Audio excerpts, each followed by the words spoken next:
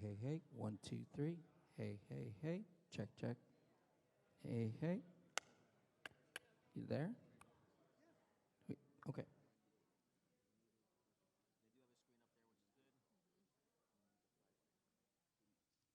do have a screen up there, which is good. Do I have to use a microphone? I can use the microphones. I think you're supposed to stand behind that podium. Here, I'll show you. Good voice. Hey, George, how you doing? Good morning. Good morning. They'll throw things at you. Don't worry.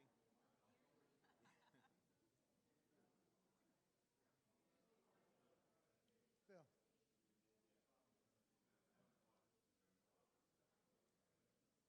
So, Did I miss anybody? No. I mean, they're not here, but it's No, not that's gonna okay. be right.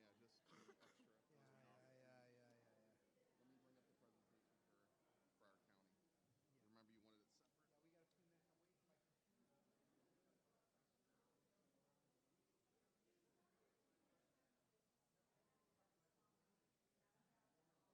Yeah, we got a few minutes. I'm waiting for my computer. Good morning, Mayor. Happy Thursday. I think so. Look at you already working. The stupid thing with this loan is ridiculous. Oh, so They still haven't resolved it, and it's going to be it is post-Saturday. entirely what I thought it was. I'm sure. I know it is, An but I error. look at what the payment. No, so the payment was due on the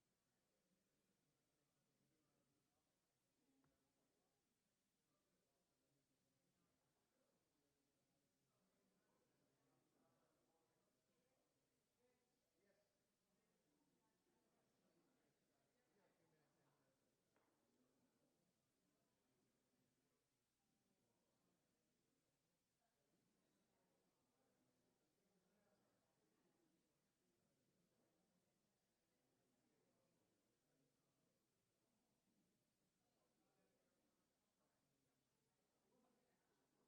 it on the.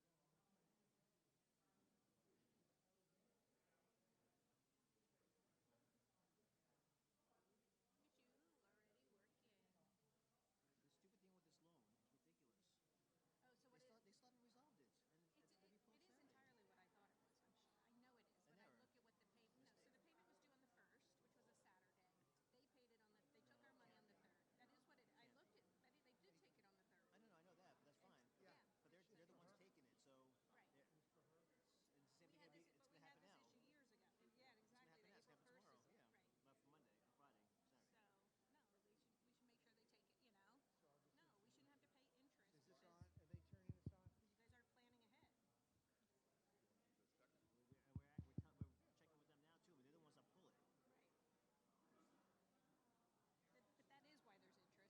going to happen April 1st tomorrow. Yeah. right. Not for Monday or Friday. Saturday. So no, we should make sure they take it. You know. No, we shouldn't have to pay interest. Is this on? Are they turning this on? Because you guys aren't planning ahead. Just technical. We're checking with them now too, but they're the ones that pull it. Right. But that is why there's interest. I mean, that's what happened. Remember years ago when we used to actually pay it, we started doing it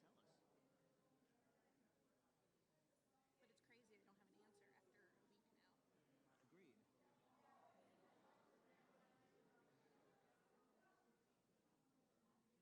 we don't have budgeted money to pay anything other than what's on the. And we would have paid it at a different time. Exactly. We asked the questions. All they do is tell us. But it's crazy they don't have an answer after a week now. Agreed. Good morning, everybody. Can you hear me okay? Yes. Awesome. How about Suzette, Leona in the back? Can you guys hear me all right? John, you're right. You're solving the world's problems for us as usual. Thank you. Good morning, everybody. That's it. Great. Thank you so much. Wow. I know you want me to go to the next city and then talk from there. I'm going to go ahead and invite Kelly Whitney the Parks Manager here. And Kelly has been gracious enough with Broward County to share some wonderful information with you on parks, and more specifically, it's going to showcase some beautiful things in the town of Davie. So if we can, let's turn our attention over to Kelly and give her a nice warm Davie welcome. So thank you, Kelly.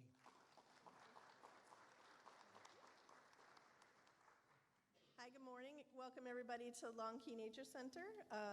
I've had a couple of questions this morning about Long Key and how long I've been here, and the answer is I've been here longer than the building. So I was a naturalist, the Southwest District naturalist, and I actually used to do programs out of the trunk of my car in the parking lot. So did anybody ever come to a program with me before there was a building? Sometimes I get yeses. So they only gave me 10 minutes, and I have 17 slides, so I'm going to go really fast. But I will have some time for questions at the end if anybody has some questions. So the Broward County Parks and Recreation has a mission statement that's just 3 words, but it really sums up everything that our hearts are into and what we are trying to accomplish. So the first one, obviously, is recreation, preservation, which is important to us here at Long Key, and education, which is also important to us here at Long Key. So Broward County oversees 13 regional parks, 6 neighborhood parks, 16 natural areas, and those are only the ones that are open to the public, so we actually oversee more than 16 natural areas, but some of them are not developed or open to the public yet, so we only have the 16 that are open to the public. And then 8 specialty parks. So you might have some questions about what are specialty parks. So those would be parks that don't fit into any of these other categories, like Everglades Holiday Park, Boaters Park, the South Fork Canoe Launch, and one I'm going to talk about later on, which is Sewell Lock. So our attendance in fiscal year 2022, so our fiscal year runs from October 1st through September 30th. And in fiscal year 2022, we had a little over 9.5 million visitors. It's a little lower than it was pre-COVID, but we have rebounded quite a bit. I would say probably by next year we'll be back over 10 million. So Broward County owns technically 5 parks within the town of Davie. So we have Long Key, which is where you are now. Treetops, which you have been to before for this type of meeting. We also have Vista View Park, Pine Island Ridge, which is attached, it's the natural area that's attached to Treetops, and then Sewell Lock. So again, numbers are down a little bit. The last time I gave this presentation was in 2018, and I had a similar slide to this that said 1.2 million people visited the Broward County Parks in Davie. So again, we're just a little bit below where we were pre-COVID, but we are seeing the numbers picking up. So we had 900,000 people who visited in fiscal year 2022. So let's talk specifically about some of the parks. So we have Treetops Park, which has been around since the 80s and is very, I think most people are familiar with it. It's a hybrid park. We have a combination of picnicking, equestrian, and nature at that park, so it has a little bit of something for everyone. There are 3 miles of nature trails there and 9 miles of equestrian trails. We also have 7 shelters, so picnic shelters, and then we have the patio, which is attached to the building. We can rent the patio separate or in combination with the Oak Ridge Hall. And then we recently, a few years ago, we turned what used to be our marina building into a small rental facility called the Lakeside Cottage, and it's been very popular with folks. And then, of course, the reason that Treetops is called Treetops, the Treetops Tower, which just underwent a stabilization project, which was finished just a year ago in April of last year. If you haven't been to Treetops in a while, you definitely should go over there and take a walk up to the top of the tower and enjoy the view. So Treetops has a lot of events that happen there. This is just a sampling of some of their largest. Water Matters Day, we just had Water Matters Day a few weeks ago, and this is the first time since COVID that we've had it face-to-face. And we had a little over 3,000 people, so it was a pretty good turnout. We also have a food truck frenzy on the first Thursday of every month. It's a lot of fun. They have themes, and they have games for kids. Sometimes they'll have a bounce house. In December, they had Santa. They had photos with your pets and Santa. And they have 8 regular food trucks and 2 dessert trucks. They're doing about 500 people at this event, so it's a pretty well-attended event. They also, just last weekend, had what's called the Family Fun Fest. It's a summer camp preview, and they had over 1,000 people attend that. And then we just signed a contract for our 4th year of the Haunt, which is, it started out the Haunt Drive, and then they decided to get people out of their cars, and so now folks walk on the trail and get scared at Halloween time. And if you've ever been on it, it's pretty scary. Pine Island Ridge, which is attached to Treetops Park, it's 101 acres. It's a natural area, so it is not managed for recreation. It is managed for nature. The recreation is kind of secondary. It is the site, it is a historic site, so it was the site of the Battle of Pine Island. It says Pine Island Ridge, but it actually wasn't a ridge then, it was an island. So it was the Battle of Pine Island back during the Seminole Wars, and it was the largest of the Sam Jones 7 islands. So there were 7 islands in the Everglades. Long Key was the second largest, so you're at one of Sam Jones's island, but Pine Island was the largest. All of those 7 islands are within the town of Davie. So then we have Long Key Nature Center, or Long Key Natural Area and Nature Center, which is where you are now. We have 170 acres of natural area here at the site. Only 40 of the acres are open to the public on a regular basis. The rest of them are an archaeological preserve, so you can go into them, but only with a guide. We also have an exhibit hall, the Discovery Room, which is where we have classes. This Oak Hammock Hall, which is the largest of all of the county rental facilities. We do a pretty regular trade in weddings here. We also have outside, we have a public artwork called the Island Garden, and the Victims' Rights Memorial. The Broward Victims' Rights Coalition has a memorial out along our trails. We also do guided and passive environmental education. So we have naturalists here who not only lead programs and lead tours, but we also develop interpretive signage and other things like scavenger hunts and things that people can do on their own passively. And this was also both a Seminole and the more ancient Tequesta habitation site. So we've had people living at Long Key for at least 3,000 years and maybe as many as 9,000 years. So this site has a lot of history and a lot of archaeology, and we take advantage of that when we're teaching our classes.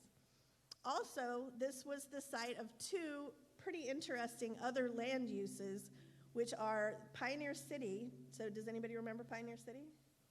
Yeah, a few of you. So Pioneer City was a Wild West theme park back in the 60s. There's some great pictures in our exhibit hall if you would like to see. It was pretty elaborate, but it was only open for a couple of years. And then the Kapok Tree Inn restaurant, which was here for much longer. So anybody remember that? Yeah, a lot more people remember that because it was here in the 70s and 80s. And we actually purchased the property when the Kapok tree closed down in the 1990s. So, well, the restaurant closed in the 80s. We purchased it in 1990. So our events, we participate in National Moth Week. We were one of the first organizations to sign on for National Moth Week, and we actually, for many years, were the only organization in Florida that was participating. And I see some of you like smirking, but it's actually really fun, and moths are very important, and there are way more moths than there are butterflies, so you should come check it out with us. But in case you don't like moths and you want to learn about butterflies, we have Butterfly Day too. So that's coming up in May. We're having Mark Minnow. He literally wrote the book on butterflies in Florida. He wrote a book called Butterflies Through Binoculars of Florida. So he will be here speaking. And we also do a few other events. We have a friends group called Folk, Friends of Long Key, and they sponsor the teddy bear picnic every year, which is crazy fun. Kids come, they bring their teddy bears, they bring picnics. We have storytellers, and they learn about bears. The Folk also sponsors a photo contest, which is happening right now. And we have a lot of volunteer work days. So once a month, we have our Eco Action Days. We also celebrate Global Youth Service Day, National Public Lands Day, a lot of other volunteer days. We have corporate events. Publix comes out every year, brings 10 stores, brings representatives from 10 different stores to do public serves. They just recently were here. So we have a lot of events going on here as well. And then there's Vista View Park. So Vista View Park is the former Davie landfill.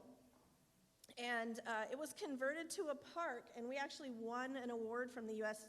EPA for excellence in site reuse. So it was a Superfund site, and they used a lot of money, a lot of Superfund money, and turned it into a great park.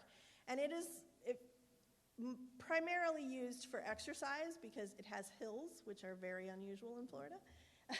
So we put in a fitness pad to kind of play up to that same, that same group. But it also has some equestrian trails and 7 picnic shelters. And coming very soon, it will also have a splash pad. Again, Vista View's events are going to mostly focus around that fitness identity. So we have running and cycling races, fundraising 5Ks. We worked with the Davie Police recently in March to do a bicycle rodeo. It was very fun, very cute. And there is an airfield, a model airplane field there, and so I think it's twice a year we do the RC fly-in. And last, but certainly not least, is Sewell Lock. So this is a passive recreation park. It's open 24 hours a day. It is right along State Road 84 near University Drive, or near Davie Road, and it is mostly there for fishing and as a resting spot along the Greenway. But a lot of people don't realize that it's also a historic water control structure, and that's why it's there. It's a historic site. And this is actually a picture of what Sewell Lock looked like when it was first opened and operating. The historic lock is still there, but there's a modern water control structure. And that's it. Does anybody have any questions? No questions. Kelly, when you start out early in the morning, everybody's still like saying, Right. but I got to tell you, That's an excellent presentation. Okay, thank you. No, don't go yet. And really appreciate that and our partnership of working together. Of course, if it wasn't for Jeff, we would have never been here, So we got to start the day out right. So, Right. But thank you very much. Listen, on behalf of the mayor and vice mayor, council members, and all the staff, we want to present you with a nice little beautiful. It's Oh, one of thank our you. Davie paperweights. Oh, it's beautiful. So thank you so much for your Thank time. you. Thank I you so appreciate much. that. Thank you. And we'll see you. We're going to be here for a little bit. Yeah, I'll be here all day. So if you have any questions, just come up to the desk. Absolutely. Thank you again, Kelly. Mayor, what I'm going to like to do now is to turn over, say hi to you. You can start the meeting, bang the gavel, open it up, and feel free to turn it back over to me if you'd like. Go for it. You ready?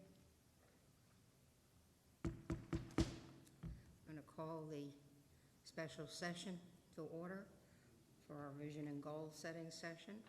May I ask everybody to please stand and pledge of allegiance? I pledge allegiance to the flag of the United States of America and to the republic for which it stands, one nation, under God, indivisible, with liberty and justice for all. Madam Clerk, would you please call the roll? Mayor Paul, Here. Vice Mayor Lewis, Here. Councilmember Whitman, Here. Councilmember Hatton, Here. Councilmember Starkey. Here. Mr. Lemack. Here. Mr. Lewis. Here. Mr. Holstein. Here. Mr. Weinthal. Here. Mayor, you have a quorum. Thank you very much. And at this point, I will turn it over to our esteemed administrator, Mr. Lemack. Good morning. Thank you. Good morning, Mayor, Vice Mayor, Council members, Richard Lemack, Town Administrator. I want to welcome everyone to the fiscal year 2024 Vision and Goal Setting Session. I would also like to welcome those here in person and others that may be viewing our session today via our live broadcast on YouTube. In addition to the executive staff and presenters that we have here today, we also have other guests with us, and I'd just like to recognize them and say thank you for being here. From the FOP, for the police union, David Haynes is here, the FOP president. Kristen Delata is here. Good morning, Kristen. She's the FOP vice president. From FOPA and general employees, Sarah Pereira is here. Sarah, good morning. And Sarah's the president. And Deandra DeMiranda, good morning. She's the FOPA vice president. And from the fire department, the IFF Fire Union, Jeff Wallace, the vice president. Jeff, good morning. And with Jeff is Anthony Fernandez. So good morning to all of you, and thank you for being with us today. It wasn't long ago that I stood before you stating that we look forward to brighter days. And now I can simply say that we made it through the rain. We can never forget the pandemic and the current concerns looming around inflation, the economy, staffing and supply chains, and delays. However, we have stayed the course. We've held to our service commitments by doing more with our employees and continue to incorporate, for all our employees, continue to operate with the thought process of ownership and pride into everything that they do. Council members had the pleasure of joining us recently where we honored at our recognition ceremony, our service recognition ceremony that was put together by HR, where we honored 138 employees just in that recent session who have obtained various milestones ranging from 5 to 40 years. Thank you. And they continue to share with us their proud service to the residents of the town of Davie. Today, we would like to showcase some of these individuals, along with numerous awards received, programs developed, grants provided, and of course the prudent development that we've had, and as well as our commitment to our unprecedented open space. Service is important, but maintaining a high level can be stressful, and having a healthy workforce is paramount. And without dedicated employees, we would surely fail. The fact is, to many people, the town has been discovered. It's been based on our location and our success, and it's drawn so many people to decide to open businesses here, live here, recreate here, all because of our relaxing rural lifestyle. With this, we all see it. Our roadways are more heavily traveled, demands on our facilities grow, and us, the human capital, are being stretched. This can be seen by the increased number of special events, the increased public safety calls, the number of grant applications we're applying for, as well as our robust legislative engagement at the local, state, and federal levels.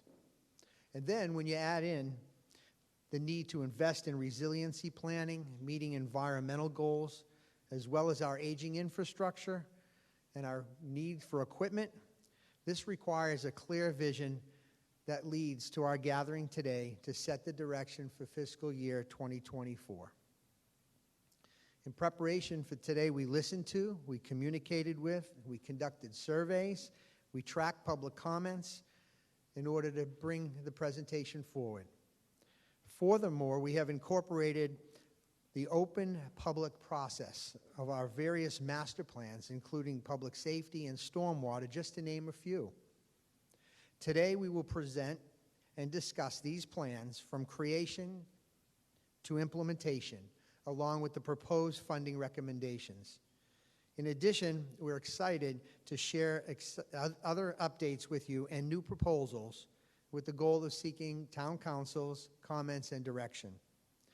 For all the aforementioned reasons, fiscal year 2024 has been dubbed Growing Today and Securing for Tomorrow. Fiscal year 2024 also continues our commitment to exemplary service, transparency, and accountability. The format for today remains the same as in previous years. There'll be no formal voting. This is a workshop, but we will present opportunities for Town Council to ask questions, provide feedback, and of course give recommendations and ultimately direction. But before we begin, as in other years, I would like to begin by taking an administrative privilege of recognizing a few of our many exemplary employees by presenting them with what we have labeled the Star Award. As you all know, this has been an honor for me to bestow certain individuals who have made incredible strides that have reverberated throughout the town and reflect so well on all of us, and something that impacts our community in so many ways. So if I could start up, I'd like to ask 3 people to come and join me today. They're all from the Public Works Department. If I could ask Keith and Jerry and Christina to join me today, that would be very nice. Thank you.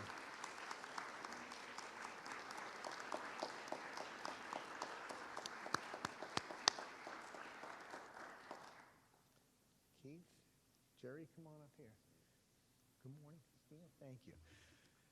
We shared with you some of the things that we know, but sometimes we gloss over because they work so hard and they do such a great job. I want to start out with Keith. So we say the town is really grateful to have Keith. He's worked hard, dedicated, and been greatly beneficial from his work to our residents. He's the prime example of a team player, someone who always goes out of his way to help others. Over the last 17 years, Keith has made significant contributions to the community in which, yes, he lives. He takes great pride leaving his mark to serve residents, and I just want to list some of the projects that Keith has been involved with. Shenandoah Fire Station 86 and Community Center, the first LEED certified green building in the town. The C11 Canal Equestrian Bridge, Driftwood Park Boys and Girls Gymnasium, Banford Park Bronco and Mustang turf fields, Police Department gun range, Fire Rescue Public Works Administrative Building. And right now under design and construction will be Governor Leroy Collins Farm Park, Little Country Grove Estates Draining Project, Banford Park United Infusion turf fields. Under his project leadership, the town has undertaken numerous initiatives to improve our facilities and other critical infrastructure. These efforts would not only have made it easier for residents to get around the town, but it's also beneficial for us to be able to attract new businesses who want to invest in the area. So please give me a round of applause for Keith.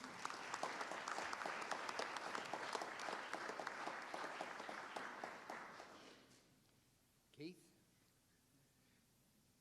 I have a couple more, and then I'm going to give you a chance to say something, okay? Thank you. The next award is to Jerry Diaz. Jerry has made significant contributions also to the town. Over the last 4 years, his leadership and attention to detail were instrumental in completing several capital improvement projects on time and within budget. Jerry is also a very talented artist. He recently taught art in the workplace. It was an event to promote employees' well-being. Very good, Jerry. That was very unique, too. Below are some of the significant projects are up on the screen. You can see that he's done, share with you, the temporary town hall, or temporary home, the demolition of town hall, and I know that's still sensitive, Oak Hill Community Canal culvert replacement, the beautiful new Sunny Lake Community Center, the renovations, Shenandoah Park and East Davie Nature Park Playground, and of course, under design, a very important project, the new town hall. So please give me a round with Jerry.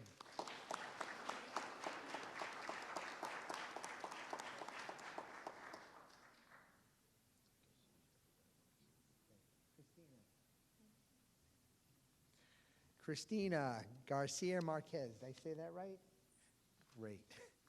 Christina has been the most recent addition to the Capital Projects Division team, although you'd never know it. She has been with the town nearly 2 years, and she came with us with 24 years of environmental and civil engineering experience. This allowed her to really use her skill set to help us to effectively plan, design, and construct improvements in drainage infrastructure and facility upgrades. In what seems like a short period of time, the projects are immense. So let me share with you, as you see, the Pine Island Park Aquatic and Fitness Center restroom renovations, Pine Island Park Marlins Field reconstruction. And right now, she's got her hands full and under design for the New River Estates drainage improvements, Driftwood Park and Boys and Girls Club Teen Center addition, Pine Island Park Sports Complex parking lot upgrades, and the Shenandoah Stormwater Master Pump Station. Her ability to manage complex projects and attention to detail have made her projects extremely successful. She's a very loving person and cares deeply about her peers. Christina, thank you.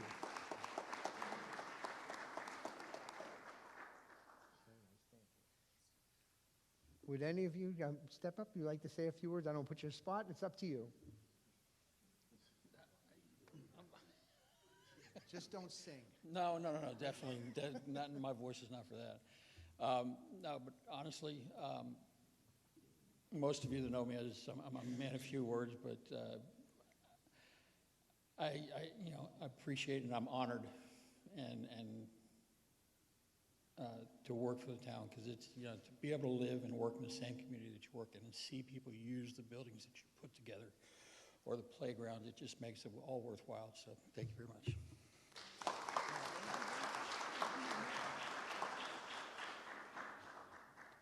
Good morning, everyone. I appreciate this honor, and it's been interesting, and it's actually been enlightening, and I've learned a lot because I just relocated from South Carolina, but I feel like it's the same kind of feeling down here in Davie specifically versus everything else around us. But I really, again, appreciate the honor, and I look forward to keep working and making Davie proud. Thank you.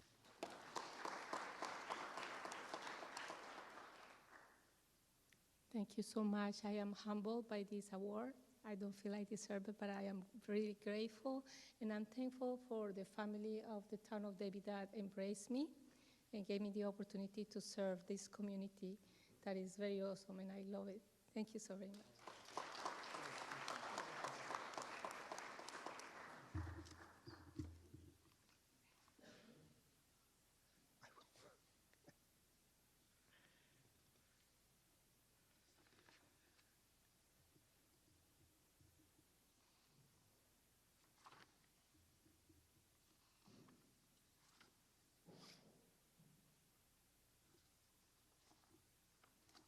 Give me 1 second.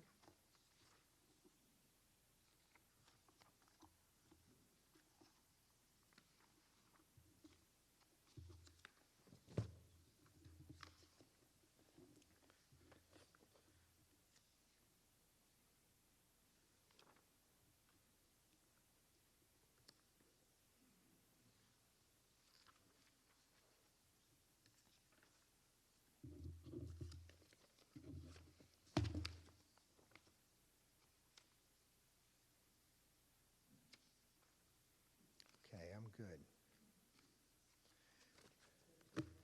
Yes. Well, I have one more. Before we start, I do have one more presentation I'd like to make. There's sometimes or another, we all come across in life individuals that just somehow or another always seem to just step above and beyond and have an infectious way of doing something and a satiable appetite, if you will, to learning and doing things. So I would just like to take another little privilege and invite somebody to come up and join me here today, and it won't be a surprise, I don't think, to anybody, but it gives me great honor and privilege that I ask to come up here while I share some more information with you, if I could. If I could ask Miss Leona Henry to come up.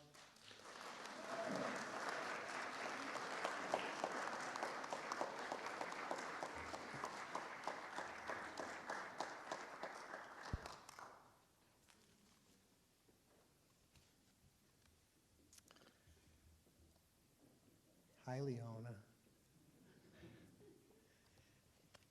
Leona, before I give you your award, I just have to tell you, you not only have touched so many people in this room and so many of our employees, that I don't think you realize the depth of what you've done. So I'm going to present these to you. I just want to let you know that Leona has received letters that I'm going to give her of congratulations and recognition and accomplishments from so many places, and I'd like to share this with you. The first one is from Representative Michael Gottlieb to Leona Henry for her incredible work.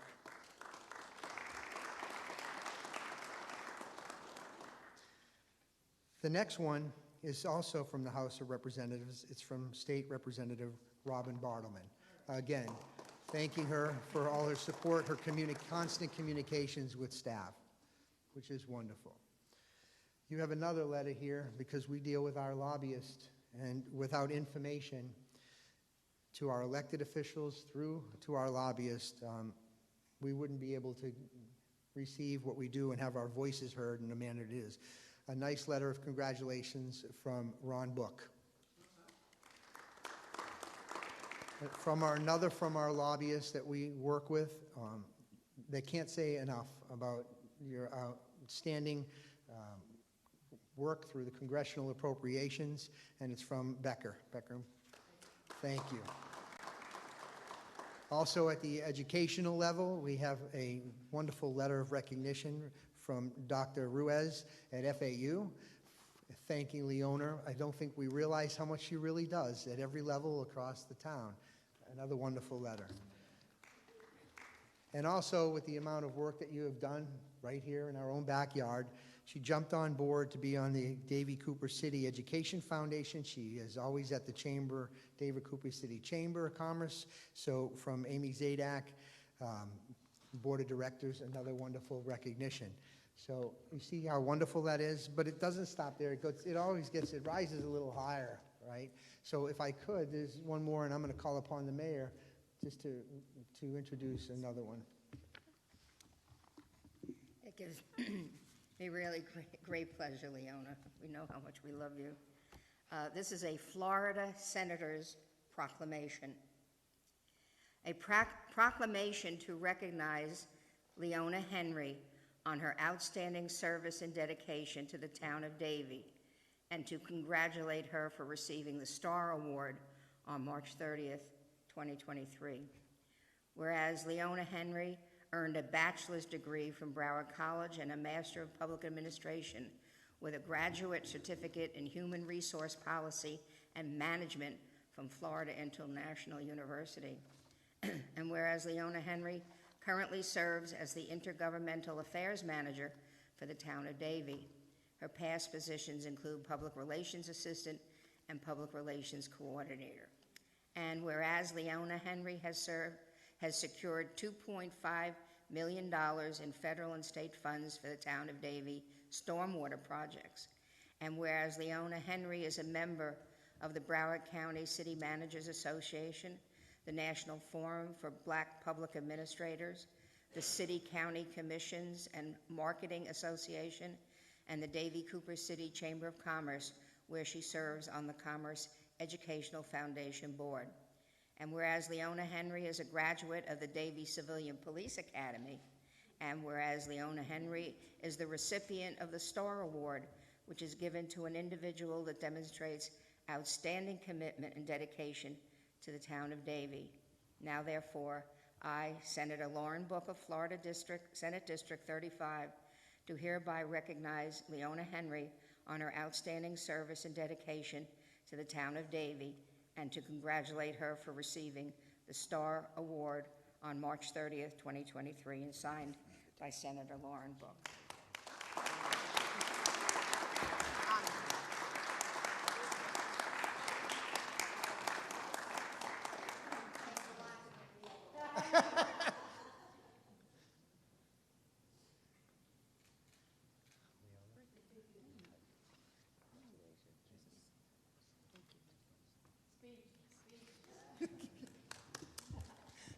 Now I understand what Keith and Christina and Jerry feels like. I was totally oblivious to this. I've been working closely with the team on the presentations, had no idea, I'd never seen this piece in there, so totally oblivious. But I've been working with the town. I've told a lot of you the story. I started as an intern, and they had confidence in me to keep me on board, and I got promoted to a full-time person, and then continued to grow in my roles here with the town. So I really appreciate working with each of you. I have gone above and beyond whenever you need me to, and you all have gone above and beyond for me as well. I look forward to working with each of you for eternity. And then, just thank you all so much for everything that you all have. I've been blessed with. I really feel blessed to be working here at the Town of Davie and with each of you. So thank you.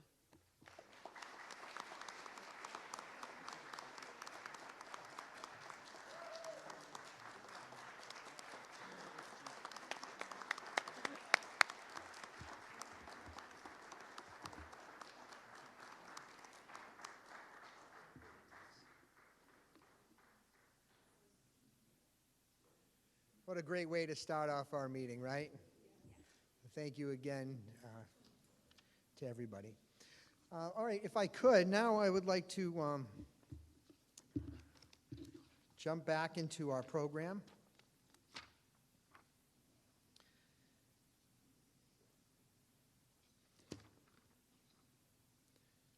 Let's go over our agenda for the day. Today we're going to hear from 21 presentations today from 10 different speakers. And our kind of agenda for the day, if you will, is we're going to recap the fiscal year 23 Vision and Goal Initiatives, notable town and awards. We're going to hear about a strategic plan, our budget outlook for 2024. We're going to talk about our initiatives from an operating impact from public safety, police, and fire. We have specific target areas and commitments to our plans, similar to the Stormwater Assessment, as well as we have something to talk about for recycling consideration today. We're going to talk about some of our economic development, which is really a great presentation because we often don't get a chance to get out and about and see everything. And then we have some 2024 initiatives that will be pretty unique. Morondo Farms, Bergeron Rodeo Grounds. We're going to talk about exclusivity for rodeo, Davie opportunities for the Davie Golf and Country Club. Something that's obviously very, very near and dear, as I mentioned, was our health in the workplace. You'll hear from Grace. We're going to talk about engineering and our roadways. John Voigt's going to talk to us about some things that are on the currently going on with what's planning, the funding part of those, which is extremely robust. Done a great job there. And then from administration, we have several things we'd like to talk about. As you'll see, a temporary activation of Davie Road, or something unique. We'll talk on Pine Island Ridge land donation opportunity. We'll talk about the CRA Extension, the Regional Activity Center to be able to continue to do the fine things that we are and needed things to the future. And then, of course, all important to all of us is the climate resiliency and the vulnerability assessment. So we're going to hear all those things today, but what I would like to do is just really briefly talk to you about just a snapshot of some of the 2023 completed initiatives. As you all know, that this touches so many people too, but our community endowment was renewed by council for a 3-year for the textile extension. We had, for our Public Arts Master Plan, we had the acceptance of the plan. The Public Arts Committee has been created, and the Public Arts has been added to the Capital Improvement Plan. On the Public Safety Master Plan, the plan was also accepted. It was updated. We updated the plan then and moved to strategic plans, which will be forthcoming in today's presentation by both chiefs. And then, of course, Trails Master Plan, that was approved by Town Council and then also incorporated into our Capital Improvement Plan. What we have underway, based from 2023 initiatives, is the Davies Wetland Park. The town we are in discussion with Florida Communities Trust regarding the proposed mitigation agreement The town's continuing its discussion with the Audubon Society regarding a use agreement for that facility when it opens. For our equestrian trail, the town's obtained the approval for a signage across Davie Road. We've talked about that for a long time. The town's continuing its discussion also on that same aspect with Florida Power and Light regarding the best plan and access path for this trail. And then on the Parks and Recreation front, funding was provided in fiscal year 2023. In that budget, the request for proposal will be released for the master plan to come out in the very near future. So with that said, I'm going to take a pause, and I'm going to introduce Deputy Town Administrator Marciano Lewis, and he'll take us into the next segment. Thank you.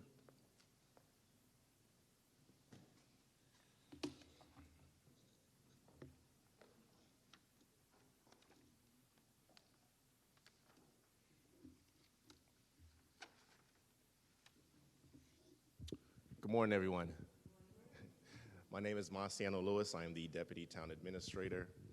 And Rick, thank you so much. That was certainly, to follow that presentation for Leona is going to be a little tough, but I'll give it a go. My purpose here today is to provide you some insight into some of the awards and recognitions we've received over this last year. You may have heard some of these before in prior years. They're not repeats, I promise you. It's a different year. Your staff, they continue to work and go above and beyond based on your leadership and your direction. And I'd like to start off with our Budget and Finance Department, if I may. For the 9th consecutive year, the department was awarded the Certificate of Achievement for Excellence in Financial Reporting for the Annual Comprehensive Financial Report for fiscal year 2021. This award recognizes the town for going beyond the minimum requirements of the generally accepted accounting principles to prepare annual comprehensive financial reports that evidence the spirit of transparency. The next award, which we received for the 11th consecutive year, is the Distinguished Budget Presentation Award. This is for fiscal year 2022. To earn this recognition, budget documents must meet established criteria and excel as a policy document, financial plan, operations guide, and communication tool.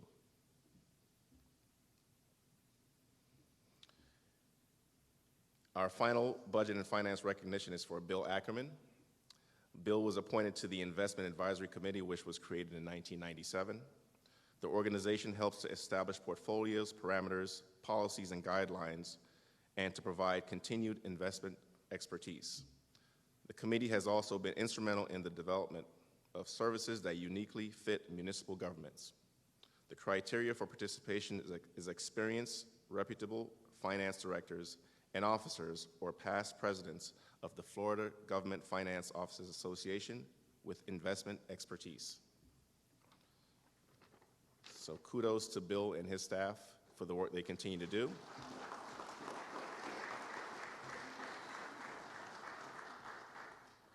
Staying in the Budget and Finance Department, if you go back one, please. Under our Procurement Division, they were recognized nationally for 3 awards. The first, for the 3rd consecutive year, the division was awarded the National Procurement Institute's Achievement of Excellence in Procurement, which recognizes organizations that demonstrate commitment to innovation, professionalism, productivity, e-procurement, and leadership attributes.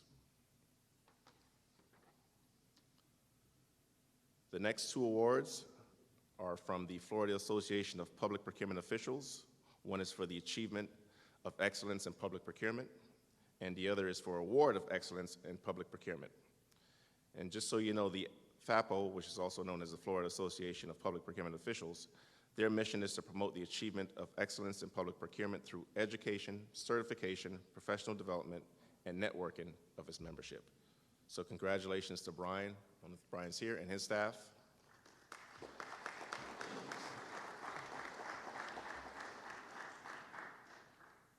Moving on to the Community Services Division. Annually, the Department of Housing and Urban Development, also known as HUD, reviews the performance of each jurisdiction to assess the management of funds, compliance with the consolidated plan, accuracy of performance reports, and to the extent to which jurisdictions made progress towards the goals identified in a CDBG action plan. Recently, the Community Services Division received their annual community assessment. HUD highlighted that the town's achievements include in housing assistance program. The town's approach to community development activities was described as comprehensive and creative, reflecting internal coordination and cooperation with its citizens. HUD praised the division's accomplishments for its achievement of departmental objectives as the town expanded its CDBG CARES Act grant a full 2 years ahead of the deadline. Commendation was received for funding activities that benefit the 100 low and moderate income persons in the town, and this is a tribute to Glenda and her staff. And I want to recognize Glenda if she's here. I believe she's here. She's trying to be shy because this was a big accomplishment for us. So congratulations to Glenda.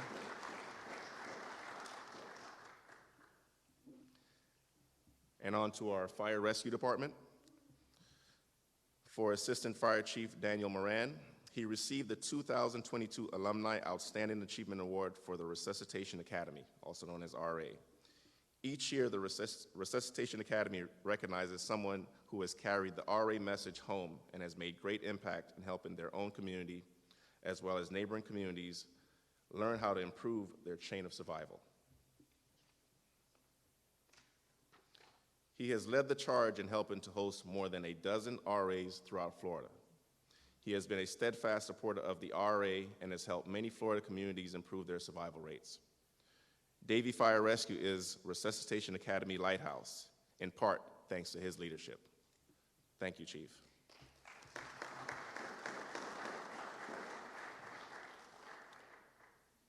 The Davie Fire Rescue Advanced Life Support Team consists of 4 highly trained and dedicated firefighter paramedics who compete in competitions throughout the state of Florida. The team responds to very challenging scenarios involving multiple patients needing rapid advanced care. This year's Florida Cup, which consists of 6 competitions throughout the state, had 26 teams participate, and Davie Fire Rescue was consistently amongst the top scoring teams. In 2022, Davie's team placed first at Fire Rescue East. Randy Boaz placed second at Palm Beach State College and the Bernie Tilson Memorial Challenge. The team placed third at their First Care and 5th at ClinCon. Placing in the top 5 at every competition requires constant studying, training, and dedication. We are very proud of our team and their success throughout the years. And representing the Fire and Life Safety Division, Fire Inspector Ashley and Sarah received the 2022 Fire Plans Examiner of the Year Award from the Fire Inspector Association of Broward County, and Fire Inspector Jacqueline DeFries received the 2022 Fire Investigator of the Year Award from the Fire Inspector Association of Broward County. And that's for your fire department. Moving on to our police department. Officer Stacy Chastain was the recipient of the 2022 Lee McGahee Police Officer of the Year Award from the Florida Police Chiefs Association, also known as FPCA, established in 1998. This award recognizes police officers who have demonstrated exceptional achievement and shown a genuine commitment to their profession, their agency, and the public they serve. Sergeant Urbaiz was recognized by NSU in August 2022 for planning an active shooter training scenario on their campus. This involved a magnitude of organizational effort as outside public safety agencies would also participate. Davie NSU campus officers were real-time primary responders. Davie CIU SRT Fire Department and both Davie Police Fire Training Units, NSU personnel, and the HCA Hospital were participants. The scenario provided invaluable realistic training, well needed in the times we live in. Officers at NSU Brett Newton and Louis Miranda were recognized by NSU in February of 2022 for saving a suicidal student from jumping off a parking garage. And in January 2023, NSU officers Louis Miranda and Christopher Adams were recognized for saving a suicidal student under the same circumstances.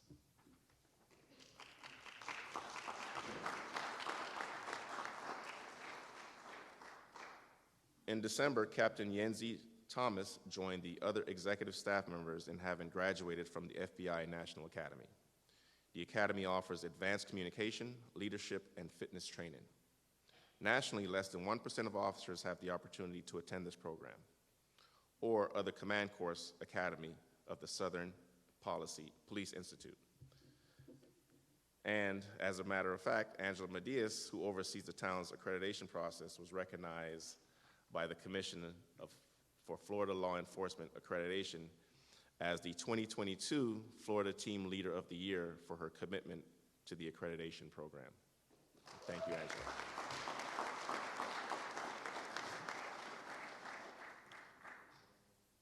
I'd like to note that we do go beyond the job description that we have every day. We do have some fun every now and again.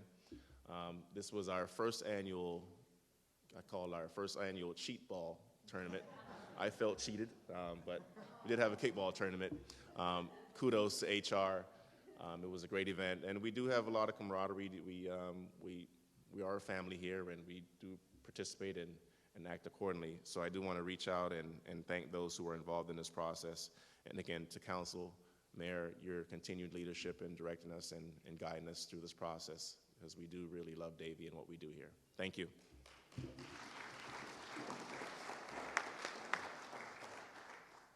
Mayor, if I could, we have a planned day and a long day, so if I could, can we have just a 10-minute recess?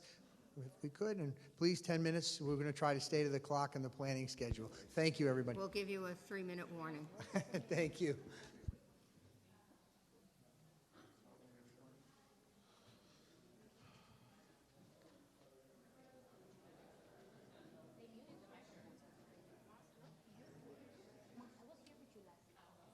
It's perfectly fine. It's perfectly fine. Oh, Angela was concerned about her presentation. Go to 38.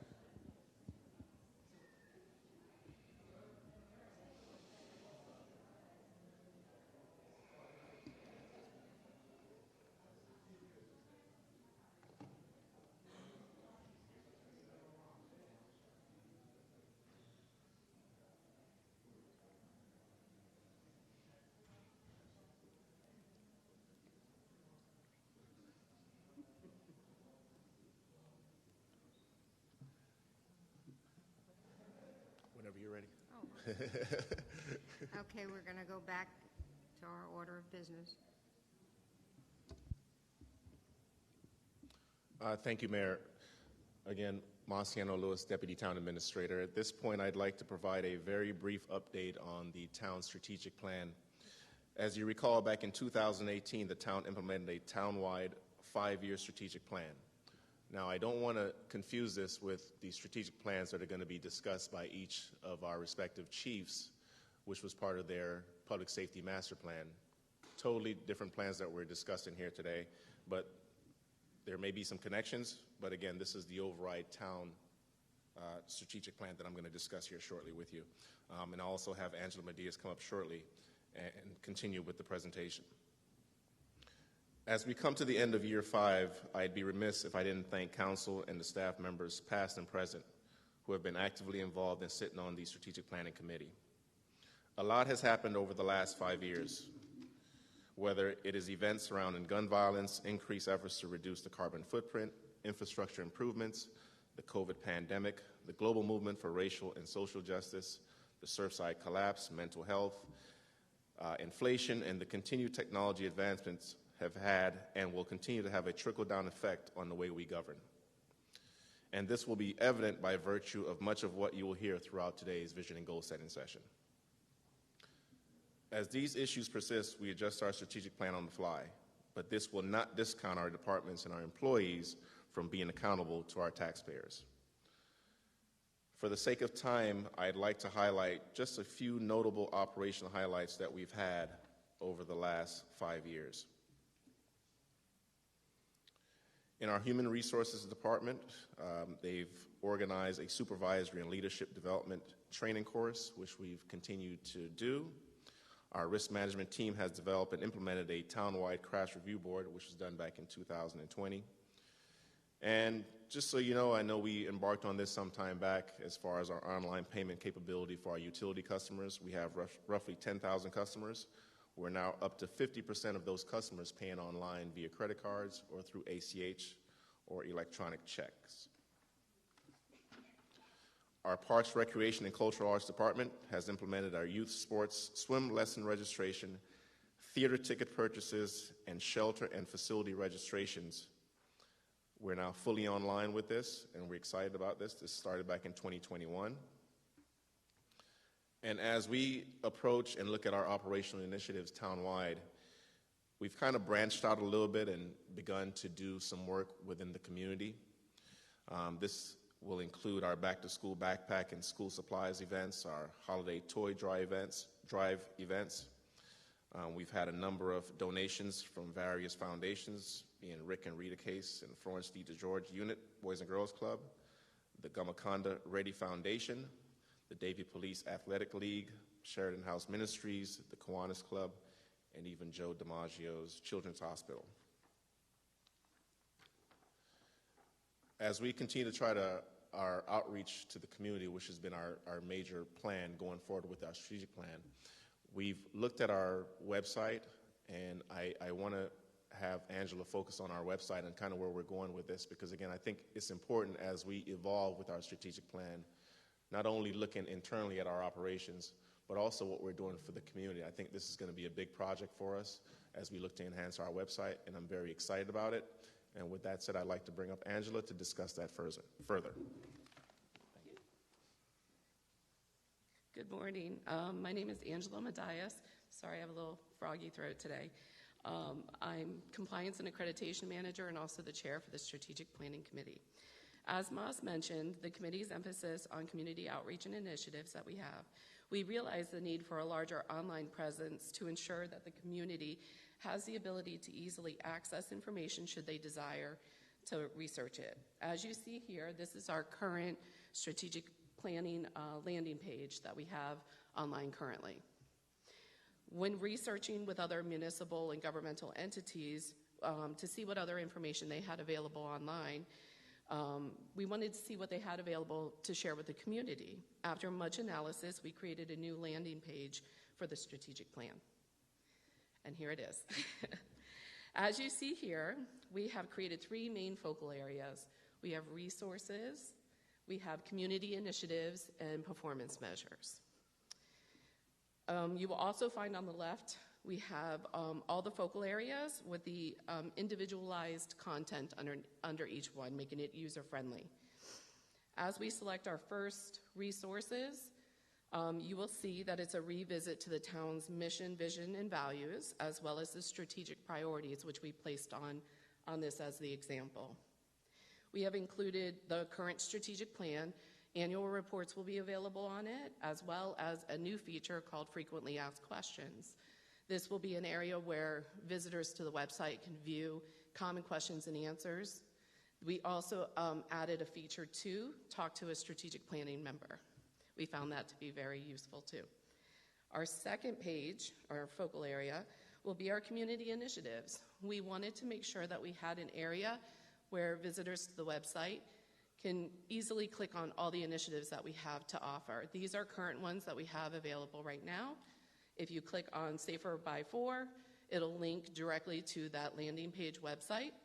We are in the process of creating a partnership with Bit by Bit for their volunteer opportunities, as well as having any of our other initiatives like the Back to School Backpack Drive event will have the information available for all the visitors to the site. Excuse me. Additionally, on this page, you'll see an upcoming events, which will have a calendar for easy planning access for anyone who wants to see what's going on in the next couple months. We will include a community participation survey. We envision that being a process that we're going to add in the very near future to get feedback from the community of our initiatives. On our third page, which is going to be our performance measures, when we were doing research with other municipalities, we found that this was a common theme amongst all of them, is to have this information at a glance and easy for the viewers to see.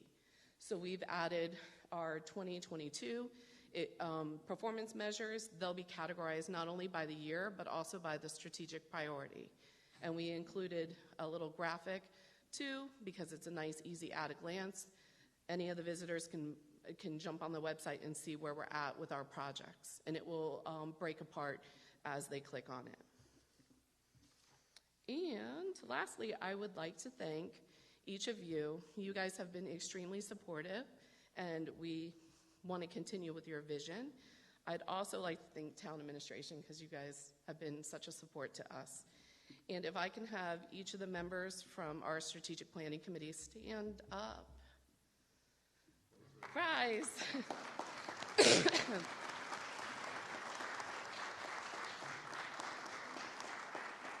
Without these individuals,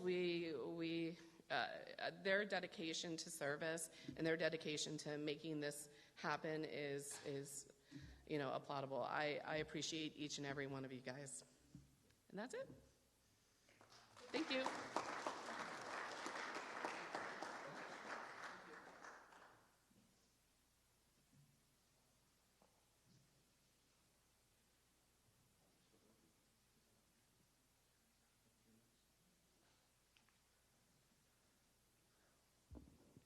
Good morning, Mayor, Vice Mayor, Council members. I am Bill Ackerman, your Budget and Finance Director. First, just want to say Leona begged me to do my presentation for me, but after she already was up here and I already had some time with you, it's my turn to be up here. So sorry, Leona, you can't do it this time. Maybe next time. So, Bill Ackerman, I'm here to go over some of the 2024 budget outlook with you. What are we going to discuss today? We're going to go over our fiscal year 2024 budget calendar. We're going to go over some of the budget considerations. We're also going to review some general fund reserves and also go over the five-year financial forecast. So to start with the budget calendar, last month in February, we had our meetings with all the different departments and divisions. We coordinated with the Human Resources Department and Administration to meet with everybody to go over their stuff, what they've been doing for fiscal year 2023, and to go over their plans for fiscal year 2024. In March, we had our budget kickoff meeting earlier this month. Also, Leona did her CIP kickoff meeting as well. We did that earlier this month, and now we're here with you today with our vision goal setting session. Next few months, we will have our employee budget sessions, which will go with the employees and give them an update what's going on. And we'll do the same thing with our residents. We'll have our district community forums as well. Come June, we'll have our first budget workshop, followed by the CIP workshop in early June. In late July, we'll have our second budget workshop. Then come September, we'll have our first budget hearing, followed by our special assessments hearing, and then we'll finish the September with our second budget hearing and adopt the budget on October 1st. So what are some of the budget considerations for fiscal year 2024? Well, one of the things that we do is we take a look at the 5-year forecast and review that. And taking a look at our general fund revenues, one of our larger revenues are ad valorem revenue taxes, so we pay close attention to that. Also, we have the Sunrise acquisition potentially coming up for the Town of Davie. We're going to go over that on the next slide a little more about the Sunrise acquisition and how that might impact our revenues. Also, on the general fund expenditure side, we take a close look at our personnel expenditures. We have collective bargaining agreements in place right now, which we pay attention to, and we look at that. We also know we're all dealing with this in our personal lives as well as our work lives. Inflation, it's a killer. You go to the market now, you're paying $8, $9 for a dozen eggs. It's getting crazy out there, and that has definitely impacted the town's budget. Also, we take a look at our debt service, make sure we coordinate that and make sure we budget for that accordingly. And then, of course, we take a look at our emergency reserves. We want to make sure we maintain our emergency reserves, and I will slow down my speaking. Thank you, Mayor. So, utilities transfer to the general fund. Back in 2005, 2006, the town adopted a rate study related to utilities and our rates for our residents. Also, there was a master plan also approved. Based off of those plans, it was adopted that the utilities fund would go ahead and submit or transfer about 10% of their budgeted revenues to the general fund. Why do we do that? We do that because there are services that the general fund offers to the utilities fund, whether it's administration, human resources, town attorney's office, town clerk's office, budget and finance, whatever it might be, there is a cost associated with offering these services to the utilities fund. So every year, there's a 10% transfer from the utilities fund to the general fund. And as you can see here in the 2023 budget, we transferred about $2.9 million. Why is this important? Well, what's happening is there's two things out there right now that might make this go away. First, at the state legislative level, they're right now reviewing a potential bill that would go ahead and eliminate any transfer from the utilities fund to the general fund. So if that happens, we would be at the $2.9 million if that gets passed. Now, there is more details to it. There could be a vote where you can ask the residents to allow that to happen again. There's a few details in there that we're not clear on, but we have to wait and see what happens. But that is on the horizon, so we have to keep our eyes open for it, because if that occurs, that revenue to the general fund could go away. Secondly, as we all know, the City of Sunrise is working with the Town of Davie. We're negotiating with them to possibly buy our utilities. So if that was to occur as well, we would lose that revenue on that side of things as well. But that one's a kind of a catch-22. If we do keep utilities, and it does stay with the Town of Davie, and we continue to get this revenue, the flip side, though, is that we probably have to issue $150 million to $200 million worth of bonds for utilities, and that's going to impact significantly the resident because they're going to be paying more on their bills, for the water and sewer bills.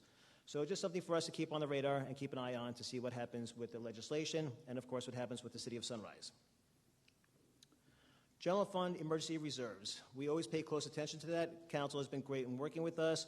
Set up a policy years ago to create a resolution that was adopted and approved. We've tweaked it a little here and there, but we want to make sure we have emergency reserves. We want to make sure if we unfortunately ever have that hurricane or the tornado, whatever it might be, whatever may occur again, could be something like related to COVID, we want to make sure we have enough in the bank to be able to get us through those tough times. So right now, the policy is set up where we have to set aside 25% of the general fund budget as emergency reserves. We also can set aside another 3% for other unforeseen emergencies.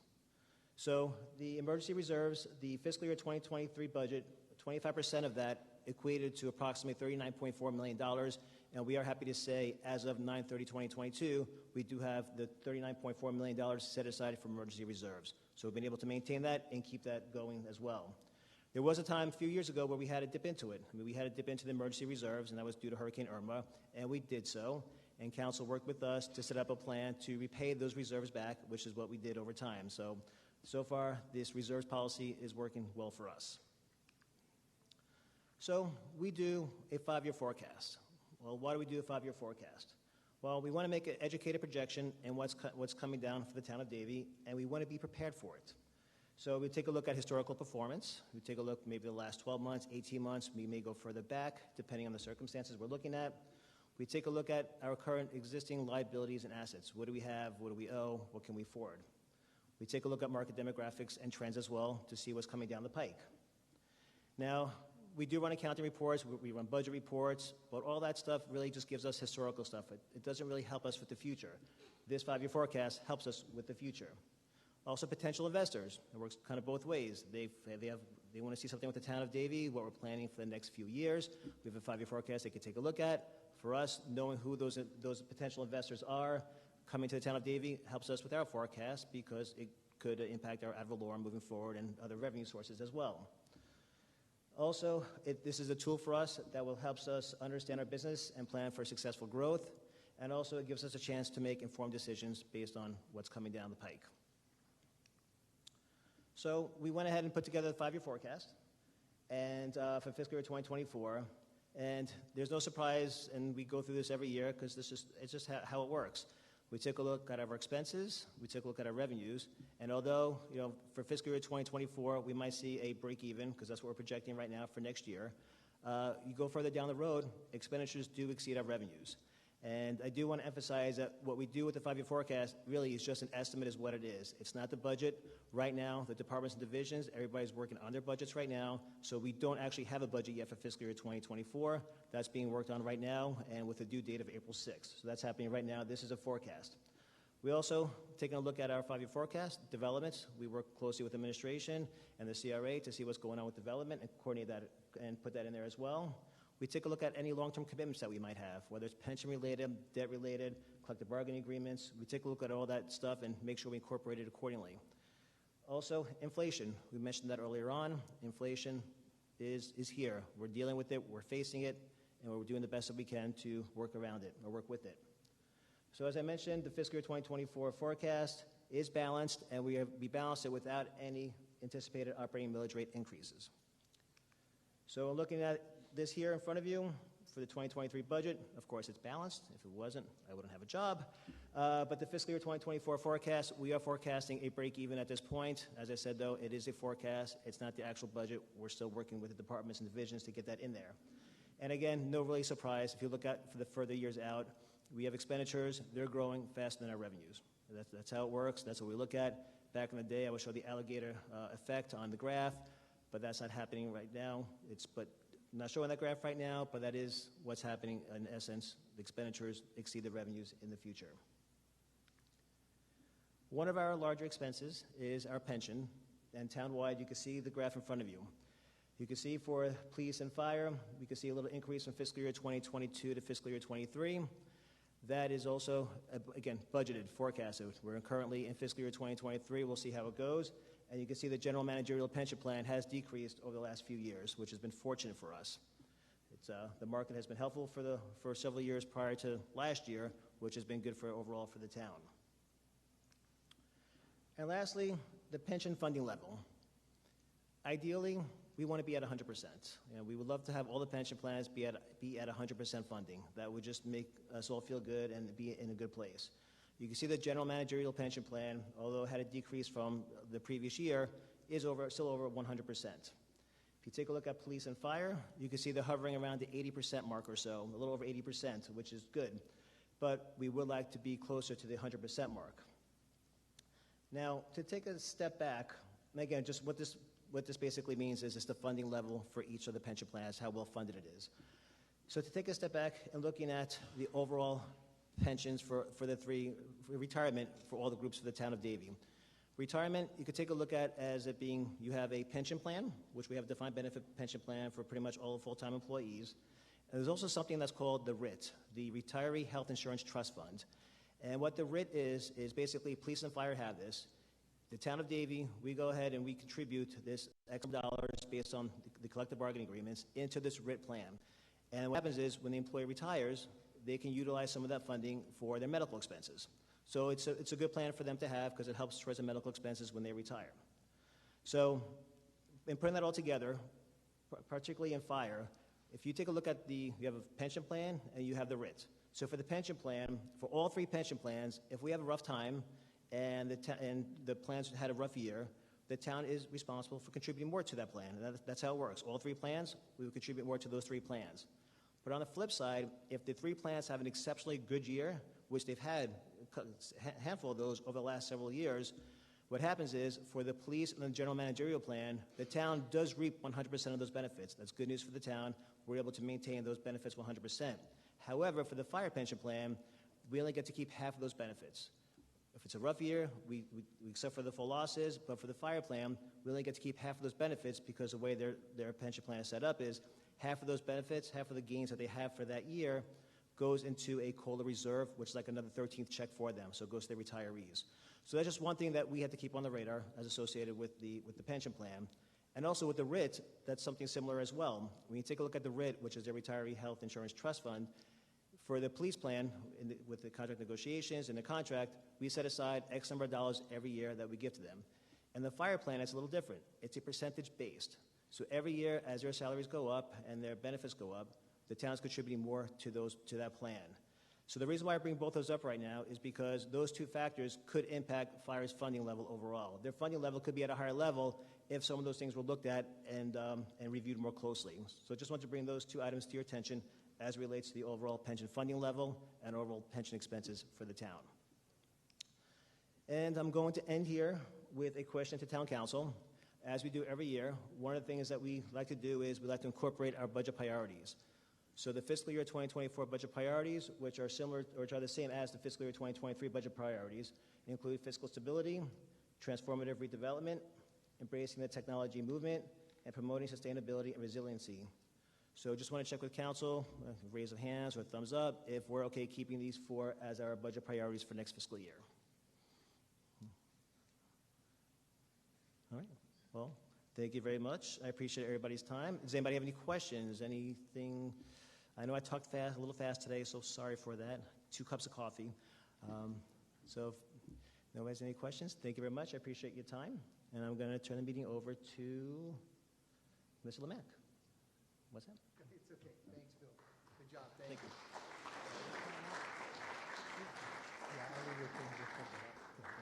Yeah, I'm going to invite Chief Kinsey and Chief Downey, if you'll come up. Thank you.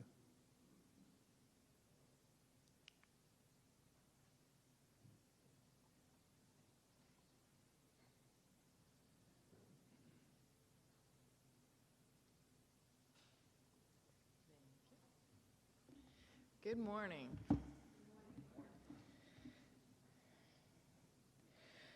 All right. The Public Safety Master Plan, which incorporated the police and fire rescue departments, was started in late 2019. But unfortunately, due to COVID, it wasn't completed until 2022, the longest master plan that they had ever done. The master plan identified several opportunities for improvement for each department. One of the opportunities shared by both departments was the need to develop a strategic plan. Both departments have been working on their strategic plan, incorporating the opportunities identified and implementation goals. There we go.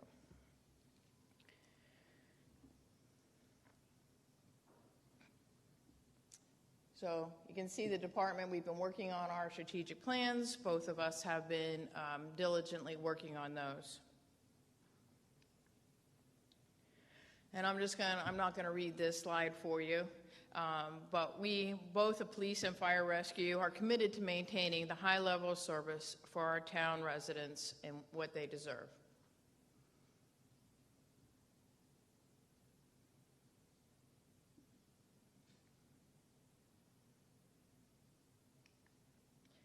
The 3 main areas of opportunity for improvement shared by both departments are: we'd like to close the gap in our staffing needs in both our frontline operational positions as well as our administrative positions, develop and implement a fleet replacement plan, and improve our public safety infrastructure. Did you have anything you wanted to add? Okay, because I'm going to go into mine. Okay. All right, so on the fire rescue side,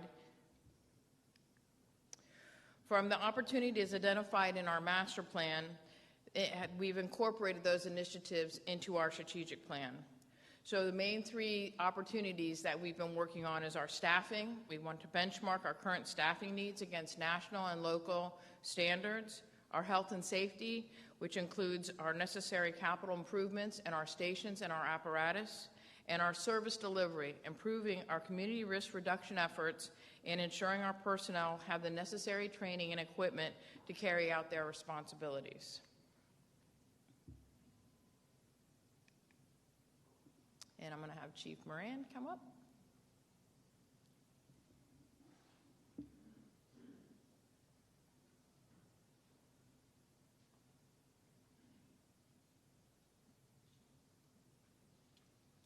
Thank you, Chief. Dana Moran, Assistant Fire Chief, and I have with me Nana. Gives me great pleasure to talk about her accomplishments. She's been with us for about 6 months and accomplished many of the things you see on the slide. So she is our pilot project of a community provider for the town.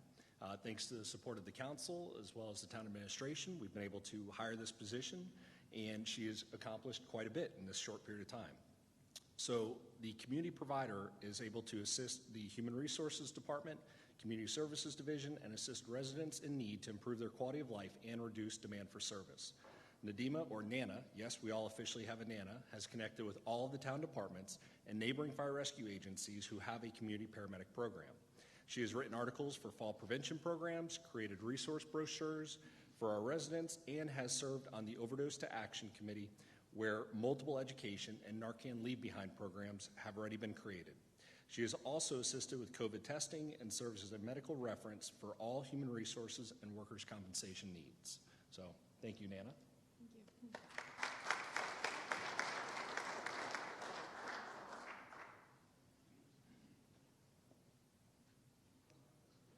So that was one of the opportunities that was identified out of our community risk reduction, the Community Paramedicine Community Provider Program. Some additional opportunities that from the master plan that we have addressed or are being addressed is the staffing of our aerial, our ladder truck. Last year, we added 2 firefighter positions to the 2022 budget. These additional positions brought us closer to the goal of staffing the unit full-time with 3 personnel. We developed a training survey to evaluate the effectiveness of our training. We developed a mental wellness resource brochure that included the QR codes for easy access. And we have purchased the Record Data Warehouse, the RDW we call it, which is vital to assisting us in evaluating response times and other response data. This system has been purchased and we are awaiting pending implementation. The following initiatives have been developed from the opportunities identified in the Master and Strategic Plan related to staffing.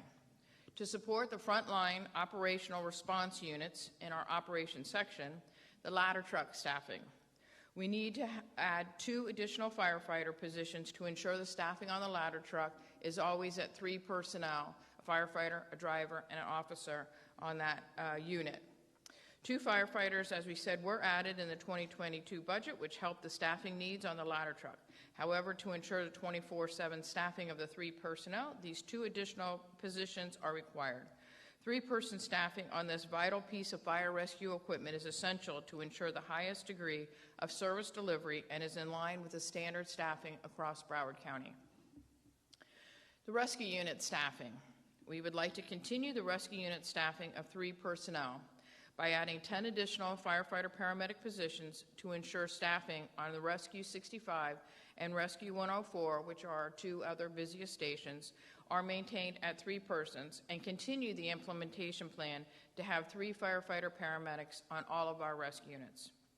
A little background on this: after participating in the Fire Operations 101, there was a class in 2017, which several of you took, and a previous class, which several of you took. The council members recognized the importance of 3 personnel on the rescue units and approved the staffing of 3 paramedic firefighters on Rescue 38. The biggest benefit from this 3-person staffing is that it allows the rescue crew to be more self-sufficient, reducing reliancy on the fire engine for assistance, and as well as reducing firefighter paramedic risks. When transporting a critical patient, 2 personnel must attend to the patient in the back of the rescue unit, which requires us to shut down the fire engine to have that 3rd person so that we can have the 2 people in the back treating a critical patient. This reduces the total number of units available to cover the town and go on subsequent calls. To add to our administrative and support staffing, we would like to add 1 uniformed training officer to the training division. This position will primarily focus on providing high-quality training on topics such as emergency medical service, our EMS training, dive rescue training, fire tactics, and would also include active shooter with rescue task force training, recruit fire and EMS training, and our ongoing required continuing education training. This position will assist in EMS quality improvement programs and assist with multiple ongoing EMS and fire projects to assure completion in a timely manner. We would like to add 1 civilian public educator, public information officer, or PIO for us. This position will allow for a focused and enhanced fire safety public education programs, increased public education initiatives for drowning prevention, hurricane preparedness, any emergency management preparedness, as well as dealing with the media on significant incidents and special events. We would like to add 1 civilian human resource technician position. This position will assist the fire rescue department manage recruitment, hiring, records, finance, promotional testing, FMLA, workers' compensation reporting, and would also perform administrative and technical work in a confidential manner. And finally, 1 civilian fleet rescue, fire rescue fleet liaison position. This position would work closely with the town's fleet manager, focusing on fire rescue fleet service maintenance requirements, repairs, scheduling, design, and procurement. This position would be responsible for managing the fleet replacement plan, scheduling annual service requirements for engine pump testing, ladder testing, hydraulic tools, and small equipment maintenance. The Health and Safety Committee, the health and safety and wellness of our firefighters is always our #1 priority. And the Health and Safety Committee has developed several cancer reduction initiatives, including our after a fire, our fire hood swap, so that they always have clean gear and clean hoods to go over. New gear design, making them safer, hopefully eliminating some of the carcinogens. Our gear cleaning, inspection, and certification. Preventative firefighter medical physicals. Our clean cab configuration in new fire engines and rescue vehicle purchases to try and keep some of the carcinogens out of the area. And on-scene decontamination, again, to wash off some of the carcinogens after a fire. So we have found after a fire that smoke is full of carcinogens. We recently submitted a grant for a diesel exhaust removal system, and we are looking at better ways for ventilation and increased circulation in our fire station bays. Health and safety also includes firefighter mental health, and we have been developing tools for firefighter mental health. We have what I call several tools in our toolbox: peer-to-peer training, our chaplain program, partnering with Nova Southeastern NSU for our firefighter intervention team, our employee assistance programs, our critical incident stress management team, when we are always looking for other opportunities for firefighters to have resiliency and improved mental health. Our facilities. Fire station infrastructure needs to be addressed. If any of you have seen Station 68 on Flamingo Road, you know it is our oldest station. It was built in 1977, making it 46 years old. This fire station houses a fire engine and a rescue unit every day and has 5 to 6 firefighters in it 24/7. It is in overall poor condition, too small for its current needs. The sewer system continually backs up, and we are told that it needs to be, the whole entire system needs to be replaced. And it is on a lot too small for any expansion. So rebuilding Station 68 is a priority. The other 2 fire stations are more than 30 years old, and an additional 2 fire stations are approaching 25 years old and required scheduled maintenance and repair before they fall into disrepair. Our fleet. As call volume for fire rescue continues to increase, a multi-year comprehensive fleet replacement plan should be developed and funded. This is especially important because as our frontline vehicles are used more, the vehicles placed in reserve status will increasingly have more wear and tear on them and decreasing reliability. As you can see from the chart, chart. We have several vehicles that are over the recommended lifespan and need to be replaced. So you can see on the right, those are replaced. We still have a 2001 and a 2000, two 2001s and one 2005. The one at the 2005 is in service every day. And then the lifespan is engines should be frontline for 10 years and then in reserve. And so they are over that timeline. Rescue unit should be frontline for 7 to 8 years and then go into reserve. Do you happen to have copies of that? I don't know about anybody else, but it's kind of hard to see. We can provide that. Can you make it bigger? Yes, we'll provide that for you, Mayor. I just want to kind of, if I can, paraphrase a little bit and summarize. So the chief presented a plan that's consistent with the Public Safety Master Plan and the Fire Rescue Strategic Plan. It's highlighted the need for improvement to move toward a third person on rescue units, the development for facility improvements or replacements, new stations, and replacement schedule, as you saw on the screen, which we'll pass out for our fire apparatus. Our recommendation to address these issues is to increase the fire assessment fee by $50 per year, which will result in approximately $3 million per year. This will allow us to begin to address the goals stated on the screen that I've just stated. As a reference point, if I could, we've used a chart in the past where it gave an indicator of where we sat among other municipalities with a fire assessment fee. So I'd like to just show you that here. This depicts where we are right now currently. And you'll see we're 24th on the lowest end of the fire assessment fee. If we were to consider and incorporate the $50, this, without knowing, of course, what other municipalities would do in their 24 budget year as well, this is what we know today. If we were to incorporate the 50, this moves us just a very few. So you see in the yellow is where we would be, to the blue is where we are, and we're still on the very low end of fire assessment fees.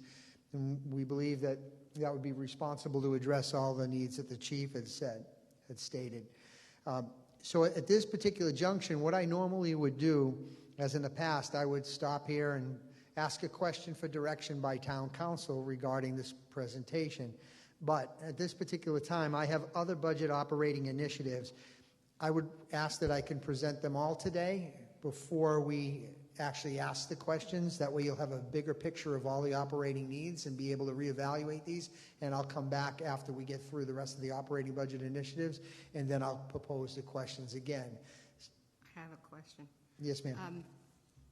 The chief presented a lot of new personnel, and in your staffing, you said it would increase staffing. Would that include all of the staff that she's asking for, or just the third person on the truck?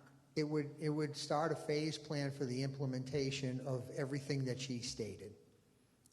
We wouldn't be able to do everything in the first year because there's obviously ordering requirements and hiring standards and land acquisition of facility needs. And so that money would help us to be able to plan and implement some of these into fiscal year 24, and they make the necessary plans to move forward in accordance with the Fire Rescue Strategic Plan. So when we get to that point, I'd like to know exactly the number of staff that's going to be increased beyond the one extra person on a truck. Yes, ma'am. Okay. Yes, ma'am.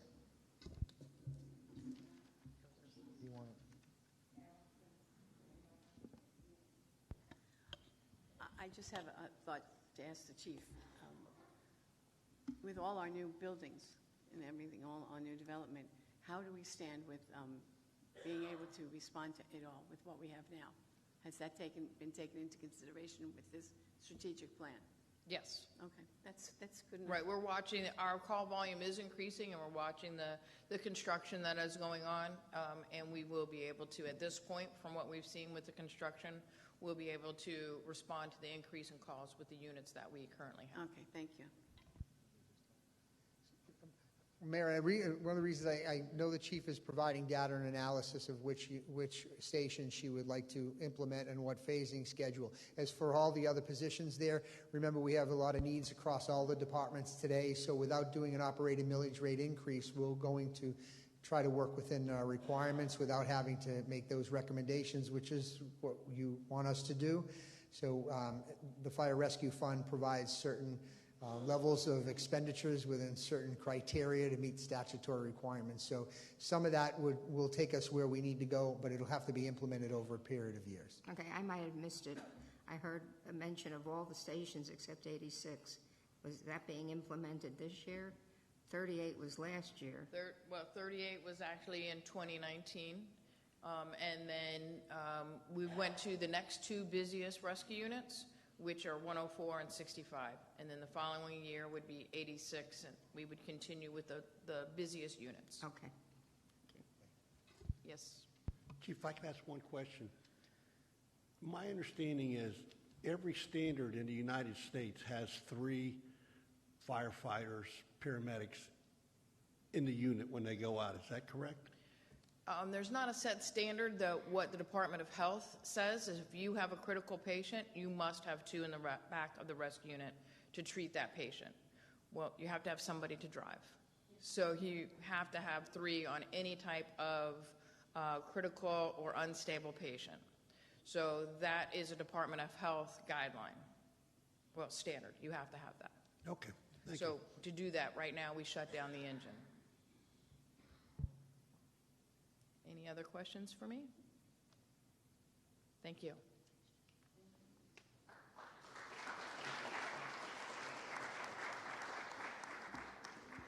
Good morning, Mayor, Vice Mayor, Town Council, Administration. Steve Kinsey, Chief of Police. Just a little overview of some of the things that we've been doing with regard to the master plan and the strategic plan, and some of the things that we're looking forward to do moving forward in the budget year. One of the things that we know is near and dear to our heart is taking care of our animals. We try to work closely with animal control, with the county, with some semblance of luck and hope. But our kennel facility that's at the PD is woefully inadequate at this time. It's too small. It's really, really hot 9, 10, 11 months of the year, and it's really cold about 3 nights of the year. So what we're proposing is building a new shelter in our parking lot, which is secured by the fences, as you know. And you'll see on the next slide, that's actually the shelter that we're looking at. Nothing's been bought or purchased, obviously, but that would allow us to have 3 cages instead of 2, and would also allow them to have some cover and some air conditioning and some heat if needed. That's where it would be placed on the facility, so that's the northeast corner of the back police parking lot. Again, that's inside the secure fence, and we have cameras back there, and that allows our people to take care for these animals if that's what we need to do. Here's some of the things that are opportunities through the strategic plan and the master plan. The first one was increasing our internal and external communication. We hired a public relations coordinator her name's Elisa Ferdin. She also acts as a PIO and our social media person. So we're working really hard to develop our social media platforms. The other thing we're in the process of doing right now, which isn't up here, is we just finished filming the first ever Davie Police recruiting video. We had a partnership with Nova Southeastern. One of their doctors over there, Grace Telesco, who's a retired lieutenant from NYPD, assisted us as our director, and we hired a promoter to come in, and they are in the process now of editing that video. So, of course, you will see it when it's completed. It's going to be 5 one-minute videos that we'll be able to push out and help us with our challenges with recruiting. Slower? I'm like Bill. Sorry about that. I'll try to slow down a little bit. Yes, ma'am. We also, you see the number 2 goal is exploring the community needs and the upgrades. And we're doing that especially with our homeless outreach. As you know, Stacy Chastain was now designated our homeless outreach officer.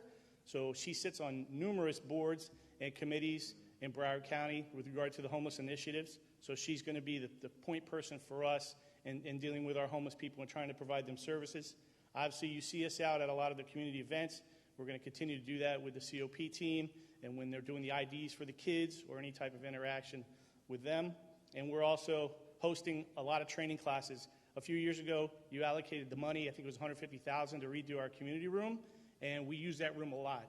After post-COVID, we're constantly holding community events. We're holding training classes. Obviously, we just finished up our Community Police Academy.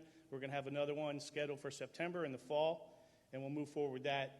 And then obviously communication is always something that comes up to us as far as internal and external communication with our personnel, going to roll calls, going to briefings, allowing David Hames to walk in my office anytime he wants and talk about union issues. So we're increasingly trying to make that a better. Some opportunities in number 2 is we worked with Brian as far as purchasing some of our equipment that we need. A lot of things that we need in the police department not necessarily can go out to a bid. They're sole source. The specifications are very, very specific to law enforcement and to the Davie PD. So we work closely with Brian. He does a great job helping us navigate through that procurement process. We're also another partnership with NSU. We're looking down the road to build a real-time crime center and have that up and running. Basically what that does is allows us to centralize all the closed-circuit TV that we can access, the cameras that are in the schools, and allows us to get that information and push it out very quickly and get real-time information. God forbid we have one of those active shooter incidents.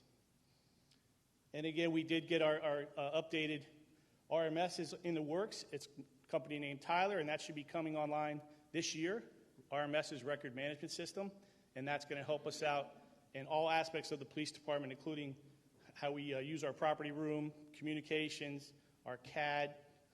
That's going to be great. It's been about a 3-year project, and that should go online this year. Facility improvement. We're pretty much maxed out at the PD right now. One of the things I think we're meeting with Oz next week is we used to have the booking facility in the jail that got shut down years ago. That's a pretty big area. Now, obviously, we still use that because we still book our prisoners in there and we hold them in interview rooms while we're going through their property, or if we have to take a statement from them, and then they get transported over to the BSO main jail. But we don't need that big of an area as we used to when we hosted the actual facility. So we're going to look into repurposing some of that and expanding our property room and creating some issues in our building that can help us move forward. And again, we're constantly looking at the PD as far as hardening the facility, the cameras, the perimeter fence, the security aspects of that, and making sure we have enough parking for our employees. It really gets tight sometimes in the back there when shifts overlap. So we look at all of that stuff. Opportunity 4 is just some of the education components that we've looked at throughout the last year and moving forward into 2023, 2024. We had 21 department members attend a 3-day supervisors academy. That was not only new supervisors, but that was also people that are looking to become supervisors.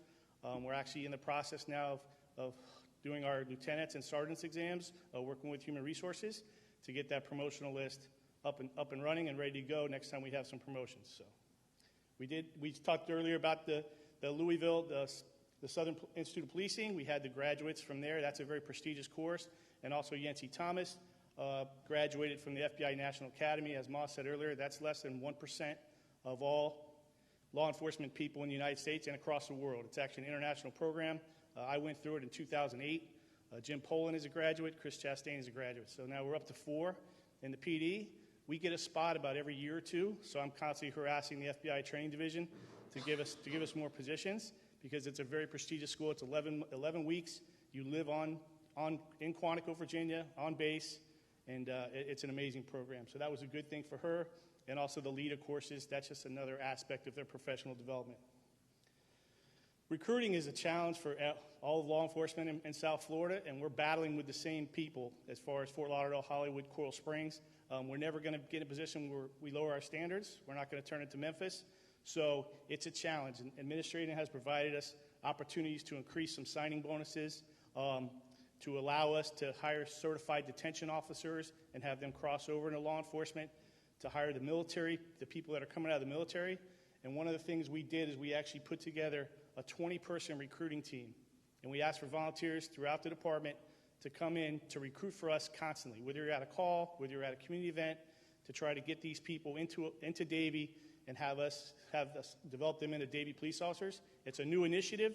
One of the key things about that is as you come in as a new recruit, you're assigned a recruiting team member. They're going to stay with you as a mentor through your process, through your police academy, through your FTO program, through your probation. So if you have questions or concerns and you're not comfortable going to a sergeant or a command staff member, that recruiter will also be your mentor to get you to where we need you to be, which is a solo officer making probation. The fleet, obviously, we know the challenge with that because of COVID. So we're trying to do different things to help us out. We were able to purchase something called a Gladiator, which is a high water vehicle. It's kind of a Jeep pickup truck hybrid that Steve Bush helped us acquire, and we outfitted that. I don't know if you've seen it. It's also a recruitment tool, and we bring that to all our recruitment events, and people actually take the time to stop and look at it. And you've seen our wrap cars. We do that 6 times a year for various reasons, and we just continue to work with Steve and try to improve the fleet. Opportunity 6 is our staffing. Again, the master plan and strategic plan asks for us to increase the staffing both on the sworn and the civilian side. And knowing the challenges and the budgetary constraints, we work with administration and they allow us to try to do anything we can to increase the staffing, because just like the fire chief said, we hit record numbers of calls for service. In 2021, we went over 100,000 calls for service for the first time. We went higher than that last year in 2022, and we're on pace to go higher than that in 2023. So we still have the staffing to handle those calls, but again, with all the development, those calls are going to continue to go up. One of the requests from the master plan was to create a street crimes unit. We did that back in April of 2021. It's called the Crime Reduction Unit. Right now, it's a 5-man team with a sergeant, and they do all your proactive work. So anytime I get a call from administration, or if I get a call from town council about drug dealing or prostitution or burglaries or mail theft, those are the guys that I send out there. Those are the undercover plainclothes officers. Those are the ones that have specialized training, and there are detectives that go out and do all these operations. They make a lot of arrests, felony arrests. They don't necessarily deal with the quality of life things. We leave that to community policing, but that unit's been doing a fantastic job since they started in April of 2021. And again, in the yellow, you see some of the civilian personnel that we're going to need moving forward. We need another what's called a digital evidence technician. So pretty much every case that we investigate now in the Detective Bureau involves a phone or a laptop or computer that we need to go in and do some type of forensic analysis. We have one person that does that right now. His name's Adam Granite. I'm sure you heard the name. But Adam can't do it all, even though he tries. So we're looking to add a digital evidence technician to help Adam out and to have that specialized training, because I wouldn't know how to do that, but they have to be able to get into these iPhones and these laptops and these tablets and recover that evidence that we need for prosecution. We're also looking to increase the community service aides in patrol. We have 6 community service aides that work in patrol currently. Those 6 handled 12% of our calls last year, which is a lot. So they are able to handle all the calls that aren't in progress, such as delayed burglaries, vandalisms, criminal mischief, shoplifting, anything that's not in progress, to allow our officers to keep doing the proactive patrol and actually go out and catch the criminals in the act. And again, at some point down the road, we're going to need staffing for the Real-Time Crime Center, and we're also going to need staffing for the body camera program.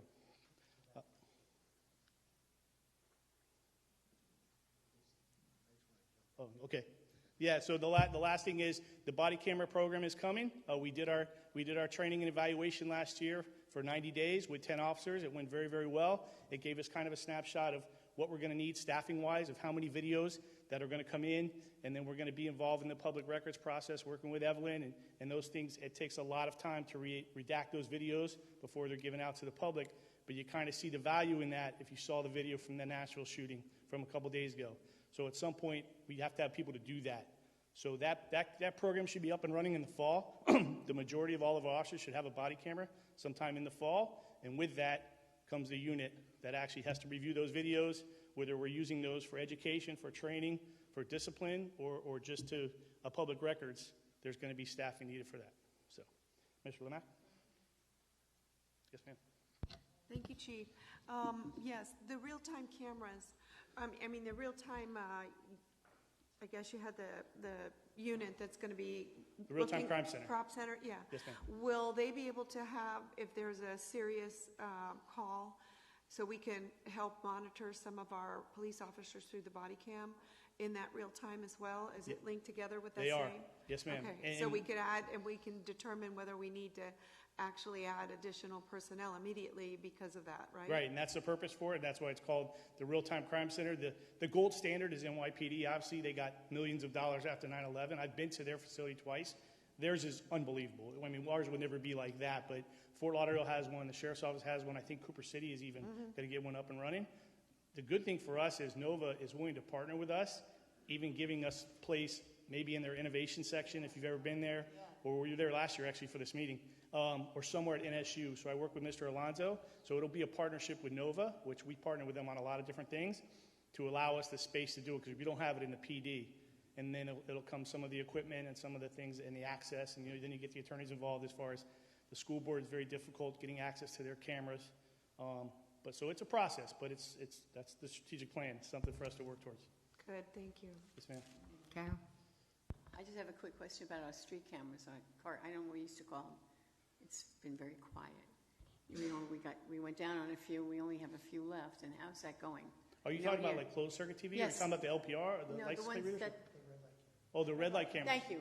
I Yes. don't know why my brain. So we still have those. They're still up and running, and we can actually use those. We use those actually for evidentiary purposes when there's a hit and run. So it's not just issuing people red light tickets. We actually go back and can review that video and see if there was a hit and run and what the car, and try to see if we can get the tag, which usually we can. That's how they get the red light citation. So all of those cameras, any type of camera like that, the license plate readers, all that will eventually be tied into the Real-Time Crime Center. But have we seen any statistics on them going down?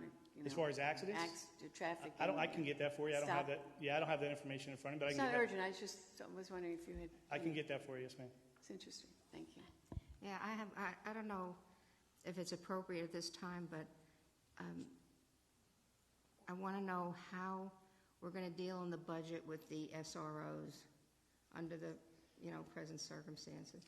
I can give you the latest update just based on what has been happening this week and what happened yesterday at the school board meeting. I'm on the executive board of the Broward Chiefs, so I'm heavily involved. I'm actually the treasurer now, which is an exciting job.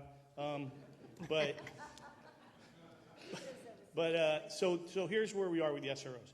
We haven't received any money since August, to the tune of, I think we said, Bill, they owe us close to $1 million, $900,000 and change. Just the town of Davie. No municipality nor the sheriff has received any money from the school board since August. The last time we got paid was for some summer school officers for last year, summer of 2022. Statutorily, the school board is responsible for school safety. They're 100% responsible, which means if we don't have an officer in there, they have to put a guardian there or a school safety officer. We put our Davie officers in there because we want to keep our kids safe. And I love the fact that you all did that after MSD, and I love that we have 16 Davie officers in our schools, and I hope that never changes. However, they have a duty and a responsibility to pay us for that. What we were asking for them as a Broward Chiefs Association was $103,000 per officer, which covers their salary as an average. Doesn't come close to covering the full cost. That's probably close to double, $180,000, $200,000 when you pensions and cars and laptops. We thought that was very fair. Chris O'Brien, who's the president of our organization, spoke at the school board meeting, and this was after several times we were pulled off the agenda. They canceled us 18 hours before we were supposed to speak. At one point they said, we're going to let you speak, but only for 3 minutes when the public gets to speak. So we decided, we're not going to negotiate as an association. We're going to go back to individual negotiations. What we thought was a good plan was negotiate one uniform, consistent contract with the school board for 3 years, so we don't do this every year. And we got nowhere with the school board. So we're back now to negotiating individually, which is about 13 different contracts. And so we'll negotiate for the town of Davie. The latest offer that we received yesterday was for $73,000 per officer, which is again about $30,000 less per officer than what our salary costs would be. We're still paying for the rest of all those benefits. We haven't seen anything in writing. The governor was so concerned. Apparently someone, I think it was Max Schachter, I was told, who was one of the parents from the Parkland families, was watching, as I was, the school board meeting, and called the governor, and the governor sent down the deputy commissioner of school safety, sent him to Broward yesterday and said, fix this. So I think his name is Scott Strauss, if I'm correct. So he's in town from Tallahassee with his directive was don't come, which what he told Chief O'Brien from Hollywood is don't come back to Tallahassee until you fix this. What that means, I don't know. I know that at least 3 of the 9 members of the school board have indicated that they are willing to pay the full amount. Obviously, we need 5 votes to get that done. And so as of this morning, that's your update, Mayor. Okay. And excuse me,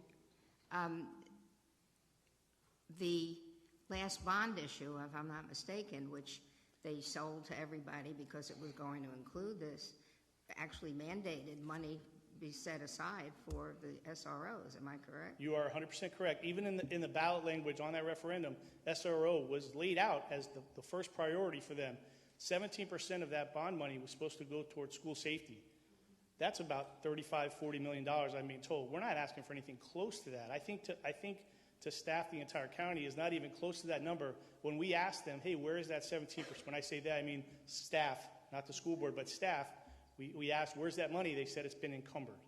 Now, I know what that word means, but they wouldn't tell us where it was encumbered or why wasn't it used for the school resource officer program.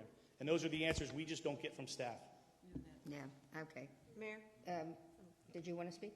Oh, okay. Susan? Yeah, I know it's been a priority of this council for quite some time for the SRO programs. I also know on the board of directors for the League of Cities that it's been a priority to have SROs. And I've asked that it be placed on our Thursday agenda next week as we discuss this issue, and to hope that it comes up with a better plan once and for all, because otherwise we said the optics are just not good, that they're, number one, not paying their bills since August, the school board themselves on this issue, and number 2, to compromise the health and safety. So we had gone another route.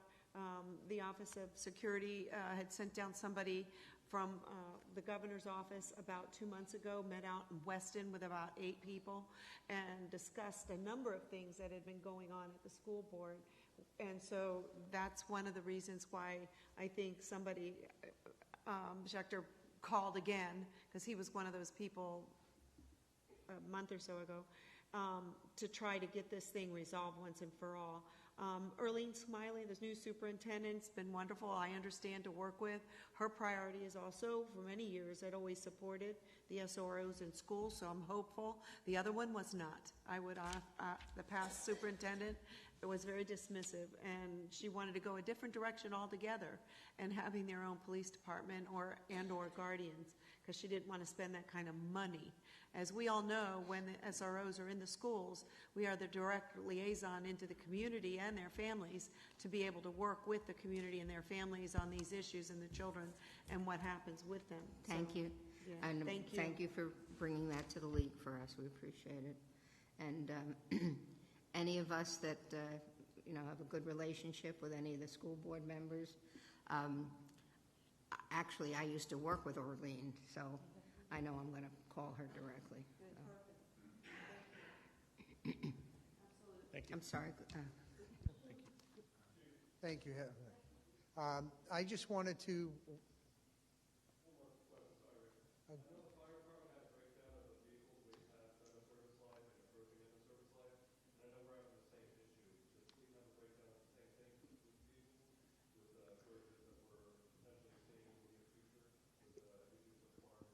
Yes. Yeah, we do. I don't. Okay, the question was if the police fleet had the same chart that we couldn't see, but that the chief had brought up about the lifespan of the vehicles and her fire engines. We have that same chart, David. I'll get it to you. Steve has it. I'm sure Chris has it. Same thing for the same vehicle issues as far as years of service and how many miles are on them, things like that. But I can get that to you. On the police vehicle side, it's not a matter of what you need. We're keeping on that schedule as Stephen does. It's a matter of being able to get them. So that's part of the problem. But thank you. He'll get you that list to see that.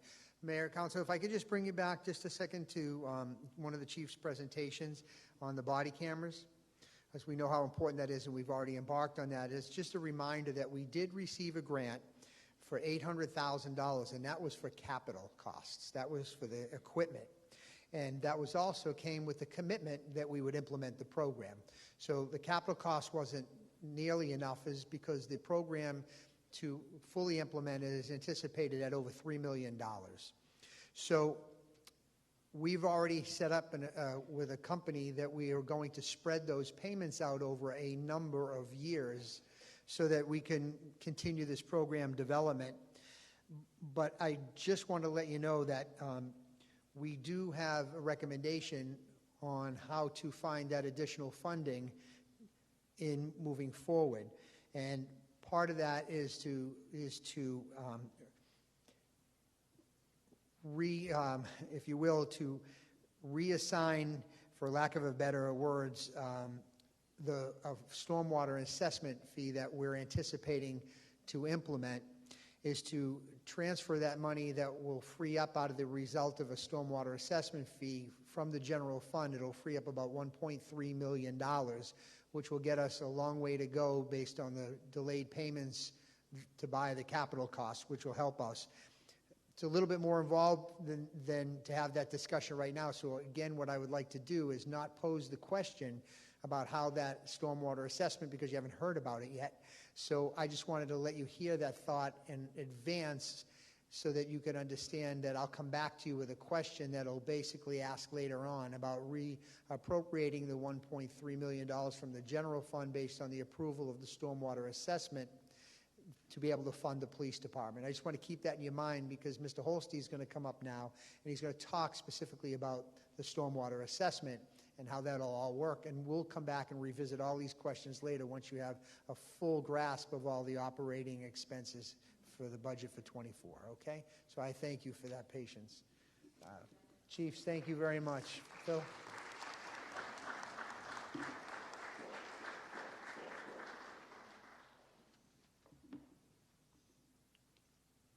Well, good morning, Mayor and Council members. I'm Philip Holstein, the Assistant Town Administrator.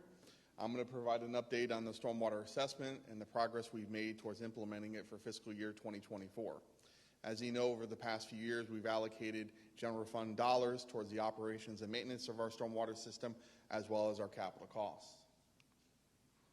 So currently where we stand in December of 2022, the Town Council approved Resolution 2022-242 that basically said we're contemplating a stormwater assessment that would start on the November 2023 tax bill for fiscal year 2024. The first step towards carrying out this assessment is the completion of the methodology study that will determine how the town would allocate the stormwater expenses to residential, commercial, and industrial properties. We're working on that with the Budget and Finance Department, Engineering Division, and Public Works Departments. We've also hired Craven Thompson to perform that methodology, which staff will be reviewing. And finally, Neighbors Giblin, who does our assessment for fire and solid waste, is also doing the legal work on this proposed imposition as well. So the status of our maintenance and capital projects. So on an annual basis, we allocate about $1.3 million to stormwater. We spend $750,000 on a maintenance contract for cleaning these storm drains. We also have staffing that provide emergency assistance as well, and we have a stormwater manager and those other costs. Currently, we have numerous capital projects underway that we are utilizing funding such as federal appropriations, state appropriations, and then the American Rescue Plan money to carry out those capital projects. So I don't think any of these are a surprise, but as a reminder, we have the Shenandoah Vista Filaria pump station that we got funded through the federal appropriation and additional town funding to cover the remaining costs. Next, we have Little Country Estates, which will be breaking ground in the near future for the communities off of Hiatus Road. Next, New River Estates is over by the Sunny Lake community. We've had a community meeting and we're in design to construct a positive drainage system for that area. For the Oak Hill community, that's the community between 136th Avenue, 148th Avenue, between 14th Street and 26th Street. We're using ARPA funds to design a master stormwater drainage system for that area, which ideally will lead into the Davie Wetlands Park project, which we funded through the town bonds. But as a reminder, we're still working on that mitigation agreement with the Wetlands Bank Company for construction of the wetland at that location. So for today's discussion, we're just going to be focusing on the operations and maintenance. So we're going to be setting aside the $1.3 million, and instead of it coming through the general fund, it would be funded through a stormwater assessment through the creation of a stormwater utility. So on a monthly basis, it would be $3.34 per household, and on an annual basis, it would be $40. At this time, we don't have if you ask me specific property, we don't have the commercial and industrial, because that's being calculated as part of the methodology study. But as you see here, this is what the focus of the assessment would be. So you always ask and wonder where we rank in terms of the other municipalities in Broward County. Now, this is just the municipalities that have a stormwater assessment on their tax bill. It does not include those that are included on their water bill. Obviously, we can't include it on our water bill since we have 5 different providers in the town of Davie. So for this purpose, we would include it on our tax bill, and as you see, we'd be proposing the lowest stormwater assessment in Broward County, starting at $334, which ranges up to almost $21 in the city of Lauderhill. So the milestones to accomplish this, if you decide to move forward with the stormwater assessment for fiscal year 2024, we would be holding a stormwater workshop in the April-May time period to review the methodology study as well as a mitigation credit policy. That's for those communities that have new stormwater systems. You'll have to determine whether you want to give them credit for that newer system. Next, in unison with our community forums, we'd have stormwater assessment community meetings to basically update the community on the proposed assessment and get any feedback on the said assessment. Next, in May, June, we would move forward with the actual approval of the methodology study, which will formalize the stormwater assessment. That would occur in May and June. In June 2023, we would set the preliminary rate for the stormwater assessment similar to what you already do for the fire and solid waste assessment. In August, this is the first, obviously we'll have notices going out to the community about the community meetings for the stormwater assessment and community forums, but this would be the first time where every homeowner receives a document about the new stormwater assessment, and that would be on their August 2023 trim notice. The final resolution you'd have to approve for this stormwater assessment would be part of your assessment workshop that you have in September of 2023, similar to what you already do for the fire and solid waste assessment. And then finally, that new stormwater assessment, if you give this that direction, would appear on that fiscal year 2024 tax bill. And at this time, Mr. Lemack. Question.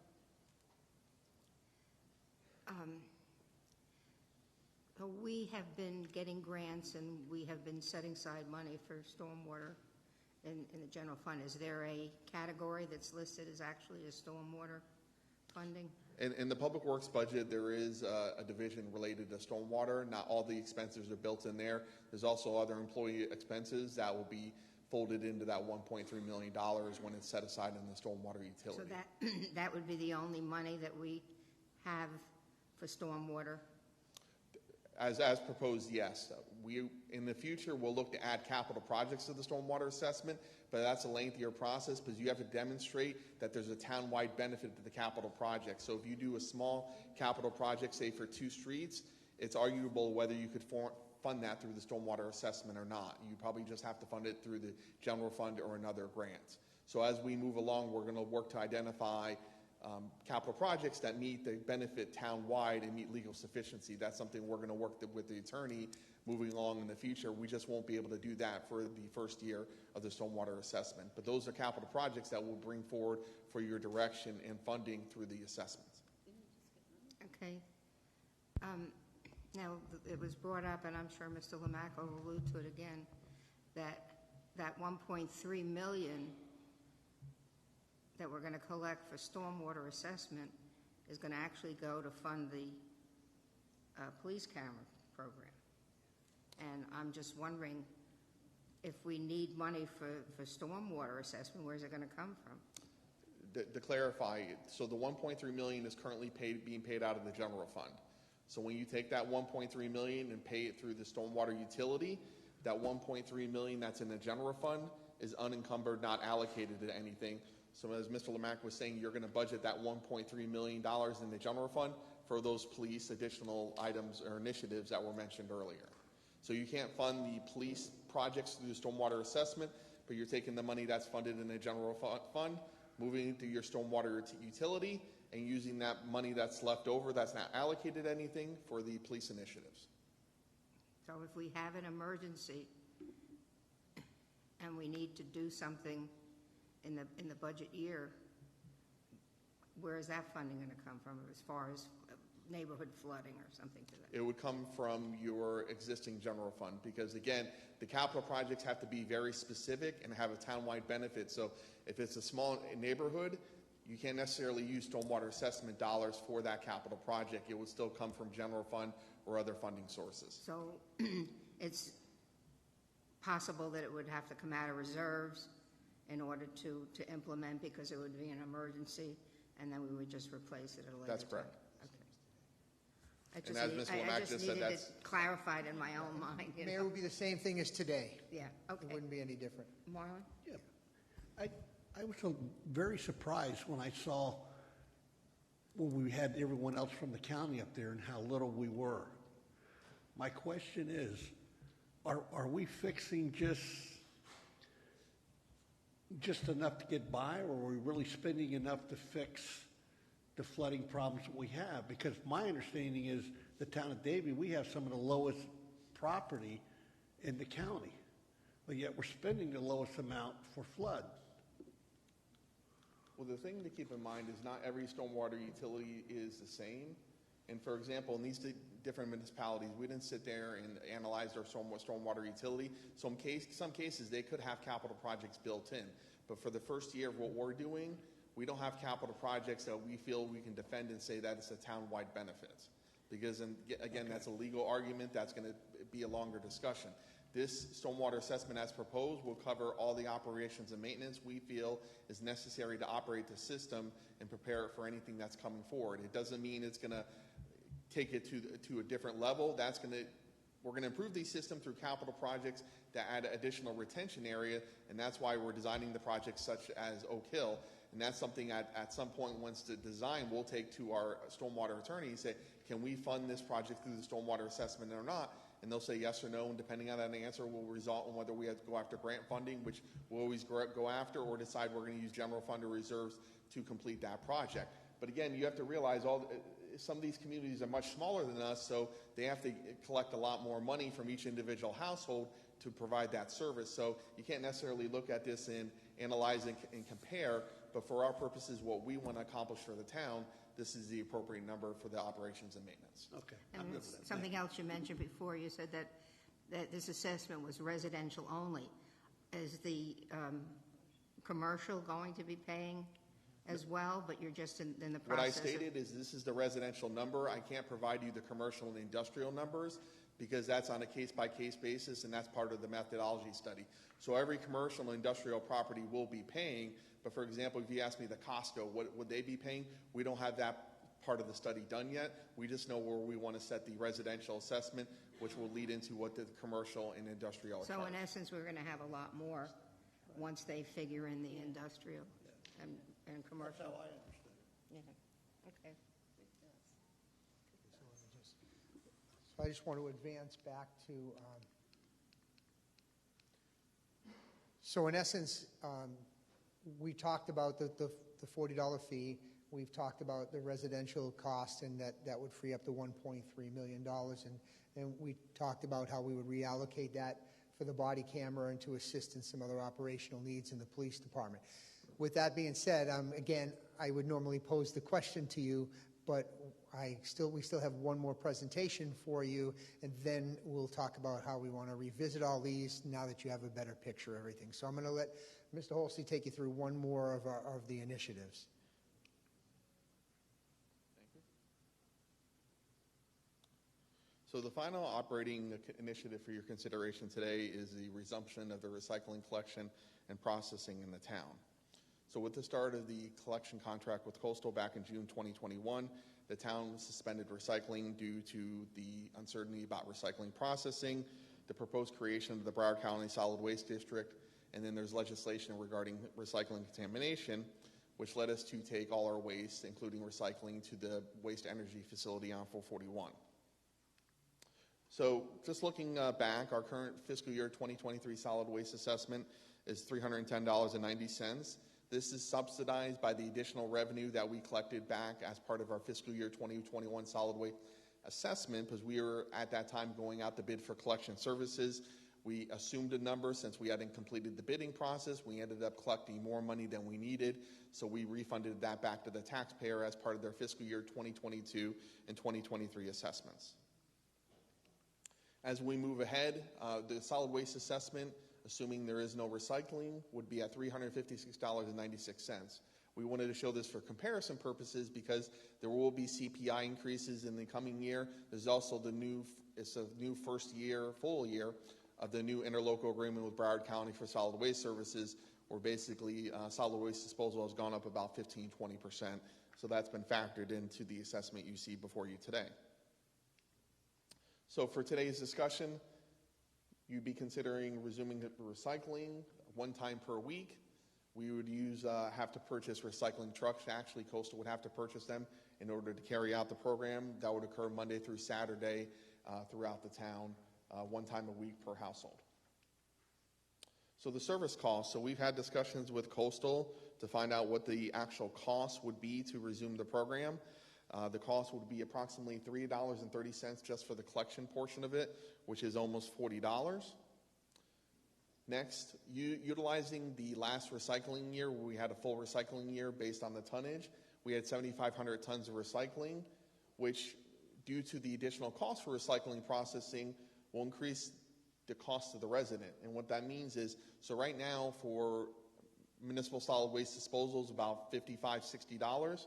For recycling processing, it's almost triple that, $150. So the additional expense per household would be $45 per house. But at the same time, we need to reduce what's in their waste generation, which would be a reduction of $19. And this analysis assumes no revenue because, as you know, the recycling market has fluctuated all over the place, so we don't want to make any assumption in this assessment regarding revenue. So if we move forward with this transition for next fiscal year, we would have to modify our existing Coastal agreement to provide said service. We would have to execute an agreement with Waste Management, because they're our only game in town currently for recycling, and that's at the $150 per ton, which of course goes up based on CPI annually. Next, we would have to determine how we're going to put the recycling in a cart. If you recall, when we transitioned to Coastal, residents got 2 green 96-gallon carts. So do we retrofit one of those carts with a sticker or southern decal to say that's the recycling? Or do we decide to go ahead and buy a third cart, which of course there would be an expense to that, so approximately $1.5 million, which we would have to decide, are we going to be paying out of reserves, general fund, or billing it through the assessment? Yes. We only got one cart. And we still have our beige carts for recycling. I'm just asking, because you said we got 2, we got 1. Most people should have gotten 2 carts. And in some cases, if that didn't occur, we can take care of that, but you really should have gotten 2 new green carts. Yeah, and they charge you. But it's, we only got 1, but we still have our recycling carts. Correct. That's what I'm saying. In a lot of cases, the people returned their recycling carts and they ended up getting a second green cart. Oh, okay. I didn't know about the second green cart, though. And then finally, we have to create the recycling schedule. We couldn't use the same schedule as we had before because, again, our collection schedule is different from when we operated under Waste Management. And then finally, anytime you make a big transition like this, you got to have a robust public information strategy to make sure the residents know about this change in service. So in theory, we would propose to start this transition on January 1st, 2024, if said direction is given. So this is what the solid waste assessment would look like based upon the factors I mentioned earlier: the increased collection cost, the increased cost per processing, and the reduced waste generation fee. You would be about $423. And for comparison's sake, this is the municipalities that have the solid waste assessment on the tax roll. As you see, we're one of the lowest right now at $311. Next year we'll be at $357 based upon the CPI and the disposal contract. Again, this reflects what the 2023 rates were for the other municipalities, but as you see, we go to the other slide, the other column, if we bring back recycling for fiscal year 2024. So at this time, Mr. Lomack. So again, right now, we have a recommendation because the town is participating with other municipalities in Broward County, as Councilmember Hatton is on the solid waste district to discuss that. And so our recommendation is while we're participating both financially as well as in person to have these discussions, that it might be a little bit premature right now. There may be a greater opportunity in advance of this Broward County Solid Waste Working Group. In fact, they're meeting as we're meeting for the next ILA that was presented, the interlocal agreement. to see if they can iron out some terms and conditions to keep it moving forward.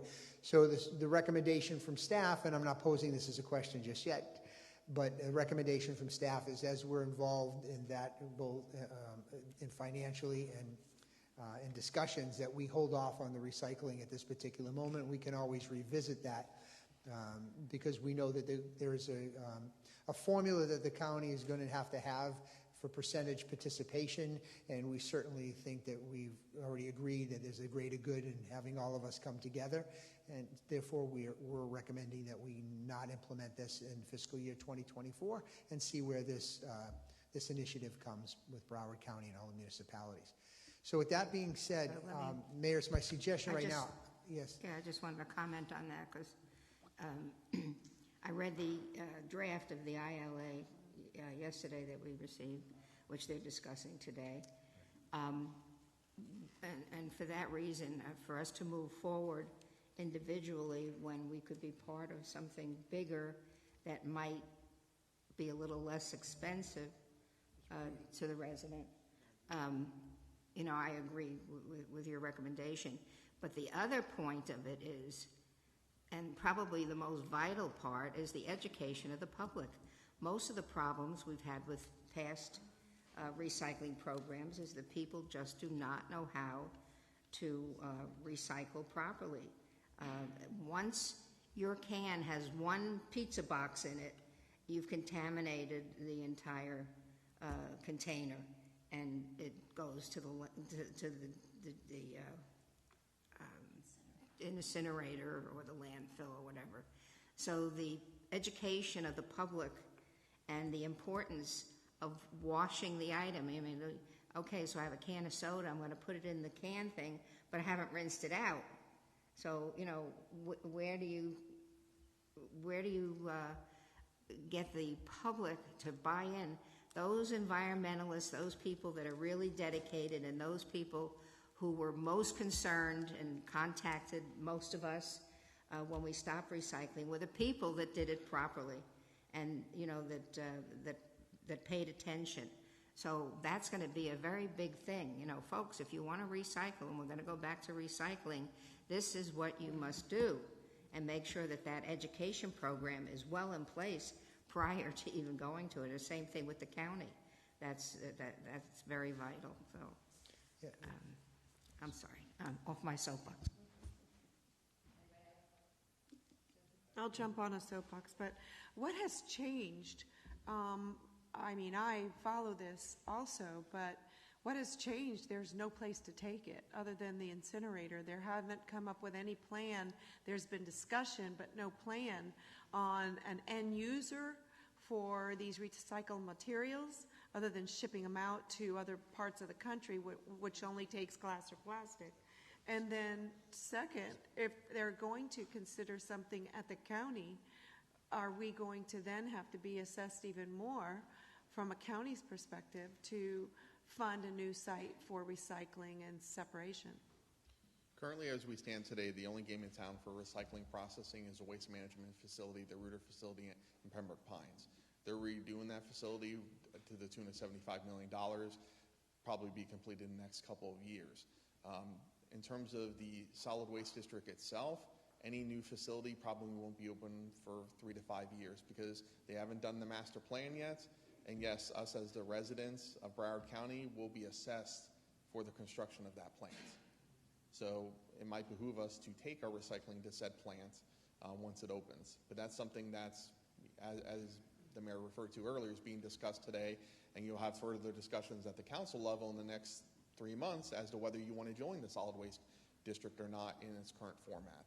Yeah, and I happen to agree with the mayor about the recycling with residents, and education's got to be a component, because I've had so many people argue with me, telling me that they can put a pizza box in, including my own family members. And I said, you just contaminated the whole load.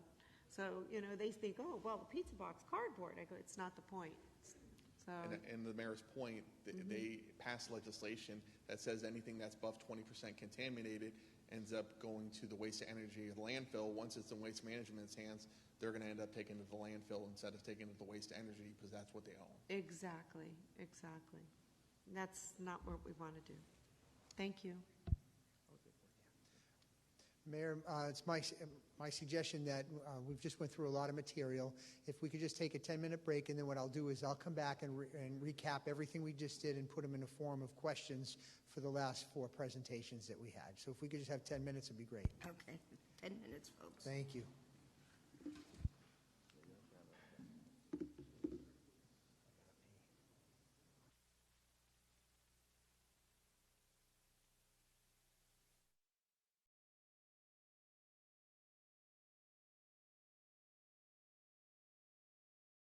Previous presentations you had on fire, police, stormwater, and recycling, and how that'll interact. I want to show you how that would play out on a chart that we commonly use for a home that is at a taxable value of $300,000, and allow you to see how that plays out.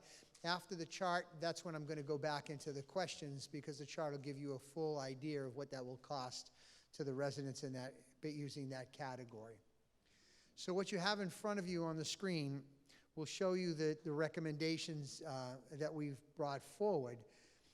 This is $300,000 taxable value piece of property, and you'll see that we've incorporated the additional $50 in the fire assessment and the stormwater assessment. And you'll see that you'll follow that down. That would be a monthly increase without the recycling. I'm going to show you that in a minute. But without the recycling, the proposal to accomplish the fire assessment, which will allow us to move forward with that 3 on the truck and move towards that goal, the ladder and staffing on the ladder, and as well as look at our capital for station renovations and hopefully in the future new facilities. And it also incorporates the $40 assessment that will allow the reallocation of $1.3 million that will be transferred to allow the continuation to fully implement the police body-worn camera program and some other initiatives.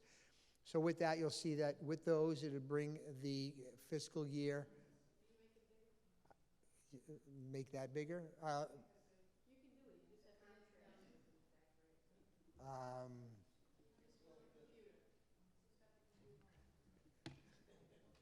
I can print out something for you if you need a few.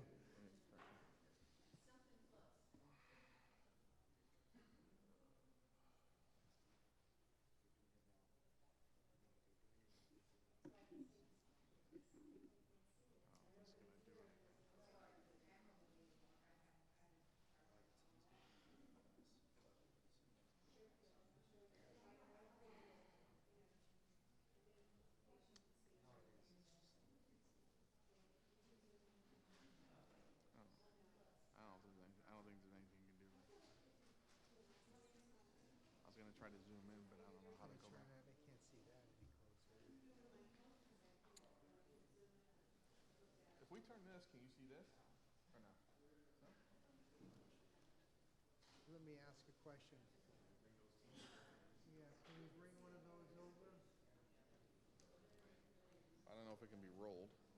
Is anybody from IT here? Yeah. Nelson, can any of your folks, can we move this screen over here in front of council temporarily? The viewers at home will still be able to see it from the big, but maybe for council. Let's see if we can move that over. Great, thank you.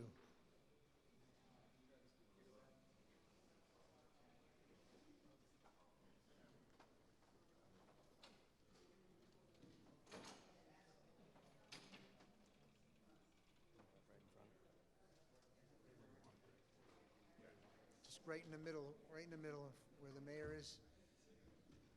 Thank you, guys. No problem. You only got a little more. Don't go too far. You got a couple more. You're okay. Yeah, you're okay. You can drop it. We're good.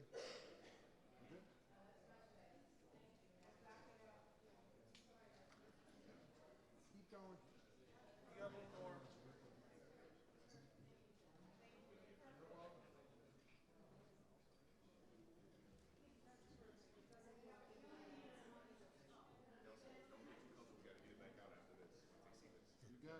Yeah, I got you. Okay, so does that help?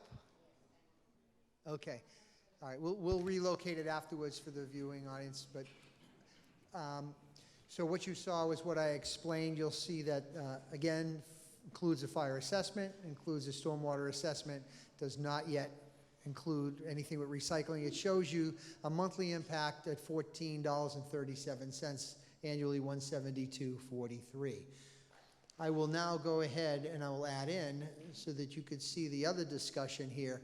In the red, you'll see what we've done is done an annual variance and a monthly variance. That would add in the recycling component that we're recommending that we delay on. But if you decided that that was a component you'd wanted to consider, then utilize the red numbers that would incorporate the fire assessment, stormwater assessment, and recycling. The numbers would go to $19.87 a month, or the annual of $238.43. Did we do a good job of explaining that and showing that in the right category? Yeah. Okay, with that, and we can always come back to that.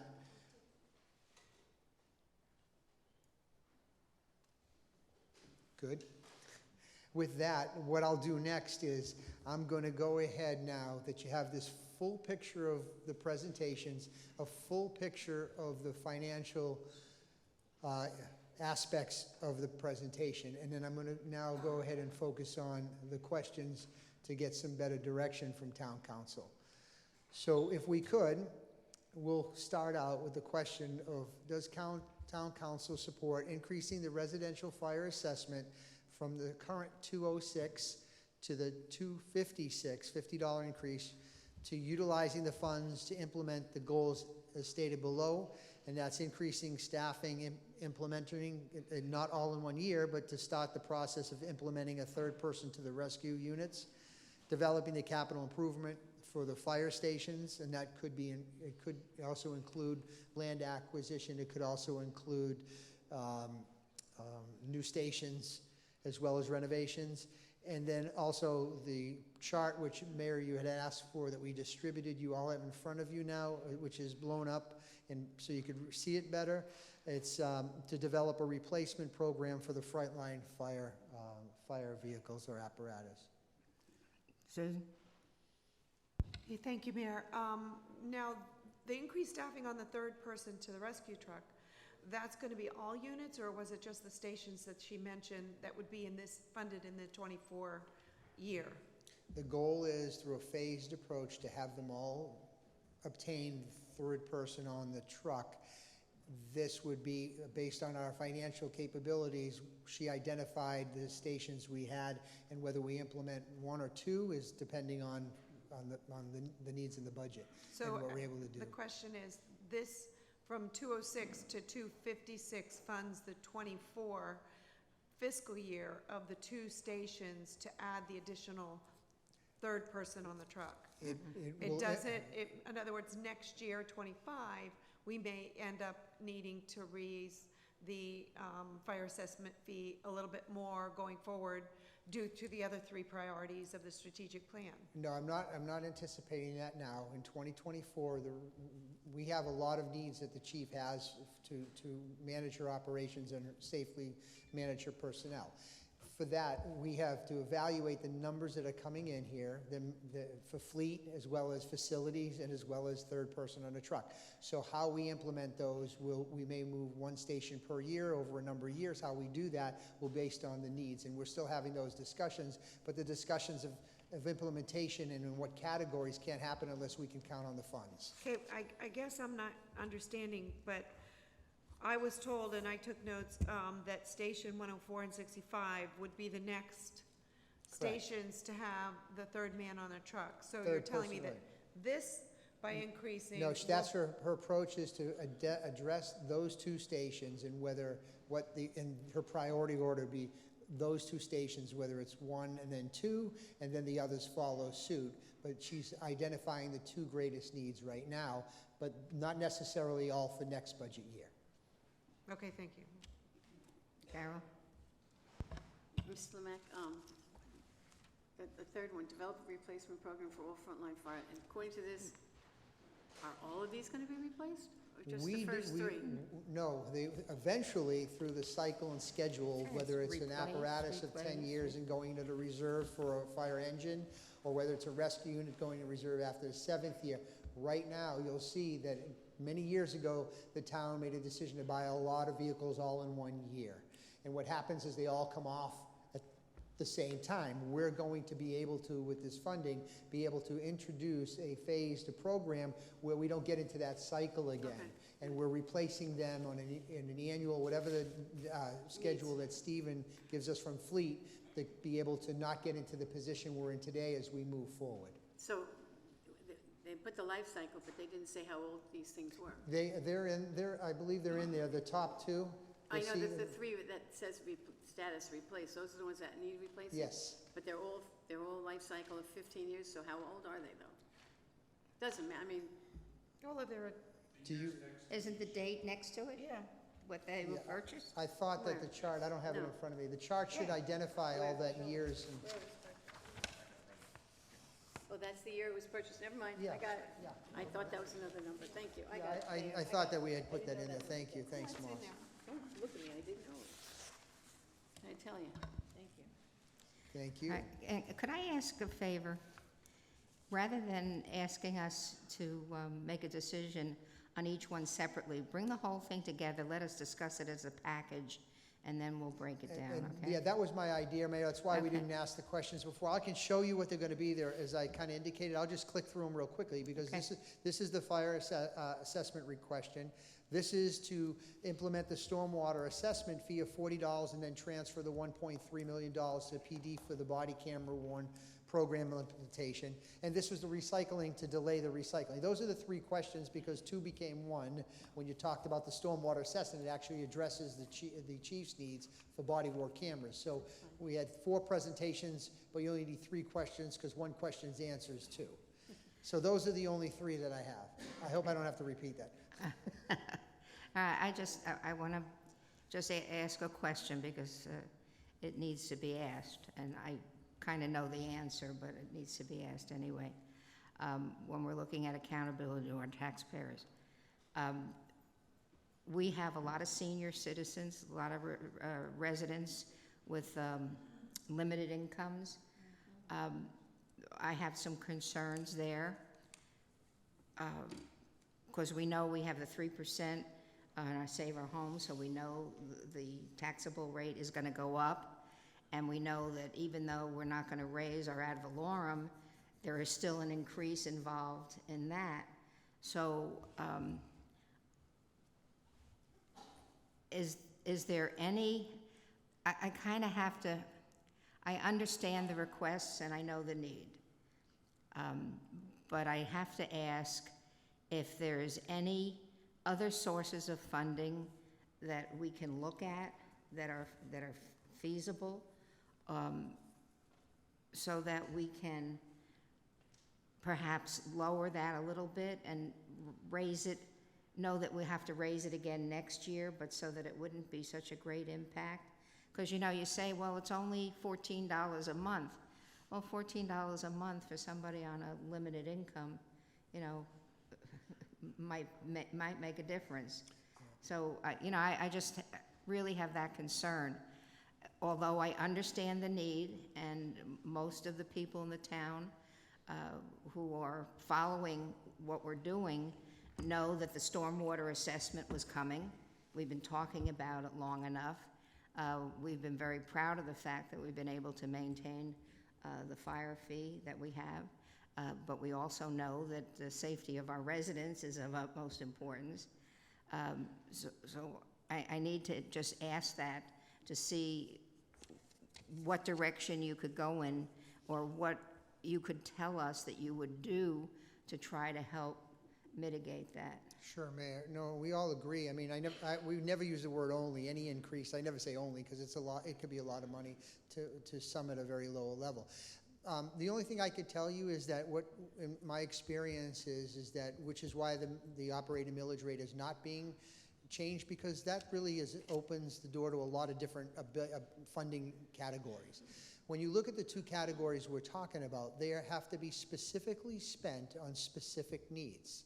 And that sometimes makes people feel a lot more comfortable. The stormwater assessment can never be spent for anything except the stormwater justification projects. The fire assessment is strictly can be only spent on fire-related needs. So they're not like we could transfer monies around out of those few funds.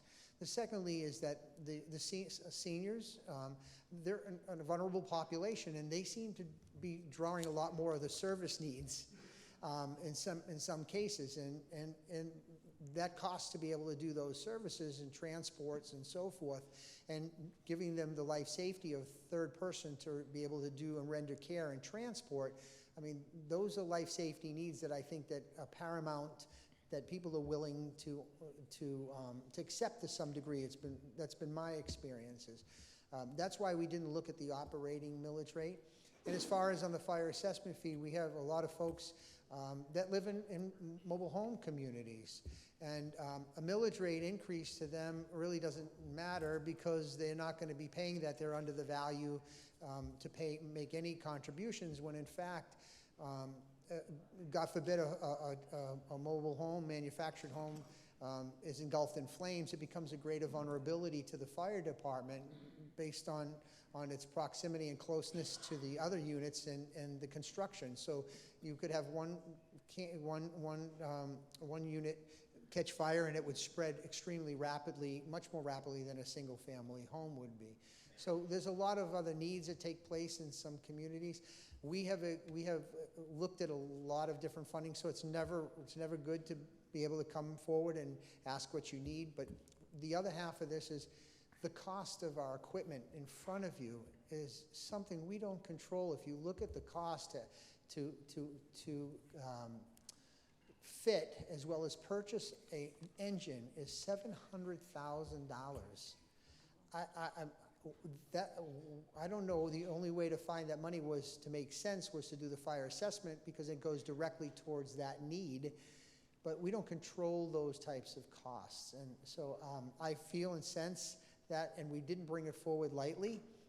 We're planning, and if it wasn't for the public input part of our public safety master plans, where people had a chance to fill out surveys and provide feedback and input, we're building off of those needs to keep our community safe.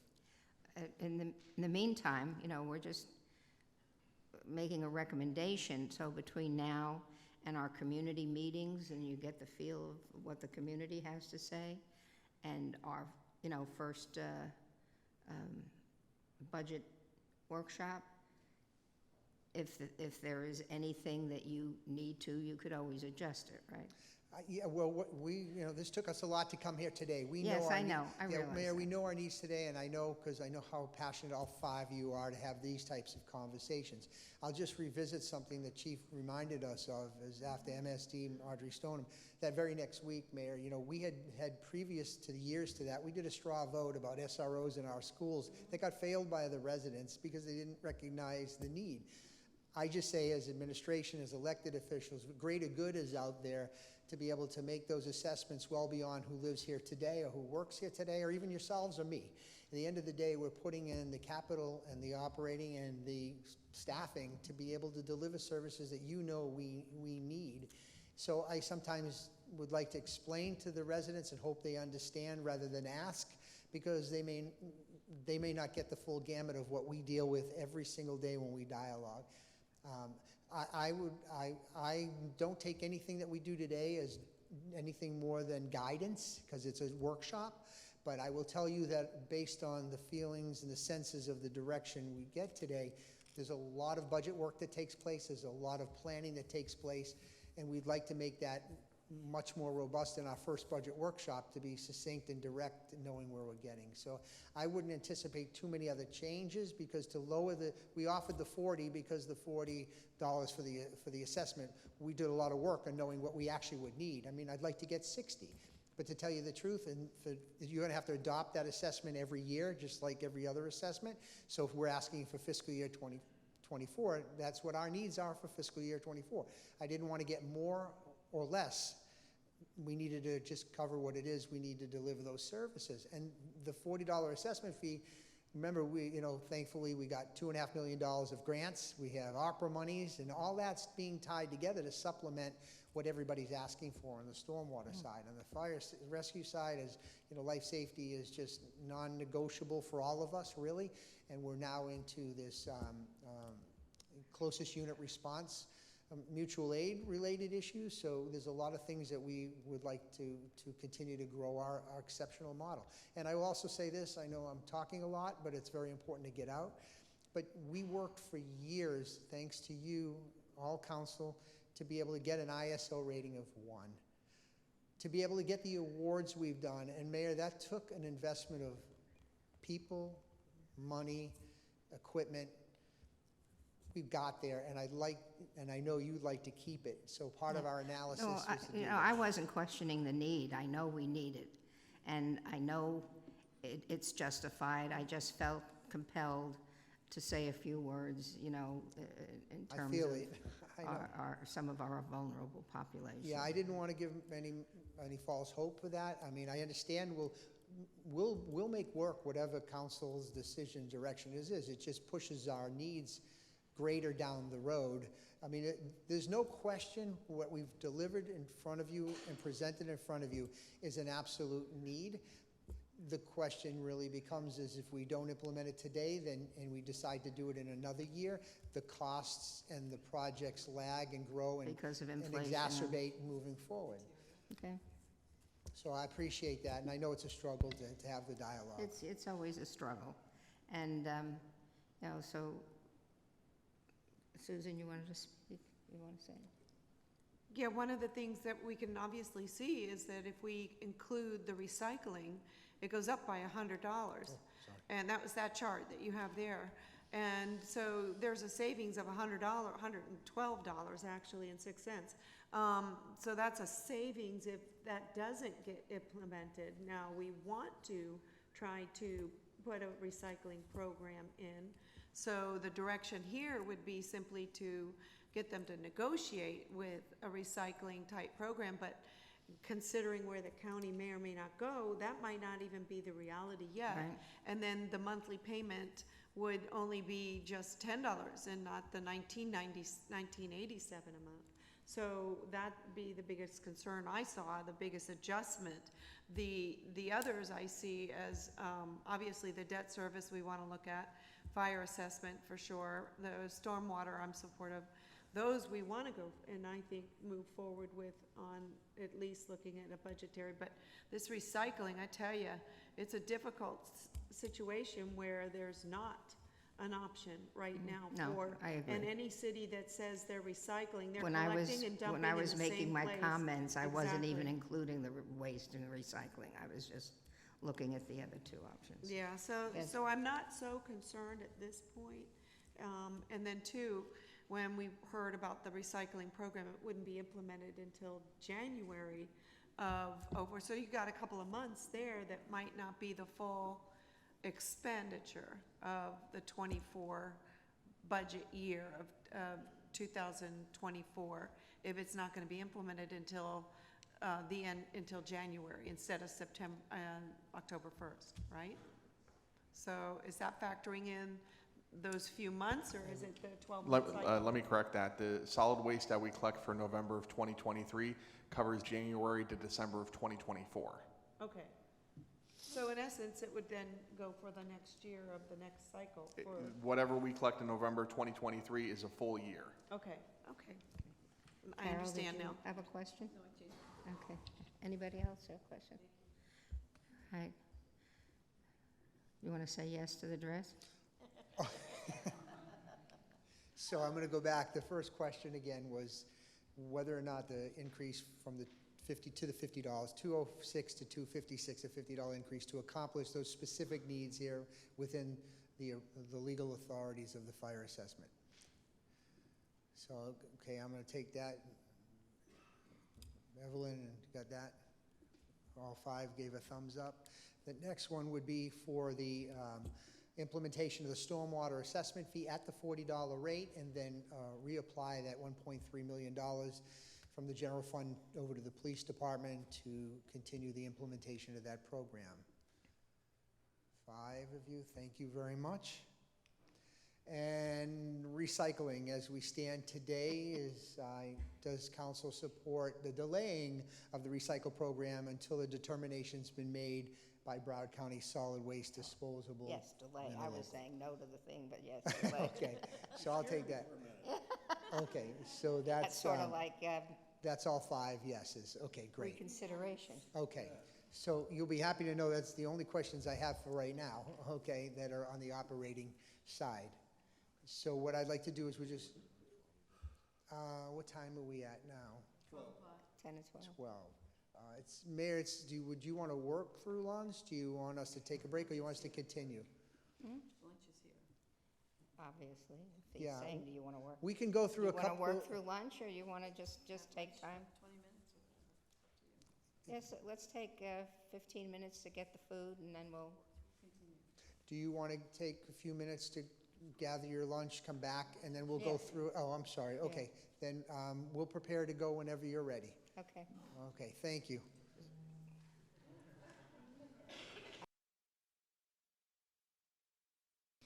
We'd like to demonstrate that the town can competitively meet their wants and needs by asking ourselves, what are potential residents looking for? The answer is simple. It comes down to having sufficient opportunities to live, work, and play, all within close proximity to one another. Potential residents are looking for a variety of housing options, such as single-family and multifamily units that vary in size and in price. They want opportunities to work high-paying jobs in industries aligned with their professions. And they'd like to be able to shop, dine, and participate in recreational activities nearby. Unlike many other municipalities, we are uniquely able to offer our residents a fourth component, which is the opportunity to learn through our South Florida Educational Complex. As we go through this presentation, I will be unraveling the many ways our social fabric and economic imprint are increasing every day. To start, I'd like to go over a map of the town that identifies the upcoming and recently completed projects outlined in orange. As you can see, there is significant activity between University Drive and 441, which have the Regional Activity Center and Transit-Oriented Corridor land use designations. Development continues to emerge in these areas as these land use designations are primed to facilitate more intense and a variety of uses. They provide additional flexibility with development standards and allow projects to go higher and occupy larger footprints. Furthermore, some of these areas have had recent infrastructure improvements to increase water, sewer, and drainage capacities. Now, moving on to the new places to live in town, I'd like to go over some projects that have been recently approved and developed. The Reserve is a newly approved project on the northeast corner of Flamingo Road and Orange Drive.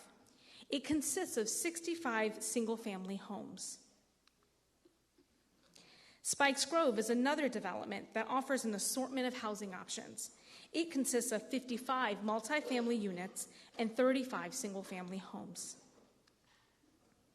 Zona Place is a mixed-use project approved in downtown Davie within the CRA. It will be located at the old water plant site on Davie Road, just north of Southwest 38th Court, and is a sister project to the well-known Zona Village development. It will offer 250 residential units and just under 4,500 square feet of commercial uses on the ground floor.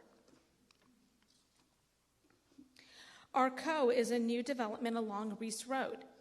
This project is six stories and offers 170 units. Griffin Gardens is a project that is an expansion of an existing facility along Griffin Road.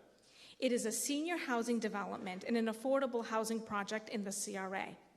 The expansion will add another 76 senior housing units. Adeline is a newly developed community just north of Southwest 130th Avenue and Southwest 14th Street. It contains 16 new single-family homes.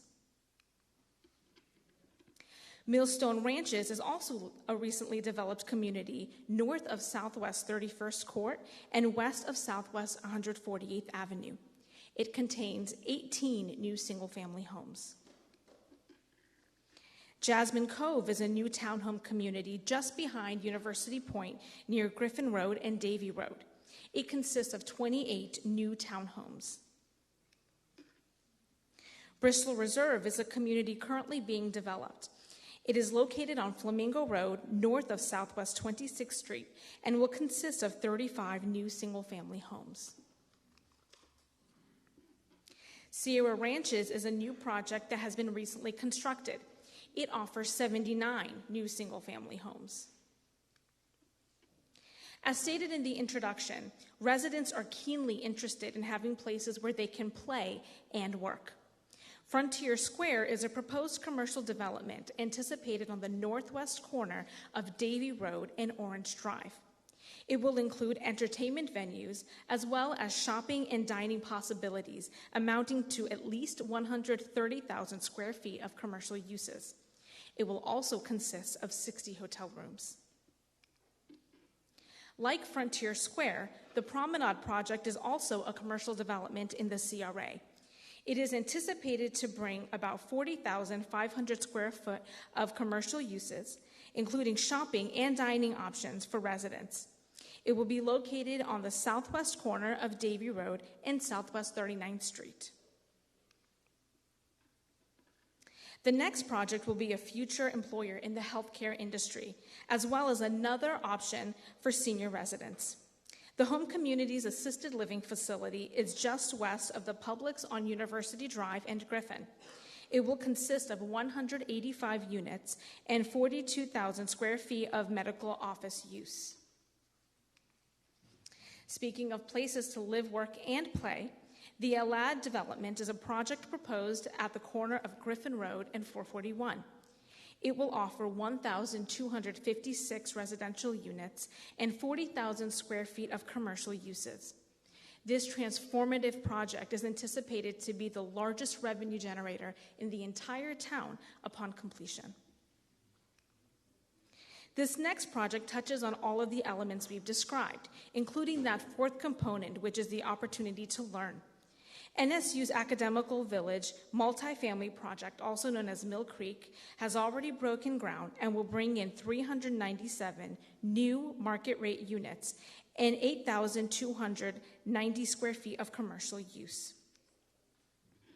As NSU has expanded their horizon by adding the HCA hospital, medical offices, and expansion of their dental school, the school is also repurposing the 82,000 square feet former Miami Dolphins training site into a state-of-the-art simulation complex. This center will help train surgeons to operate using artificial intelligence and breakthrough technology. It is no surprise that this influx in opportunities to learn and work is clearly generating a demand to have increased options to live nearby the university. The new town hall is a crucial part of our aesthetic improvement efforts. It will serve as a beautiful beacon in our downtown area.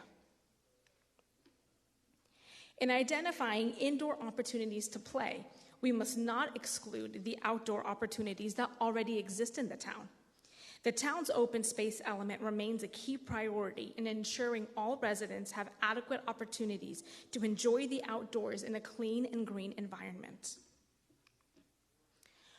We are proud of the town's level of service as it surpasses what is typically provided. The typical level of service is 3 to 5 acres per 1,000 residents, but the town provides 10 acres to 1,000 residents. To maintain that level of service, the town would need 1,070 acres to service the current population. However, when we include the county's parks, we have a level of service of 18 acres per 1,000 residents. One of our cornerstone projects in increasing the town's open space is the Governor Leroy Collins Farm Park. This is a project that will grant all residents the ability to enjoy the Western lifestyle by offering community gardens, stables, arenas, and educational components, just to name a few. The Davie Wetlands Park, formerly known as Van Kirk, will be developed to include 50 acres of stormwater retention, 30 acres of wetlands, and 35 acres of uplands, including recreational amenities. Lastly, the town recently added about a third of an acre, known as the Tyndall property, to Lang Park. This expansion broadens the boundaries of the park and serves as a historical addition to the Old Davie School. Moving from our residents onto our business owners, we're going to explore the question, what are businesses looking for? Businesses would like to get connected to valuable resources at any time. Services relating to startup support, lending, marketing, and other vital opportunities are important to small business owners. As a result, the town and the CRA partner with the Small Business Development Center through FAU to provide a variety of services, including business planning, marketing, access to capital, and assessments at no cost to the business owner. Furthermore, we partner with the Greater Fort Lauderdale Alliance, Chamber of Commerce, and engage with NSU's Innovation Center to ensure that new businesses interested in moving into the town are provided with the support needed for a smooth transition. We've noticed businesses also enjoy feeling like they are a part of a larger body and have opportunities to connect and engage with their community. For such reason, we have created a new segment called Let's Talk Business. This segment features existing businesses in the town and CRA and promotes their work through the creation of a promo video and spotlighting opportunity at the CRA and Town Council meeting. Our future initiatives are just as exciting as the ones we've discussed so far. Our 2024 initiatives include ways to promote new and existing businesses. In 2023, we connected with a retail recruiter called Retail Strategies. This company produces studies that outline consumer behavior and patterns to best identify which retailers will be most successful in our commercial corridors. By bringing in Retail Strategies, we can work towards filling in our existing vacancies and proposed commercial spaces. We have formalized an agreement with them and will be working with them this upcoming fiscal year. In conjunction with Retail Strategy Services, we anticipate being able to use the recently approved Dine and Design Incentive Program. This reimbursement grant encourages art and restaurant uses within the CRA by covering eligible interior construction costs. To close, we will be launching a new business retention program. We have many industry leaders in the town that are well known: Nova, Tiva, and Boeing, to name a few. But there are many emerging businesses in various industries that are taking stage on Davie's platform. According to Dun & Bradstreet, the town has 50 companies that produce an annual sales revenue of over $50 million. We also have 417 businesses that produce over $1 million. 23 of the 417 are in high-tech fields, and 34 are in manufacturing.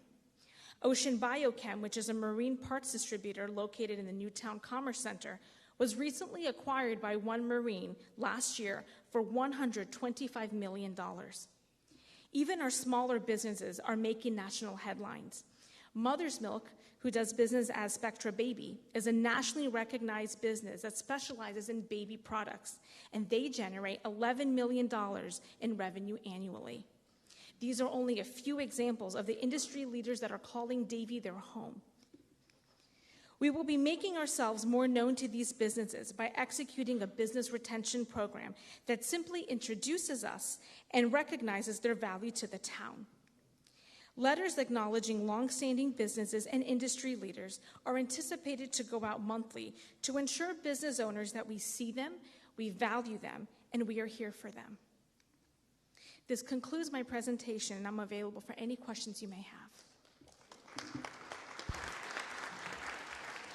I have a question. Excellent, thank you. It was a good recap of everything that's going on. It was really beautiful. Under the topic of retention, I just want to bring this up.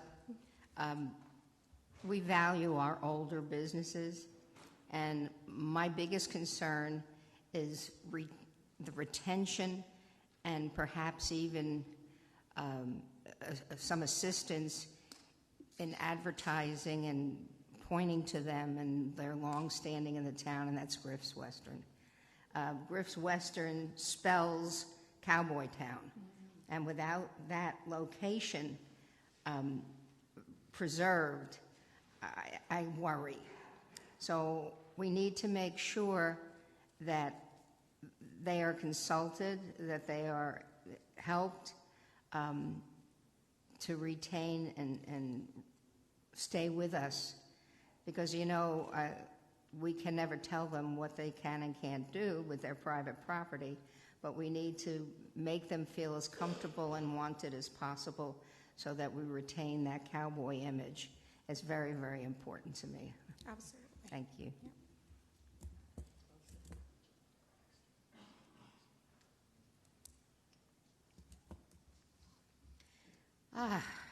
My little Jeffrey.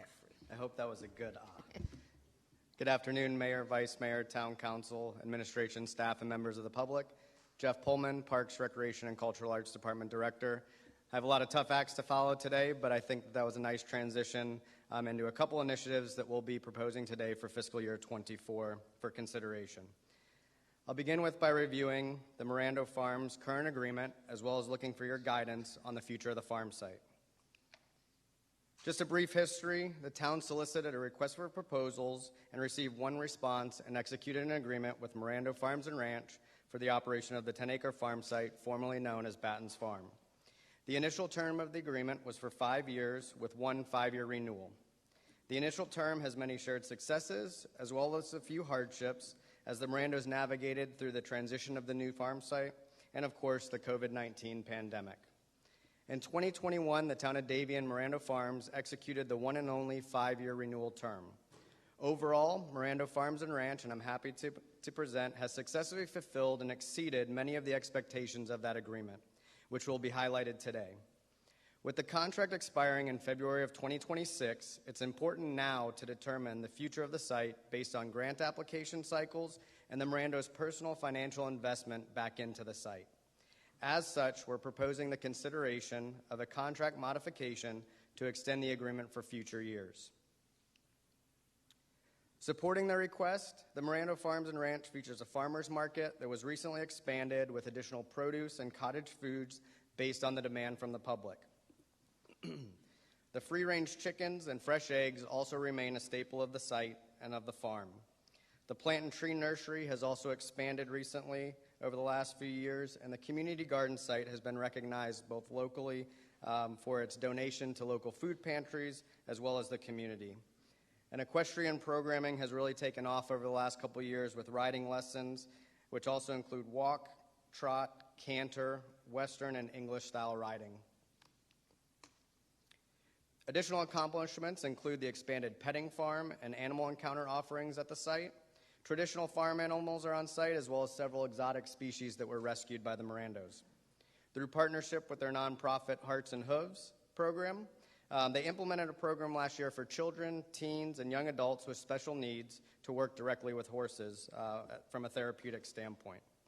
The farm site has also been successful with free monthly artisan markets and educational programming that includes on-site summer camp and classes throughout the year, as well as field trips. And we're happy to report that over 80% of the non-native vegetation on the site has been removed by the Mirandos and replaced with native trees and plants. The Mirandos through the farm site also work closely with a number of nonprofits for programming and educational classes. Just to highlight a few that are on the screen, the United Way, Young at Art, the local 4-H, Feeding America, the Ronald McDonald House, the United Cerebral Palsy of Broward, Salvation Army, many of our local colleges and schools, the YMCA, and the Community Foundation of Broward, as well as many others which you see. The farm has also been recognized over the years by the South Florida community, and this year, the American Businesswomen's Association recently awarded Mirando Farms, specifically Chelsea, with Women of the Year for Green Business Initiatives. The farm has also been nominated by Broward Family Life magazine for Best Farmers Market in 2023, and in 2021 and 2022 received the Best Pumpkin Patch for Broward County. The town has been a consistent partner in the Mirando Farms site. town's commitment to investing in the infrastructure over the years includes the initial site upgrades prior to the management agreement taking effect, ADA upgrades to the site to include paved walkways and access to the pole barn, and the roof replacement project that was approved in fiscal year 23. And one of our project managers that was awarded today will be working on that, as we just gave them the notice to proceed to rehab the roof structure. As programming and events continually to grow and expand at the site, the infrastructure has matured with it. The site currently only has one restroom for the public, which is on a septic system. The Mirandos do rent a portable restroom in addition to the one bathroom to accommodate their weekend programming and events, as well as their expanded programming at the site. The one septic at times cannot keep up, even when it's pumped out weekly. With the uncertainty of the lease term based on the initial agreement, as I mentioned, expiring in February 2026, the Mirandos have requested the town's assistance in the upfront cost of additional restroom facilities on site, which would require connection to the sewer system. The Mirando Farms name and site have now become a recognized destination point again, which we've been accustomed to in the past. Mirando Farms has requested a lease extension of 10 years, which I mentioned allows them to secure additional loans for their own financial input and to fund their expanded successes, and allows them to meet grant cycle applications for future projects on the site. The lease extension also allows the town to maintain the farm site and plan for future capital needs. And future plans from the Mirandos include the installation of additional greenhouses for gardening, expansion of the Hope Community Garden, additional youth, teen, and special needs programming, and the installation of horse stalls for resident boarding, to name a few. So that brings us just to a question today for, does Town Council support staff negotiating an amendment to the existing contract for another 10-year term with Mirando Farms and Ranch for the operation of the farm site located at 5151 Southwest 64th Avenue? Absolutely. Great. I see 3, 4, 5. Thank you. If there's any questions, I'd be happy to answer. No, I'm just thrilled each time that I go there and see the additional things, and the Mirandos are just so dedicated, and they've done a great job. And to see all the kids that volunteer there is it's phenomenal. Thank you. Thank you. So you're stuck with me a little bit longer, but we can't talk about agricultural in Davie excuse me, without also talking about the rodeo. So at this time, we'll transition to another staple of the town, the Bergeron Rodeo Grounds. Today, we'll be seeking direction to determine if the town is desirous to pursue an agreement with a single provider for professional and amateur rodeos at the Bergeron Rodeo Grounds. A single professional rodeo provider would solidify Davie's commitment to Cowboy Town USA, the brand that we've incorporated as a copyright, and the production of professional rodeos at the Bergeron Rodeo Grounds. Benefits of an exclusive agreement include a solidified commitment to Davie, ensures professionalism and the safety of participants and livestock, provides oversight by a professional sanctioning body, stability with rodeo productions, and protects, like I said, the rodeo brand here in Davie. With this agreement, all rodeos would be approved and governed by a single entity, which includes the professional rodeos, the Jackpot and Summer Series, high school rodeos, junior high rodeos, which we're already doing on site, as well as other rodeos as approved. Just a brief history of rodeos in Davie, which I'm sure you're all familiar with, but in the early 1940s, local cowboys and volunteers constructed the Davie Rodeo. The first Orange Blossom Festival, held in 1941, featured the first formal rodeo event in the town of Davie. In 1985, the arena roof was installed, and in 1986, the Weekly and Parrish families began producing rodeos at the arena as 5-Star Rodeo. In 2006, Weekly Brothers Pro Rodeo was formed and continued to host rodeos throughout the year. Since 2014, it's important to note that Weekly Brothers Pro Rodeo has been the only professional rodeo provider to utilize the Bergeron Rodeo Grounds, which makes them the optimal professional rodeo provider to fulfill an exclusive agreement. Since 1986, the Weekly Brothers, through 5-Star as well as the Weekly Brothers Pro Rodeo, have produced over 288 professional Pro Rodeo Cowboy Association sanctioned events, or PRCA. They've hosted over 600 performance dates, attracted 30,000 spectators annually to the town of Davie, and in 2009 to present, Weekly Brothers Pro Rodeo bid and were awarded to bring the Southeast Circuit Finals Rodeo to Davie. This year will be the 15th consecutive year that will be hosted at the Bergeron Rodeo grounds. Throughout the years, the Weekly Brothers Pro Rodeo has invested back in the arena through the purchase and installation of the bucking chutes and pens that are on site. They've just recently replaced the arena rails.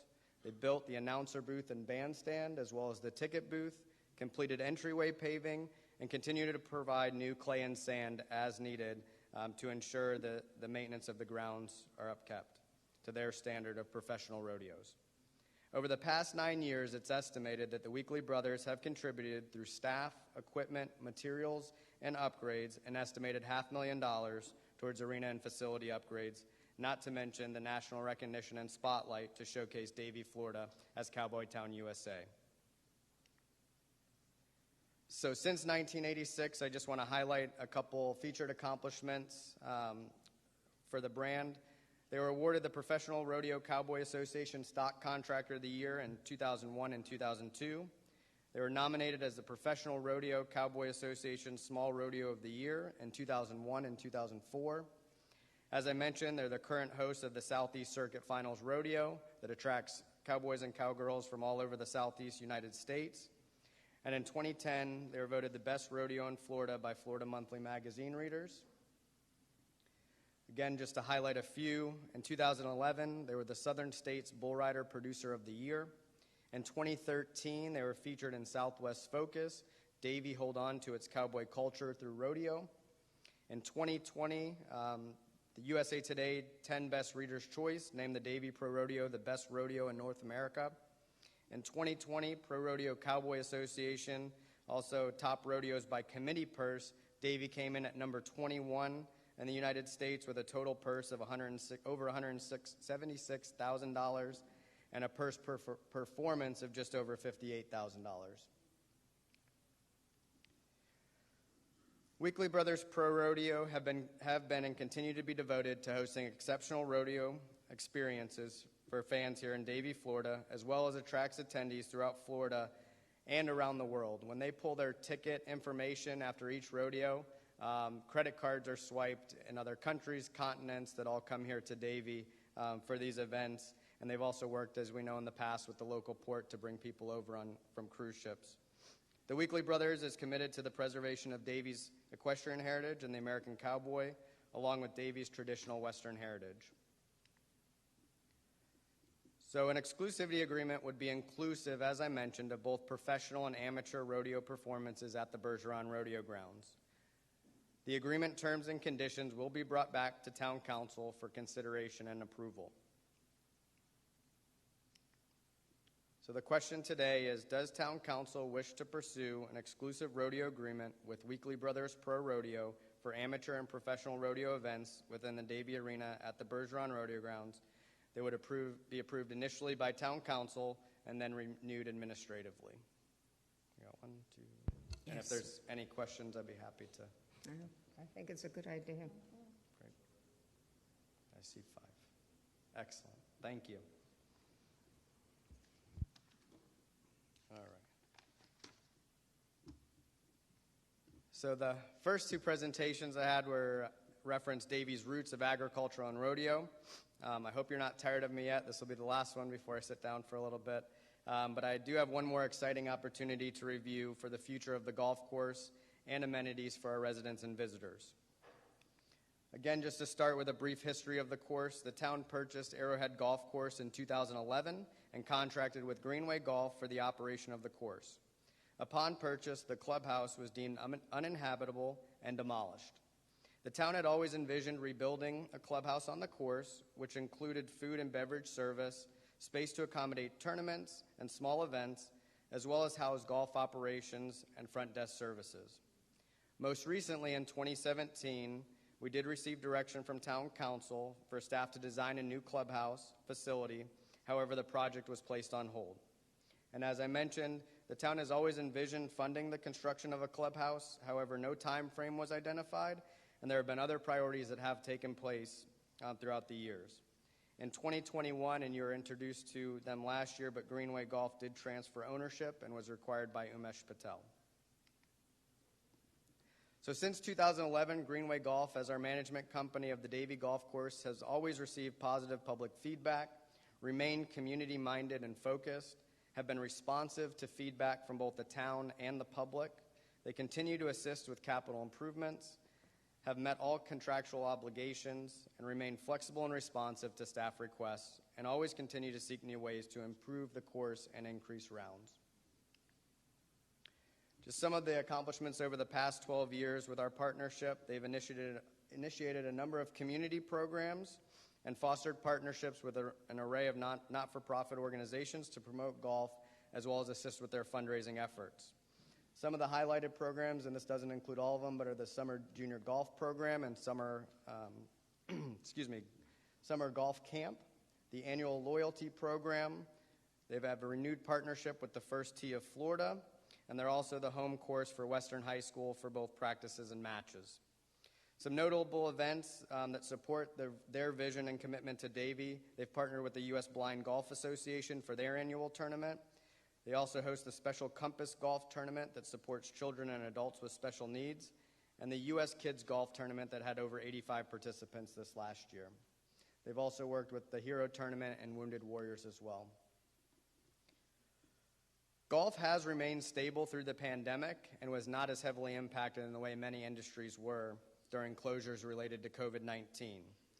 The number of annual rounds at the Davie Golf Course have actually increased over the past few years, and this year, annual rounds in January and February are on track to exceed the average annual rounds over the past 3 years. Based on the Town of Davie's current agreement with Greenway Golf, as we know, revenue is contingent on construction of a permanent clubhouse. The town is currently responsible for a few expenditures at the course. The total in our operating expenditures in fiscal year 23 at just over $118,000. Which includes the modular building lease where they run their clubhouse operations, wetland maintenance, and some repairs and capital expenses at the course.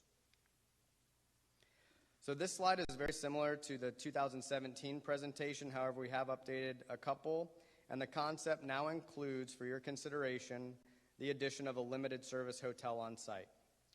Public benefits to this project include a new clubhouse with food service, a long-term revenue stream to the town, expanded community amenities, and a long-term tenant and commitment to the Town of Davie. This also retains Greenway Golf as our management provider, provides revenue opportunities during inclement weather at the course, and incentivizes additional upgrades to the course and facilities. Again, I mentioned Umesh Patel, the new owner of Greenway, earlier. So he is in the golf industry, as we know, but he also has a vast background in the hotel and hospitality business as well through other endeavors. So Greenway Golf, through new ownership, has reaffirmed their partnership with Davie and completed a site analysis for the future development to construct a new clubhouse, as well as other site amenities, which, as I mentioned, include a hotel. From an economic development standpoint, they've determined that, as we all know in this room, but Davie is an extremely attractive market based on the location, specifically to Port Everglades, the International Airport, and the Academical Village. The clubhouse and hotel concept allows for the creation of also additional jobs right here in Davie. The potential project creates amenities for both golfers and non-golfers on site, with the installation of a family-friendly restaurant and the inclusion of a putting area or a miniature golf course on site as well. The project does consist of partial redesign to several holes on the course, to enlarge greens, as well as reduce the impact of errant shots on the residents that border the course. So this site map is the total area that they've determined that could accommodate a clubhouse and hospitality area. It's right at 6.28 acres, which does include a portion of the first tee box, the practice green area for putting, the location where the previous clubhouse was housed, which is up on the hill, the current driving range area, which we know has been closed since 2020 due to the number of errant shots impacting the residents on the south, the current clubhouse and maintenance location, and then the overflow parking area. And I'll get back to that slide in a minute, but The initial proposed site plan includes the driving range would be transformed into the large putting area. Hitting bays would be installed for golf warm-up areas, which would completely eliminate the errant golf ball shots from the driving range, which we know has negatively impacted the community there on the south side of the range. And it will still provide golfers with the same driving range experience with new technologies to track the ball flight off the club face. As mentioned, the site does have potential to accommodate a limited service hotel, primarily located at the original clubhouse site. They maintain the existing sight lines and visual appeal for the residents that border the grass area to the west of the clubhouse, where it's labeled overflow parking, where the old tennis courts used to be, if you remember. And then the maintenance area and cart barn would be completely rebuilt. So this is the initial kind of overlay of that site. As I mentioned, the overflow parking would remain as parking. The cart barn and maintenance area would have to be pushed a little bit, and the first hole modified. Again, this is all preliminary in nature, but you can see the hotel, the clubhouse, restaurant, and then that putting course, which I'll show a picture of here shortly.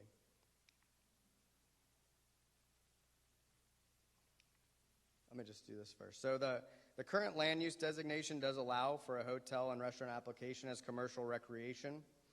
An unsolicited public-private partnership proposal does have to be publicly advertised for 21 to 120 days per our Town of Davie procurement code.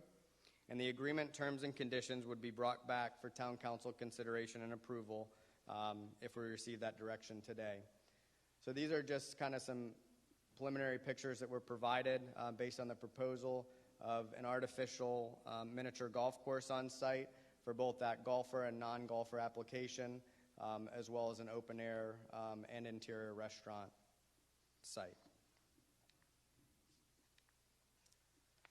So it brings us to our question here today is, does Town Council support staff pursuing an unsolicited public-private partnership proposal from Greenway Golf, which, as we know, the proposal includes the hotel concept, new clubhouse, restaurant, and recreational amenities? And if there's any questions, I'm happy to take them. And this is at no cost to the town, correct? Correct. And actually, I'm sorry, yes. So thank you for bringing that up. I apologize for skipping over that very important bullet there on this slide. So the estimated project cost based on the proposal is $25 to $30 million. That would be self-financed by Greenway Golf. And they would also complete in-house construction and all planning of the project. And then in turn, through negotiations, we would negotiate, obviously, land lease and long-term revenue stream for the town. So thank you, Mayor. I apologize. Okay, sir. Susan? Also, since we're moving forward, what was the banquet capacity? Would they have that for the hotel or Yeah, that hasn't been determined yet at this point. But we have had those conversations with them of the importance of the indoor facilities Right, to house because events. I know that's one thing that the community had continued to bring up, like, we don't have that anymore. They used to host a lot of different banquets for, whether it was communities that held banquets or weddings or whatever, and then, the chamber and many, they missed that, and so that was one of the concepts we need to look at as well as we go forward. Got it. Any questions? Any other questions? Call a question. We're good. Thank you very much.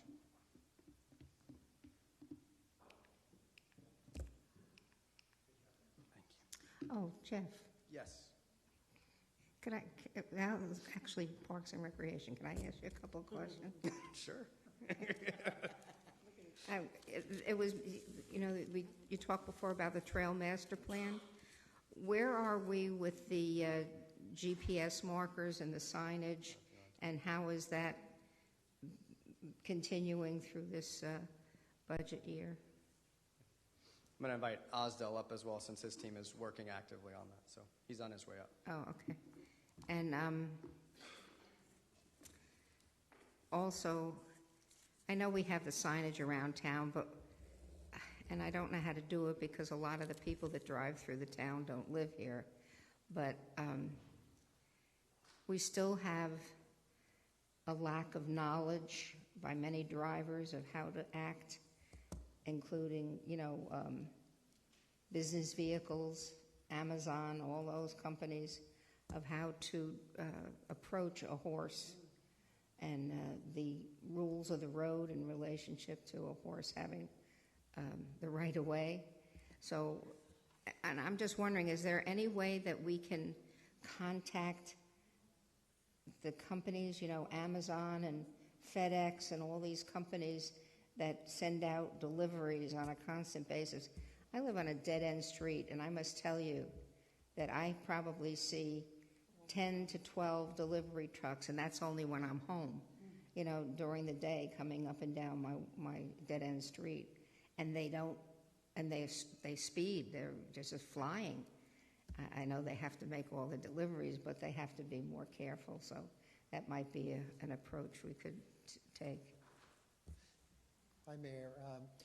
So I have no problem crafting a letter and sending it to these organizations to be distributed. We've done that before with other trucks that have transversed, and we've been successful at asking them to stay on routes so they could avoid receiving a traffic citation. So we'll take the public education part of that and send something out. As far as signage, Jonathan's here. I'm sure he can answer that. If you needed to have additional signage, Jonathan, we can make the request. But I'll take on the education part to the companies. Okay. Do you want to address?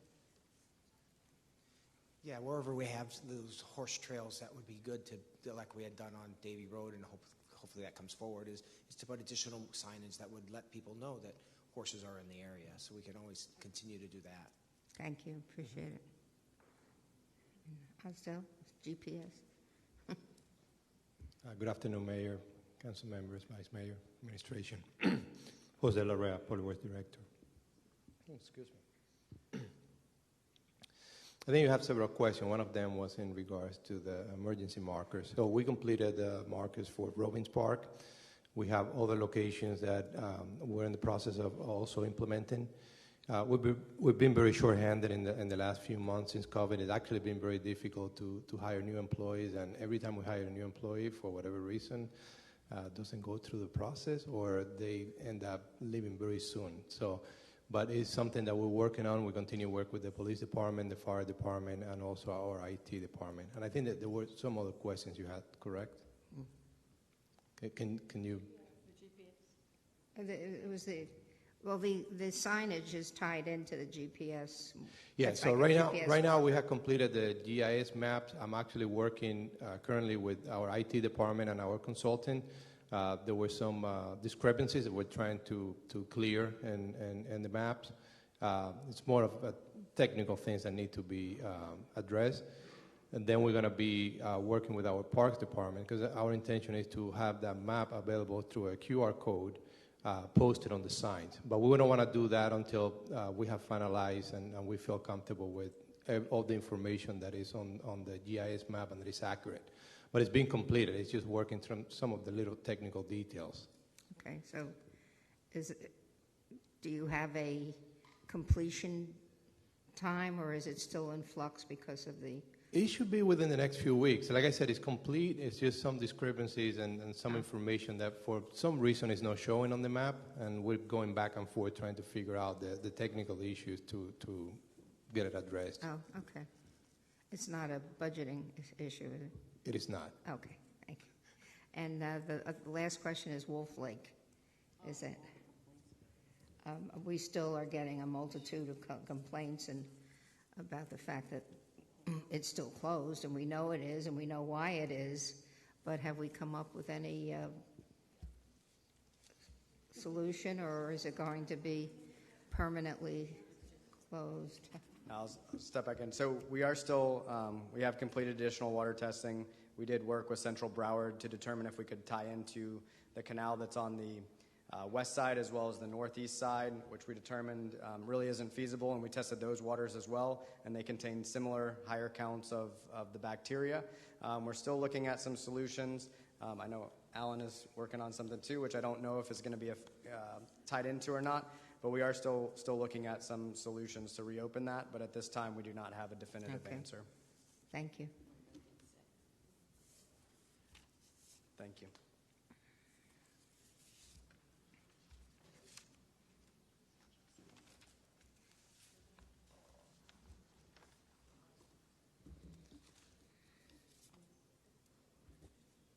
Good afternoon, Mayor, Vice Mayor, Town Council, Administration, team. My name is Grace Garragoso, Human Resources Director, and today I'm here to briefly discuss mental health in the workplace.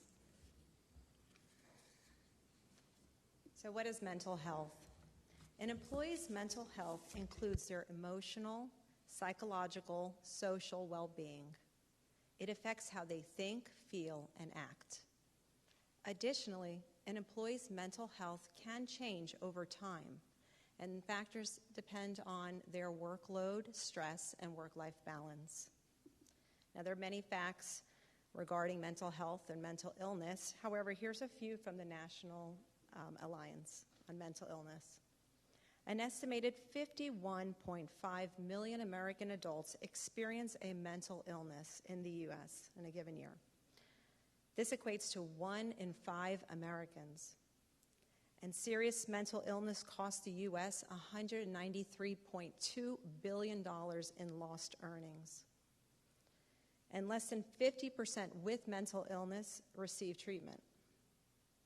And suicide is the 10th leading cause of death in the U.S., and 90% of those who die by suicide have an underlying mental illness. And depression is the leading cause of disability worldwide. And approximately 10.2 million adults have co-occurring mental health illness and addiction disorders. And those with mental illness are at risk for chronic illness such as cancer, diabetes, cardiovascular disease, Parkinson's disease. And on the flip side, those that have a chronic illness are at a greater risk of having mental illness. And just a fact, at the Town of Davie, we have 53% of our employees have a chronic illness, so a greater risk for mental illness. According to the Surgeon General, it is vital that employers take time to invest in the mental health and well-being of their employees. Currently, the town does provide an EAP program, and this program includes 8 face-to-face counseling sessions per incident annually, unlimited telephonic access with a master-level specialist, assistance with elder care, legal advice, and assist with financial issues. In 2022, a total of 172 EAP interactions took place, and the top 5 reasons were for anxiety, family issues, addictive behavior, which was alcohol, emotional, and for depression. Last year, the Town of Davie paid over $265,000 in claims for behavioral health, and that does not include the pharmacy cost. And although the town does have a very robust EAP program, there are reasons that employees have reported for not using EAP. They think that they need permission from a supervisor or from HR due to the stigma that's associated with reaching out for help. They're afraid that the information will be reported back to their employer. Providers cannot relate to our first responders. They don't want to deal with a 1-800 number. And some don't even know it exists, despite the fact that we're constantly putting out information.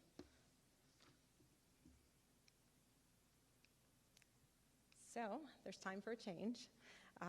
In order to break down this wall and get in front of this epidemic, we are looking to add additional support for our most valued asset, our employees.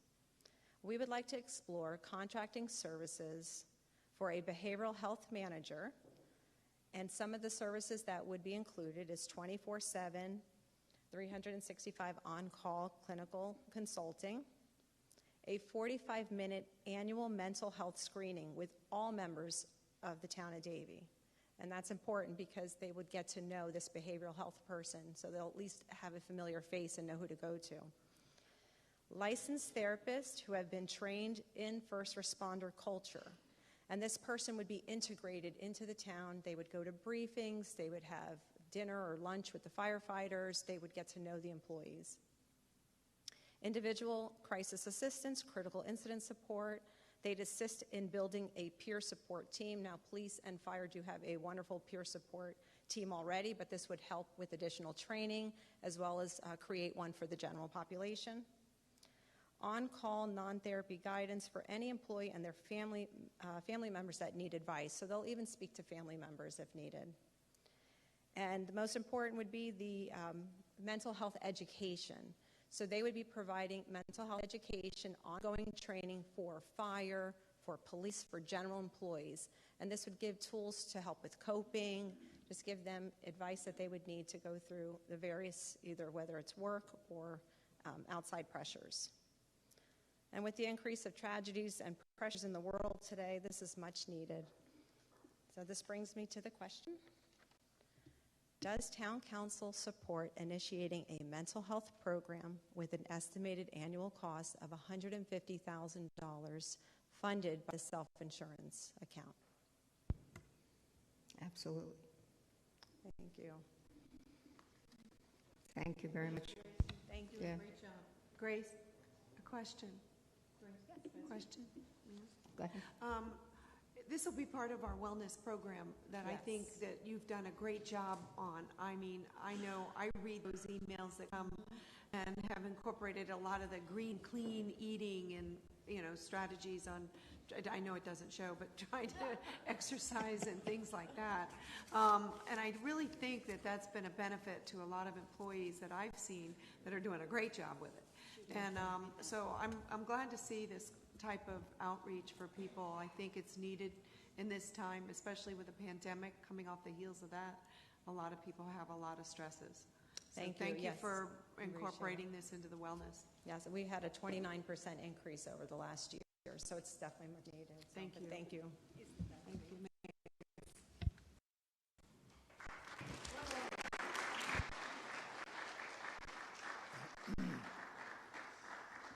Mayor, just to ask all of you, our next presentation is like 10, 15 minutes, so I just want to know if you want to continue. Let's go one more, and then we'll take a break. Okay, great. John?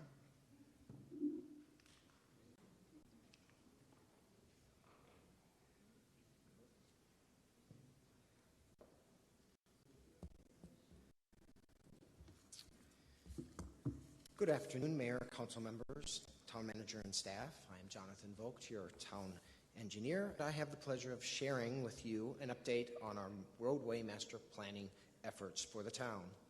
Although many of the transportation needs have been identified in the plan, it remains a living document that needs revisiting from time to time to make sure the project priorities are aligned with the current needs of the town. Engineering is tasked in getting these approved projects from paper into the ground, and so today I will be updating you on what engineering has accomplished, what is on the design table, and what is on the horizon. I will also be seeking direction on what the town's next priority projects should be, and also introduce new projects for your consideration.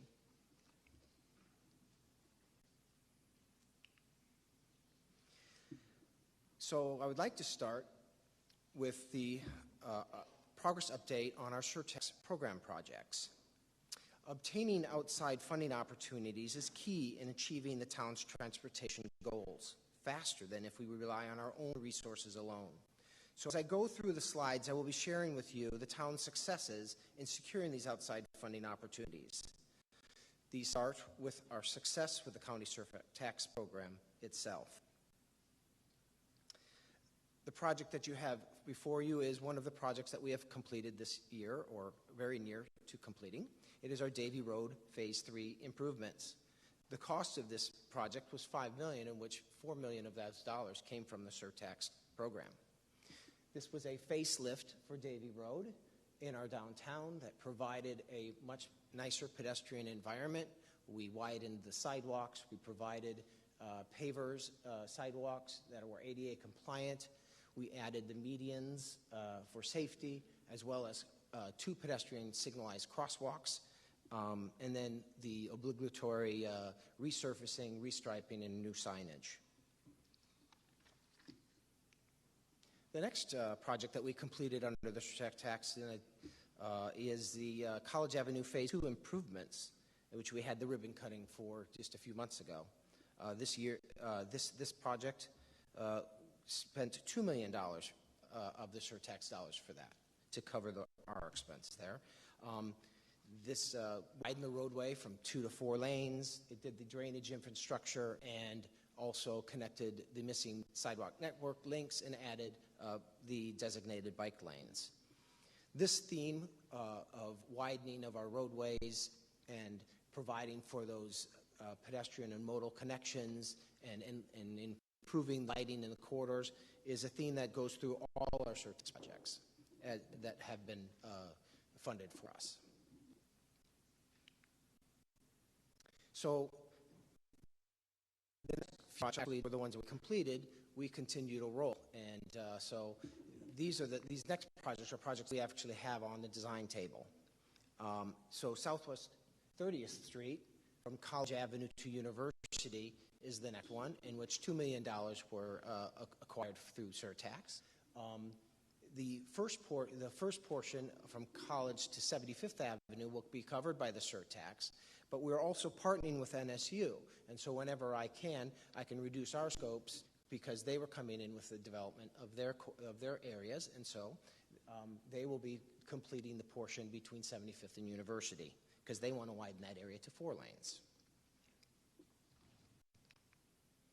This is just plans on the table showing you, and we are currently 60% done with in our design stage, and it's kind of showing you the layout of the project, the sidewalks, the bike lanes, and the corridor.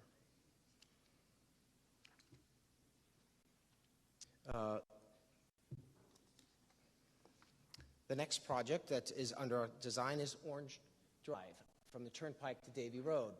We are widening that road to a 3-lane configuration, doing the sidewalk connections, creating a shared path bicycle, and enhancing the street lightings just like all the other ones. And the cost of surtax for that is funded for $3 million for this project. Here's just another, this is again 60% design. And like the other project, this project is looking to go into construction for 2024. So we'll have 2 projects most likely in the construction next year. The next one is Nova Drive Phase 2 from University Drive to Pine Island. Funding established for that was $2.1 million. We are about to enter in, we're preparing the ILA to enter into design with the county on this project and hope to have that ILA brought to you this fiscal year, so we've been that because the funding dollars are available for that.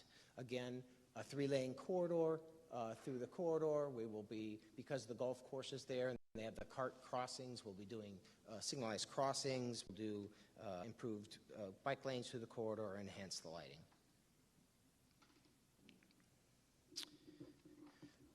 The next group of projects that have been funded for surtax are set for design in future 27 and 28 fiscal years that we have secured funding for. The surtax does allow the town to front funding to begin projects early and get reimbursed when the program funding becomes available. Although construction phase dollars is not quite has not been set aside, we would expect that funding to be granted in our future surtax applications. But we will be moving forward with that design, and that anticipated cost for College Phase 3 is $6 million. We have already performed preliminary design on that project because part of the project requires us to partner with the school board, and so we've laid that out to determine what our right-of-way needs are so we can get that acquisition to be able to provide sidewalks on the school that have been missing for so many years. The final project that's got design funding in the future years is Southwest 136th Avenue, widening from Shenandoah Parkway to 76th, nope, wrong one. Oh, I have another one. Southwest 36th Street, upgrade from College Avenue to Southwest 76th Avenue. This is, as the campus continues to grow and congestion comes into the area, we are going to now upgrade that from a 2-lane to a 3-lane, and that project is anticipated also as a $6 million surtax cost. And then going west, Southwest 136th Avenue, widening from Shenandoah Parkway to Southwest 14th, widening that road from 2 to 4 lanes with the sidewalk network upgrades and the bicycle lane designation, another $6 million funded surtax project.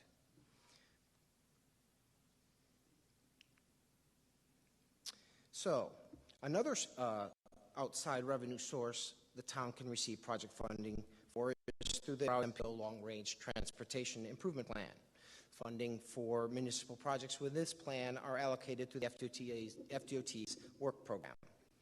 The town of Davie had 4 of our municipal projects combined and grouped into one larger project in the FDOT's 5-year work program, and they called it the West Davie Upgrades, with design dollars coming available as soon as FY 2026. The overall funding for these projects was $22 million. The Southwest, so this Southwest 136th Avenue, these are the 4 projects that were allocated under that West Davie Upgrades. Southwest 136th Avenue I just talked to you about. It was funded in surtax and is also funded in this TIP program as well. So the town will eventually need to decide which program funding is best for the town for implementation of this specific project.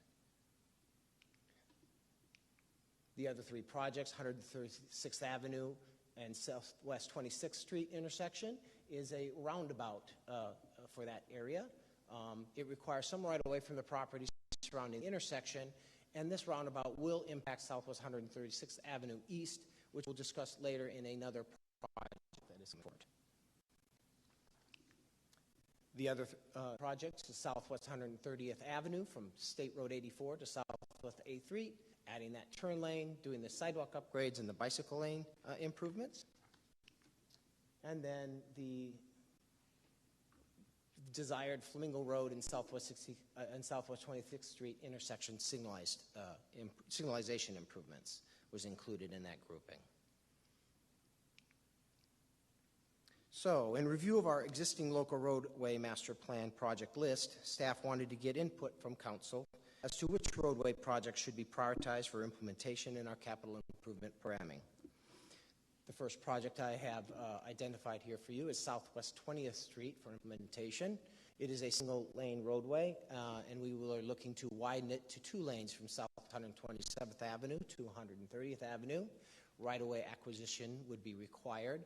This is just a little slide that kind of shows you the blue would be the road, right-of-way acquisition would be the yellow. There is development in that area, both to the north and the south, from developers that want to come in and develop those properties. And when that happens, it makes it much easier for us to acquire that property. And so because we see that activity, this project becomes one of the projects that we may be able to implement. The next project that we would like to recommend moving forward in capital programming, Southwest 14th Street upgrades from Southwest 136th Avenue to the western boundary of the town. This project is roadway widening. We would widen the road from Southwest 136th Avenue to a 3-lane configuration to Southwest 148th Avenue. We would put a signal at Southwest 148th Avenue, and then we would continue a 4-lane roadway section from 148th to the western boundaries. Another project that we see a need for is the Peaceful Ridge Road from Southwest 26th to Southwest 36th Court. The scope for this would be to rebuild the road because we have safety concerns in the area. The Australian pine tree removal, the trees are so close to the edge of the roadway, we would remove those trees, address the drainage ditch drop-off as part of that scope. And then its neighboring project would be Southwest 36th Court from Peaceful Ridge to Frontage Road. That too is a single road, which we would like, single lane road, which with a canal right next to it. We would like to consider widening that road to 2 lanes. Here's a picture of the view of that as a single road with a drop off, no guardrail protection, and it's kind of scary at night.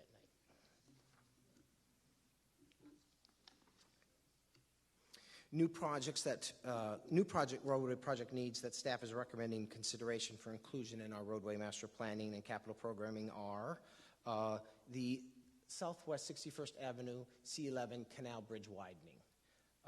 We would like to look for outside funding opportunities for that implementation of this project, and want to prepare a preliminary design concept for grant application submittal. But obviously, this area with downtown and with all the things that are happening, congestion, we'd like to widen that bridge similar to what we have in the neighboring area. Similar to United Ranches and Majestic Groves, residents are looking for help maintaining their private roads in their community. So for this particular area, Southwest 136th Avenue East, Southwest 28th Street, and Southwest 29th Street, we would be looking for roadway easement acquisition to be able to reconstruct and resurface that road. The pine, again, the Australian pine trees along Southwest 136 East is tearing up the roadway, and so part of that would be to remove those, rebuild that road, resurface the roadways in the area, do any drainage improvements that we would need to.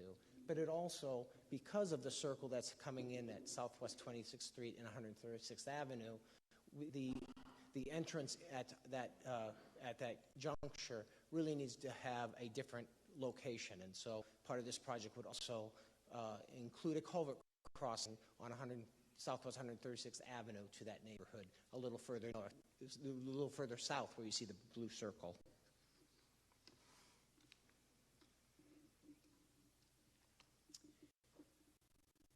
We've been, I asked is similar to that in Griffin Road, and from between Griffin Road and Sterling Road, those roadway segments of Southwest 58th, 61st, 70th, 76th, and 82nd, to go look for roadway easements there because we don't own all the sections of that roadway, and it makes it very difficult for us to pave that road. So attaining these roadway easement segments will pave the way for the town to include these corridors in our roadway maintenance program for resurfacing and reconstruction. The final new project that we are looking at is Southwest 30th Street build-out between Burris Road and Southwest 50th Avenue. The trailer park in the area has been purchased and is being redeveloped into a larger commercial facility. And the truck stop also wants to expand its truck parking facilities. So this roadway connection would improve the connectivity and the access in the area. The yellow area is the area that we would get the easement area to be able to connect that connection to 50th all the way to Burris. We already have the right-of-way from the, or have that, going to get that from the trailer park, and we have had several meetings with the bus stop, and they're willing to also give that 25 feet, so we're very far along that way to be able to make that project happen. So that brings us to the master planning questions at hand. So does the council support implementing the existing local road master plan projects and incorporating them into the capital improvements program? And does town council support adding the new projects to the local road master plan and directs staff to incorporate these projects into the capital improvement program? Yes. Now, don't ask us to prioritize. Is that next? What? You're going to ask us to prioritize? No. Let me tell you, listening to each one of these projects, because I'm starting to say, well, let me prioritize them. I've changed number 1 4 times. So, but I do have to say, I believe probably the bridge at 61st is the most vital to further downtown development because we're limited as to what we can approve in that area until that 61st Avenue bridge is taken care of and maybe some additional improvements on the 61st intersection with the right turn lane and moving the mast arm, and it gets very involved, but we've talked about that on a couple of occasions. Peaceful Ridge Road is vital, and 36 Court. It is everything that you brought up is very important to one neighborhood or another, and it's going to be difficult to prioritize, and I know it'll probably be based on the costs involved in and the time that is involved in the studies and so forth. So the only one that I did have a little apprehension on is 14th Street. It's a speedway now. If you widen it, it's going to get worse. And I was concerned about how much of that green space we would end up having to lose, because you'd go toward the canal, I'm sure, because you won't be able to get right away on the other side. So I'm really torn. The project did also include the signal at 148th and 14th The what? as well. The signal at 148th and 14th Yeah, I know. as well. But I'm just saying. Understood. Yeah, but yeah, that's a bad corner, and a signal is important there as well. But that signal won't be enough. That piece from 136 to 148th is very difficult. And then what I was going to question also, with the widening of 136th, how does that impact? I know the available right-of-way is to the west. Correct. Because you've got the school on the other side and the homes and everything, so you've got to move the road to the west. How does that impact the roundabout? Is that going to have to be redesigned, and then the continuous right turn, et cetera, et cetera? As you saw, one of the projects that we're getting funded in and designed to be placed on the design table in like 2027-28 is 136th Avenue in that area, where we would address that circle and how it functions, and also look to what our future would be for 14th there. So we would keep that in mind as we put that to the design. Yeah, we'll expect to see all this on our capital improvement plan as we move forward, I'm sure. We will program it out to the best of our ability. Thank you. And always look for more funding. Yeah, thank you, Mayor. One of the questions I had was actually, you've addressed it, so I'm glad you did. One other project that I didn't see up there that I've been asking for a while is to look into the 130th and 8th Street, because right now it's just a four-way stop, but people just speed right through that. So at one point I suggested maybe looking into a roundabout, and we said we would need to acquire some of the properties. Or actually what you ended up saying was, I think the recent was, we have sufficient right-of-way on that intersection to be able to put a roundabout in because of the canal and the way it would be done.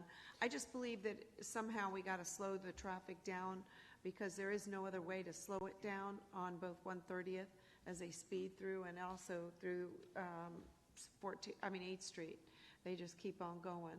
As we go through the design, as that comes into fruition with that design funding, we can look at that. I think one of the challenges is on that section of the roadways, you have all those driveways from the west side of the project, and you don't want driveways in a circle. And so that since they're so often, it really makes it difficult to put a circle in that situation when you have that. Yeah, currently both on the west side, both of those lots are empty. So, and they've been empty for quite some time. So, that might now be the opportunity to look at that project, at least as we go forward, for just that acquisition of those two. Certainly. Thank you. Thanks. Yeah, I just want to compliment John and his team, the engineering division. You just heard over $50 million worth of projects, and it's hard to believe there's only a staff of six actual professionals and 2 administrative staff they couldn't live without. But that's the amount of work that they're cranking out, AJ and Jonathan and his team. So I please send my word back and give them an applause. Mayor, if you wanted to take a 10-minute break and then reconvene, thank you. 10-minute break. Thank you.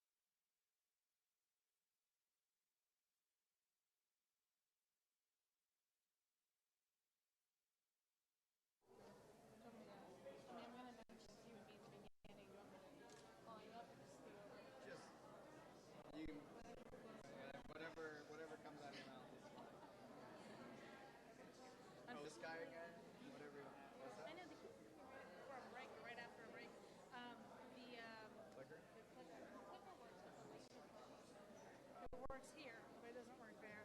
So I was kind of hoping to like. Does it work here? Which Yeah, one's it the works laser? Here. The middle button? In the back? No, front. The middle. So it works. Well, I mean, I guess yeah. You can. Oh, It works make on a that one. liar out of me. I don't think it works on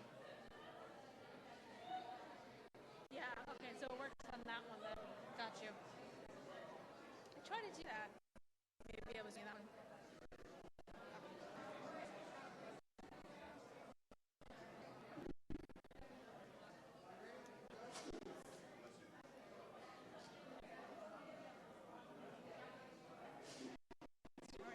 Hello. Can I ask everybody to take their seats, please? Sash. Thanks. Thank you. Appreciate it. Great. I'm going to turn it back over to Debbie and Jeff. Mayor, you want to we'll call back order? We're back in order. Thank you. Debbie, Jeff, thank you. Thank you again. Good afternoon once again, Mayor, Vice Mayor, Town Council, and staff. Debbie Thomas, Economic Development Manager, here with Jeff Pullman from Parks. And today we will be presenting a wonderful opportunity to temporarily activate town and CRA-owned property in downtown Davie. Just to provide some orientation here, that right-of-way is Davie Road. This is Southwest 42nd. Staff have reviewed options to temporarily activate the subject sites to promote downtown Davie. The properties consist of several buildings that are planned to be demolished.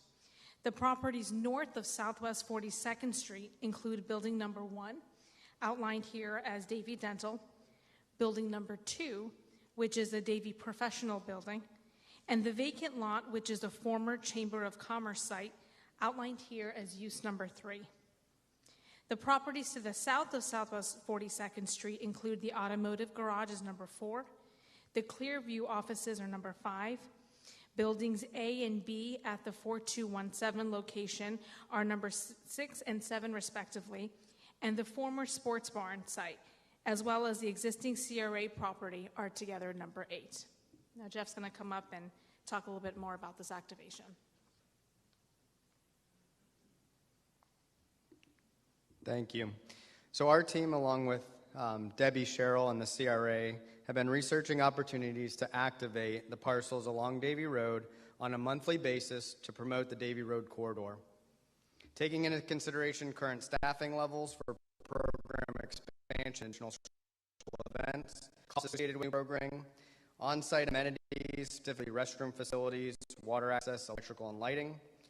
And we have also, have to consider the cost associated with site preparation to ensure it's prepared for the safety of the public and meets ADA access requirements. Since the proposed activation activities are temporary until the sites are developed, we must remain conscious of the costs associated with the site preparation as mentioned, which will include some sodding, leveling and grading, the site improvements, and then the ADA access. So today we're proposing executing agreements with third-party vendors to host monthly events that would include food truck roundup type events, weekend markets, as well as temporary public art displays. We have been in contact with vendors who share our vision of these sites for the temporary activation activities. And in an effort not to compete with Miranda Farms and Ranch, if we were to do weekly markets, or monthly markets, we would engage with them as our produce provider for those type of events.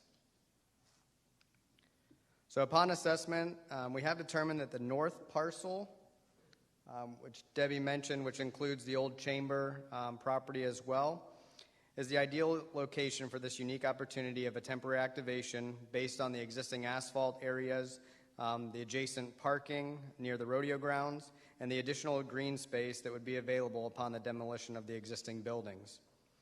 The parcel located south of 42nd Street has been determined at this time to be cost prohibitive to create an environment that is safe for programming.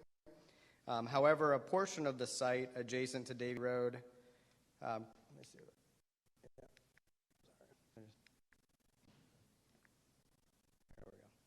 portion of the site which is adjacent to Davie Road could provide a location for public art display on a temporary basis, specifically the Painted Horse Public Art Project that was identified in the Public Art Master Plan and is the next project that will be presented to the Public Art Advisory Committee. So although we would be looking to execute agreements with third-party vendors for the organization and operation of a temporary activation, it is important to note that there would still be additional costs that would be associated in the responsibility of the town. Due to restrictions in the Florida statute, the CRA is unable to fund these types of programs and activities, so we would need to build this into the town's general fund operating account if we were to move forward with this. It's estimated that each event could have a cost of about $2,000, which includes restroom and hand washing stations, marketing, other on-site entertainment, potentially tower lights, generators, things of that nature. Staff would seek to offset expenditures through sponsorships or other revenue opportunities associated with bringing vendors on the site. So if there are no questions, the question today is, does Town Council support the temporary activation of the north property to include monthly events such as food truck and farmers markets and children's activities, and the south property to be used as a temporary public art display?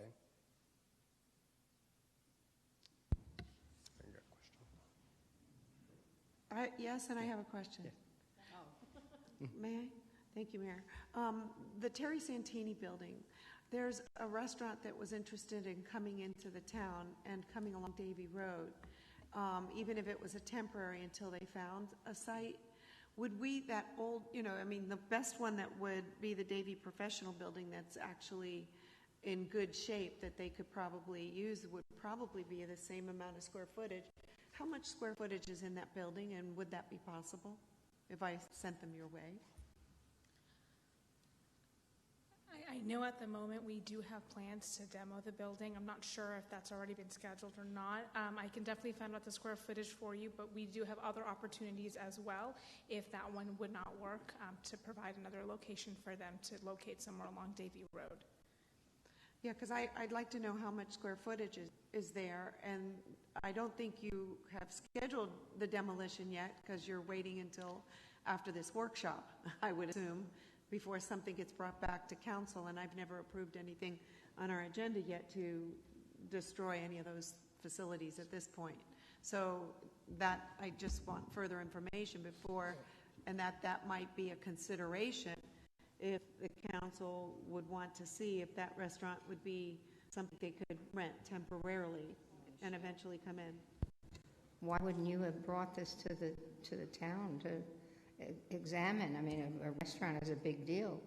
That's what I hoped, yes. Well, why did you keep it a secret? You should Well, have gone to Mr. it's not a Lemay. secret. They just kept telling me, no, we have plans to demolish it. So I'm bringing it up here. I can only do this in the sunshine. So I'm in the sunshine. I'd rather not share. Did you ever go to Mr. Lemack and say, I have a restaurant that comes in downtown Davie? How can we accommodate them? Right. And at the time, we were going forward first with that project that no longer is going to be there. And then the second was that at the vision goal setting, they were going to just demolish it. And I like the idea of the farmers markets and the children activities and that kind of stuff.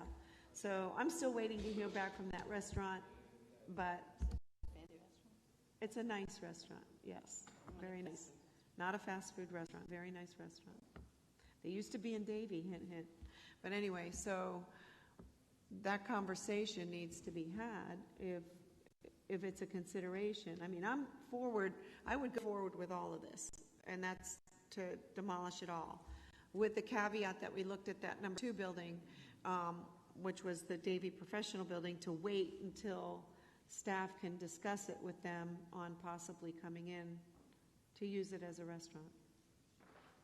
I mean, we still have a lot of space, too. I just say, isn't that 3 stories? She said it was 2. I should Pretty sure it's 2 story. Would they use 2 stories? Yes. Oh. Hi. Hi. Mr. Lemack, you look puzzled, but No, not at all. Go ahead and we're all on the same page. take it from there. I don't want to focus on temporary, okay? Because there's a turning for us to bring back back to, obviously, demoing a building, it takes a lot of time. There's a lot of asbestos studies. There's just a ton of work to do. We need to keep that going because we'll be coming back to you for the reactivation of the whole parcels. I can't see where we'd have to first of all come up with a lease. I don't see that there is no restaurant in there, so retrofitting that space would cost a tremendous amount of money on a short-term basis where we could never commit to them, otherwise we'd be stopping redevelopment plans to bring back to you. If they do, as you all has discussed, Debbie has been, where'd she go, don't leave alone? They've been working so well that if you have somebody, they're always in contact to place and utilize existing space that we've been very successful for. We've helped recruit a lot of businesses, and even University Point and other places there. We're working on some other major things for you all to consider. But if you have somebody, bring it to me. But for us, none of this that you saw for temporary activation on those parcels can take place for even the children's activities, fooding, art stuff, unless we take those buildings down. So basically, you'd be saying, let's not do anything what we just presented, and let's just work on getting a temporary restaurant in that space, because we can't do both. So I would like to focus on the long-term redevelopment of all those parcels, and in the interim, just use some small infill that Debbie and Jeff have just presented with you. That would be my suggestion, but I'll take the direction as council would like. No, you said what I was thinking. Because of the type of building it is, the cost for retrofitting that building into a restaurant would be phenomenal, and it probably would have no long-term... But it's a lot cheaper than building an entire building from the ground up. Well, it is, and then there's another aspect. And that's the way they've been directed before. Well, I would like to know who it is and what they're offering, and I can't just make a decision based on that. So I would recommend that you sit down with Mr. Mack and talk to him. And again, I don't know. Remember, under our zoning code, depending how many square feet there are, a restaurant has a different parking calculation than you do as businesses. They may not have enough parking, depending on what they want to do, and if they certainly weren't going to use a lot of square footage, I wouldn't want to stop a redevelopment of 4 acres so we could have a temporary small restaurant where we're going to bring in other opportunities in. But please see me. Debbie and I, Phil, Cheryl, will be happy to hear what you have, work with them, and try to find a solution. Absolutely. And if you have to bring this particular question to a council meeting, then do that. I will. I'll check back with them. But I still don't know the square footage of it anyway. I just can't see the feasibility of it, but... Call the question? We don't call questions. It's a workshop. Mayor, I can answer Councilwoman Starkey's question. Davie Professional Building has about 2,500 square feet footprint. The total building is about 7,500 square feet for all 3 floors. It is 3. I believe my recollection was it's 3 floors. I'm sorry, Cheryl? Okay, I'm sorry. Cheryl's telling me it's... Okay, I apologize. Sorry? You're thinking of the... Okay.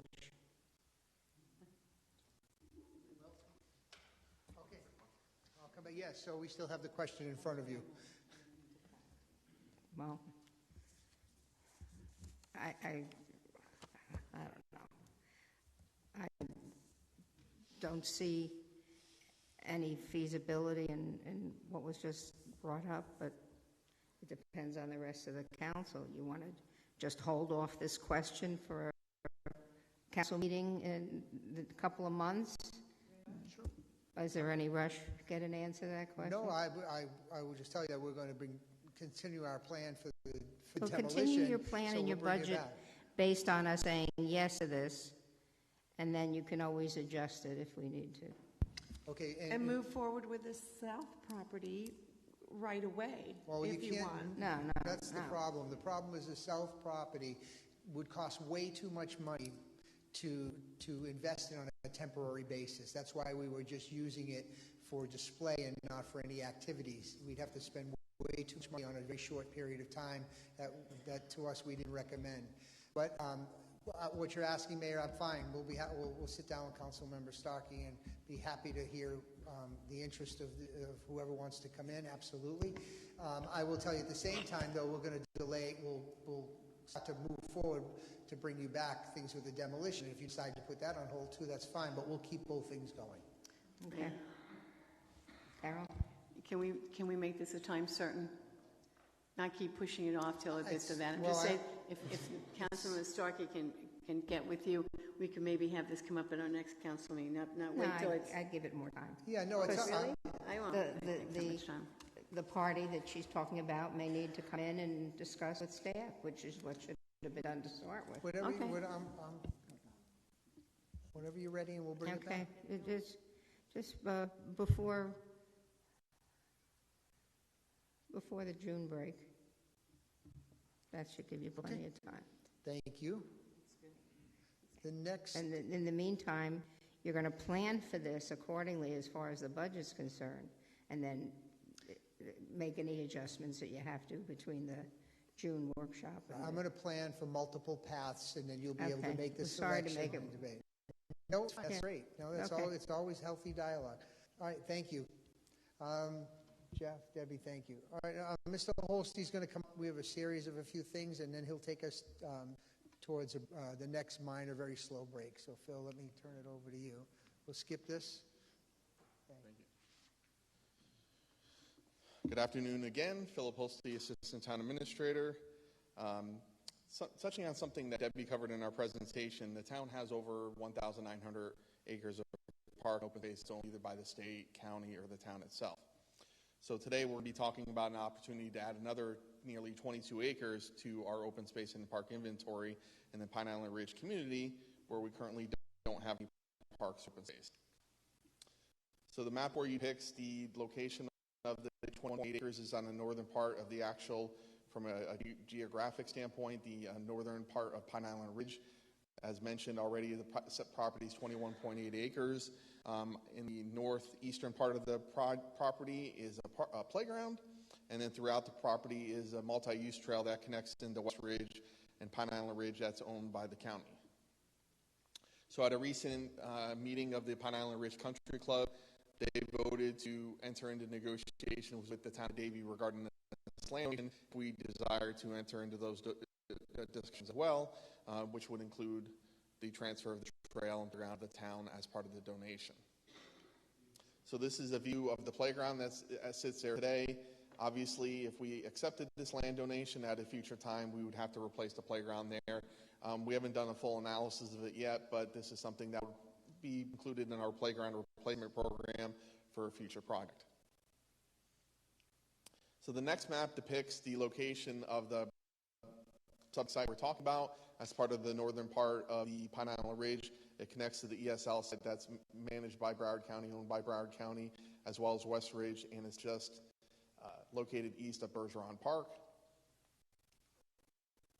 The other thing, as mentioned already, it extends our town trail system with the trails that meander through there. Town residents already utilize those trails, which technically it's private property, but again, this would open up to the public on a full-time basis. And straightforward enough, we're asking whether the council supports entering into negotiations with the country club to accept this property as a land donation and incorporation into our open space system. One question first. What do you anticipate, maybe on a yearly basis, the maintenance level and the... Right now, the country club tells us they allocate $12,000 towards on an annual basis for maintenance of that area. So if it comes into our hands with our service levels, I'd probably estimate about $20,000. Okay. Absolutely. More trees saved. Okay. Got 5 thumbs up. Thank you. So the next topic for discussion is extending the term of the CRA. So just a little bit of background. Mr. Lamack sent a letter to Broward County a few weeks ago to the county administrator indicating that we would be exploring the extension of the CRA, looking to extend it to 2039, which statutorily that's the longest we can extend it without getting formal approval from Broward County. So before I jump into that extension discussion, I want to give you a little bit of background on the CRA. So the CRA started in 1988. At that time, Broward County granted us the authority to extend the CRA at our discretion in terms of the Town of Davie's discretion. We don't, in our understanding of the language, we don't have to go back to the county and ask their permission. We can do that on our own. In 1994, we saw the first CRA boundary expansion. It basically took up the Playland Village area, and I have a map on the next slide that'll show that area a little bit better. Our second expansion occurred in 1997. It was a small area, about 20 acres, over by the Davie truck stop. It also extended the current CRA term to December of 2027. As you all know, you were part of this process where we transitioned from a civilian CRA board to a board that's overseen by the town council, where the town council sits as town council members as well as CRA board members. This is the current expiration date of the Davie CRA, December 2027. And then finally, based on what we're going to discuss today, we're looking to extend that potentially till 2039, as we believe we can do that without county approval. So this map depicts the whole CRA as a whole from the beginning to where we are now. So this first circle that popped up, that was the original area of the CRA that was focused on Davie Road, 347 acres. The town tripled the size, or the CRA tripled its size in 1994, as mentioned before, where we went from 347 acres to close to 1,100 acres. And then the final expansion in 97 with that 20 acres where the Davie truck stop is today.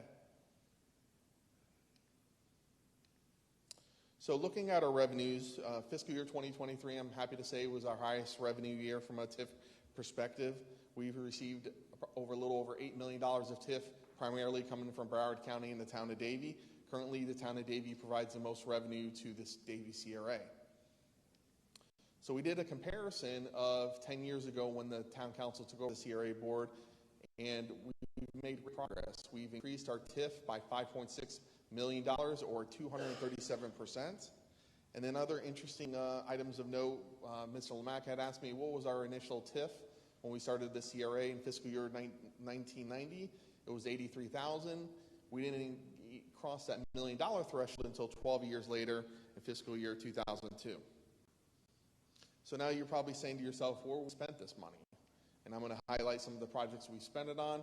So starting from a capital projects perspective, as you know, we mentioned earlier in Jonathan's presentation, we spent it on the Davie Road project. About 3 or 4 years ago, we finished the East Side Infrastructure Project, which was a neighborhood improvement project, where we took over 300 residences and 15 businesses and took them off of septic and put them on sewer at a cost of $17 million. We also established a master drainage system for the redevelopment of the east side of Davie Road. Next, we had the west side infrastructure that was happening simultaneously, where we constructed the master drainage system for the west side of Davie Road. And then finally, we built one of the bypass roads using CRA funds, 67th Avenue, that goes all the way from Orange Drive to 39th Street on the west side of Orange Blossom Mobile Home Park. So these are the capital projects just alone we've accomplished in the past 5 years with our CRA bond and our CRA funding, in addition to the properties that we've bought for redevelopment purposes for projects such as the Frontier Square project, the Altus projects, etc., that we've land banked for future developments. So as part of our proposed expansion or extension of the term of the CRA, we're looking at these 4 initiatives that are prioritized between now and 2039: affordable housing, continuing our septic to sewer conversion in the Playland Village community, stormwater master plan, implementing it in the TOC, and then continuing the redevelopment of the transit-oriented corridor between Florida Turnpike and 441. So first, with affordable housing, Griffin Gardens is an example of an affordable housing project that's forthcoming. It's an expansion of an existing site. When we move forward with affordable housing in the CRA, we could either be looking at workforce housing, senior housing, veterans housing. We have a lot of options on the table. Next, with our septic to sewer conversion, we have 3 areas that we would be prioritizing for the conversion of septic to sewer. Again, these are areas that were not completed as part of the initial phases of East Side infrastructure. You're talking about tens of millions of dollars to accomplish a project like this. There's no way to accomplish it in the remaining 4 years. You would need to issue a bond in order to accomplish a project like this. You're probably talking about $25 to $30 million if we move forward with this at this time. and as we know, money gets more expensive over time. Next, in a TOC, you prepared the land use in the master plan for the transit-oriented corridor. You also established a drainage master plan to the tune of $90 million. Now, I'm not saying the CRA could pay for this master plan. We could definitely see the beginning of it, and ideally the town would get money from the EDA, which is the Economic Development Association at the county or at the federal level, or other organizations in order to fund this project. Because again, the CRA, if utilizing all our revenues of $8 million right now, it would take us 11 years to fund such a project, and obviously we're not going to allocate all our funding to this project. And then finally, we prioritize the TOC redevelopment. We've made great progress on Davie Road. Our first big project within the TOC, as you know, is the LOD project. The CRA seeded that project. For example, they bought the Shell gas station because the CRA was giving them $2.5 million to buy that property. So with the CRA being around, we'll be able to continue to prioritize the redevelopment of the TOC area. So the question is to the Town Council, do you support extending CRA term to include receiving the county TIF?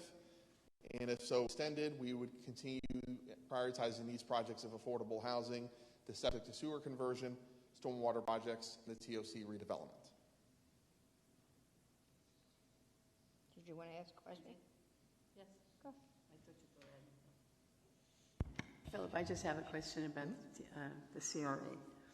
As you know, they're supposedly ending. Each one is ending, and when it ends, half of it goes one place, half of the money goes back to something else. Mm-hmm. We can extend it without anybody's permission? We believe, based on the way this CRA was established in Davie, that we can extend it at the town's discretion. And you're not going to need the county's approval? We don't believe we need county's approval. We're going to have a discussion with the county and let them know our position and how we anticipate moving forward. That may lead to additional discussions. If you're familiar with what happened in Pompano and Hollywood, those CRAs had similar language to what the town of Davie has in the documents that established our CRA.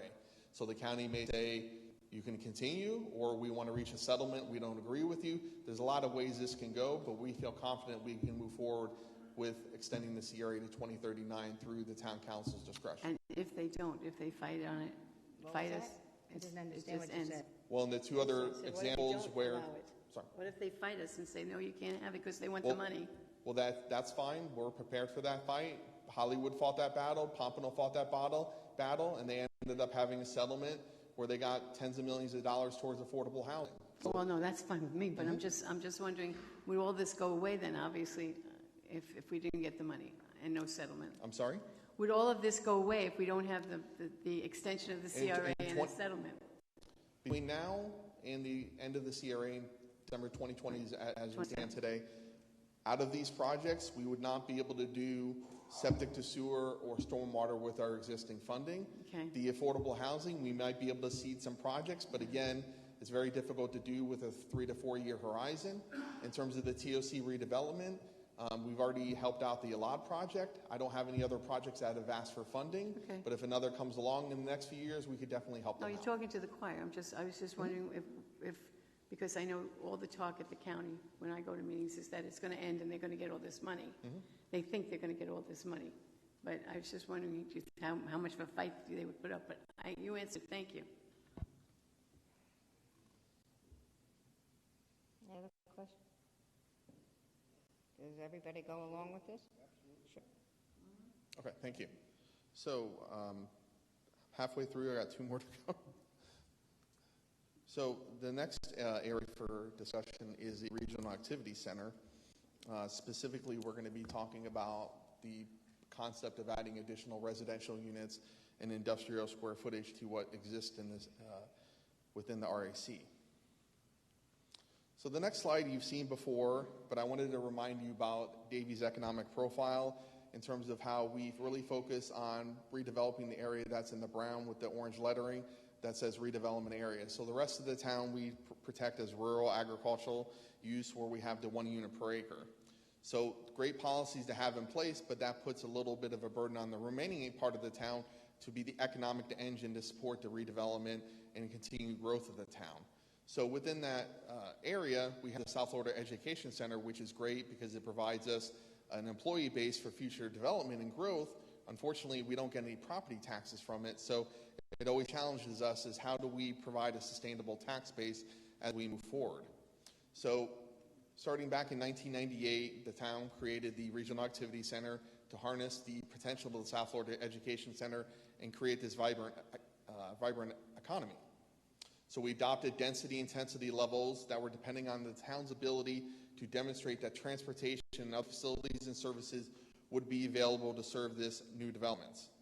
Ultimately, we set our goal of developing a town center that was focused on Town Hall and the Bergeron Rodeo Grounds. We're taking those necessary steps through the construction of the new Town Hall. So in 2003 to 2006, working with the large landowners of RAC, such as Nova, the Foreman family, FAU, we established the master plan that established the density and intensity of this regional activity center. And with the passing of the time, we think it's appropriate to reevaluate it and see if we need to change those intensity levels.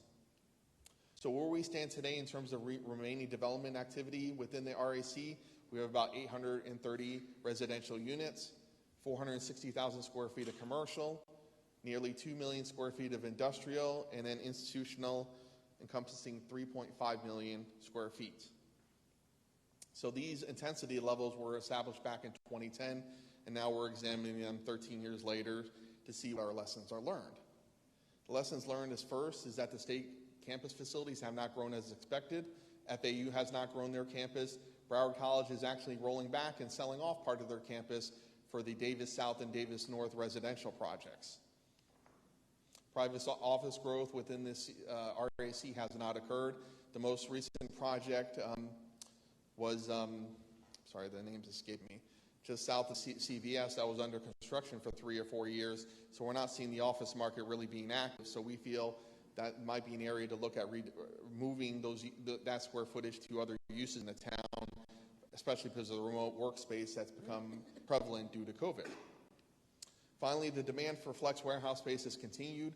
So since the creation of the RAC, we've already seen about 2.5 million square feet of industrial space built, and that was within the Davie Business Center and Bridge 595. Can you slow down a little bit, Phil? Sorry? Just slow down a little bit. Okay, sorry. It's just a lot of information and you're just going so fast. Okay. So therefore, what we're proposing today is to convert some of that institutional square footage that we believe is in excess to residential units. That would include an affordable housing component that I'll touch on. We're looking to add 1,000 units, 700 mid-rise and 300 garden apartment units, and then also convert that institutional square footage to industrial of 500,000 additional square footage in the allocation.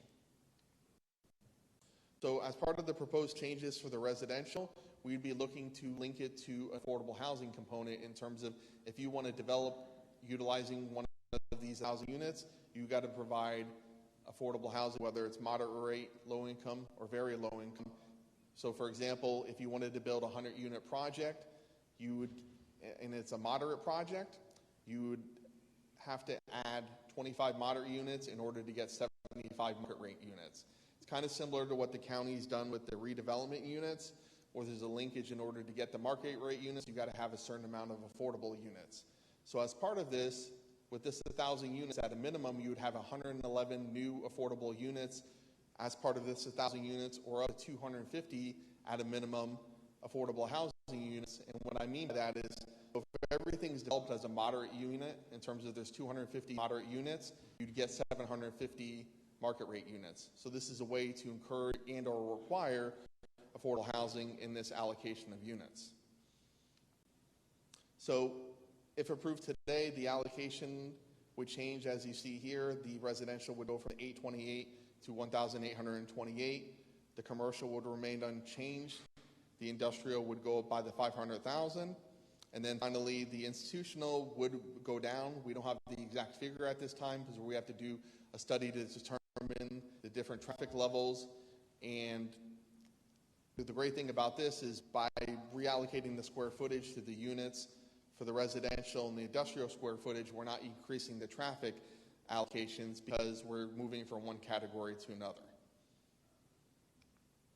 So the first question is, does the town council support converting the institutional square footage into additional residential units that would have that aforementioned affordable housing component. And then second of all, does the town council support converting the institutional square footage into the additional square footage for industrial use? Question. The transit-oriented corridor is not included in the RAC. Correct. Which means you could have additional housing along 441 as well. Would there be any advantage to expanding the RAC to include, or is it precluded by the transit-oriented corridor classification? Do you want to jump in on that question, whether that's feasible or not?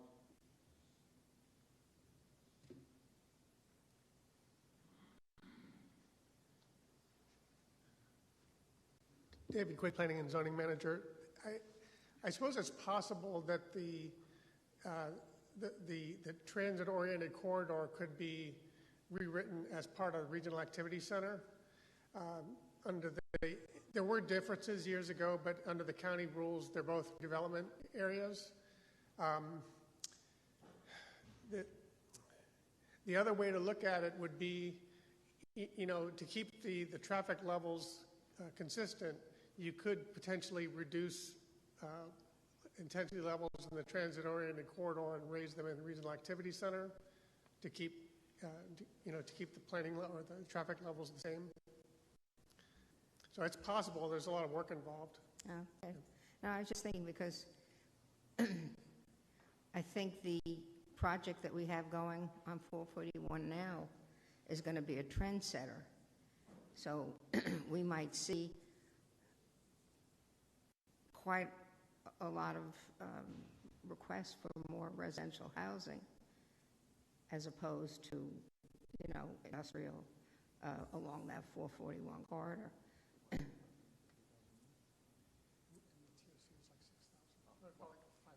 Okay. Well, in between the two different zoning districts, you have different allocations of units. So, for example, as David just told me, in the TOC, you have 5,000 residential units that haven't been utilized. So that's why we won't recommend mixing the two pots. Because then in theory, you can use that density across the whole area versus identifying it to be within a specific area. Now, can you use the same formula on affordable housing for what might be coming on the TOC as well? It's something we could look at doing, but it would involve going backwards of what we've already done. Would there be any?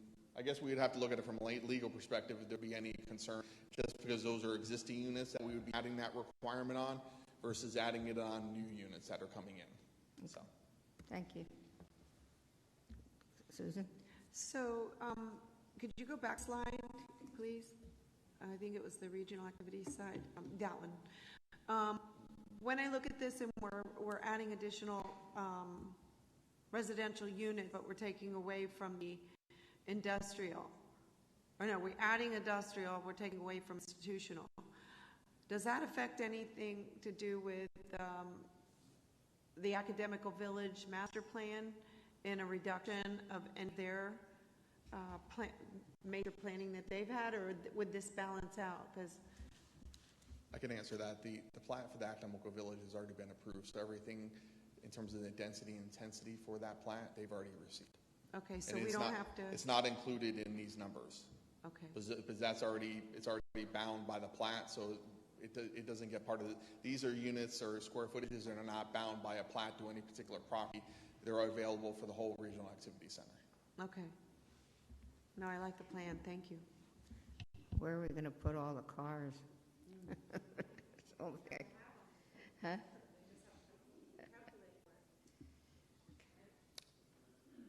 Mayor, can we just get a yay or nay on the question? Okay, I'll put it back up. I'm sorry.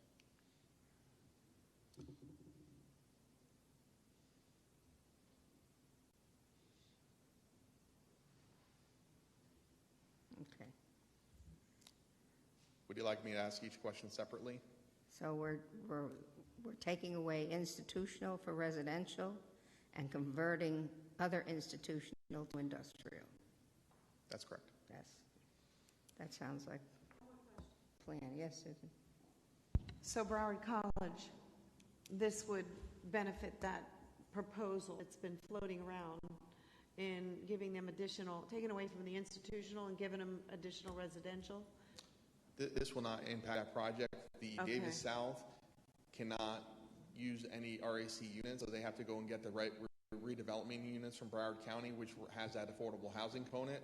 So they're going to be getting 55 town flex units if approved. That would be affordable housing, which will allow them to get 300 units of market rate from Broward County. And then for Davis North, they've already been allocated, if approved, the RAC units from the pot, which is not included in that 1828. Okay.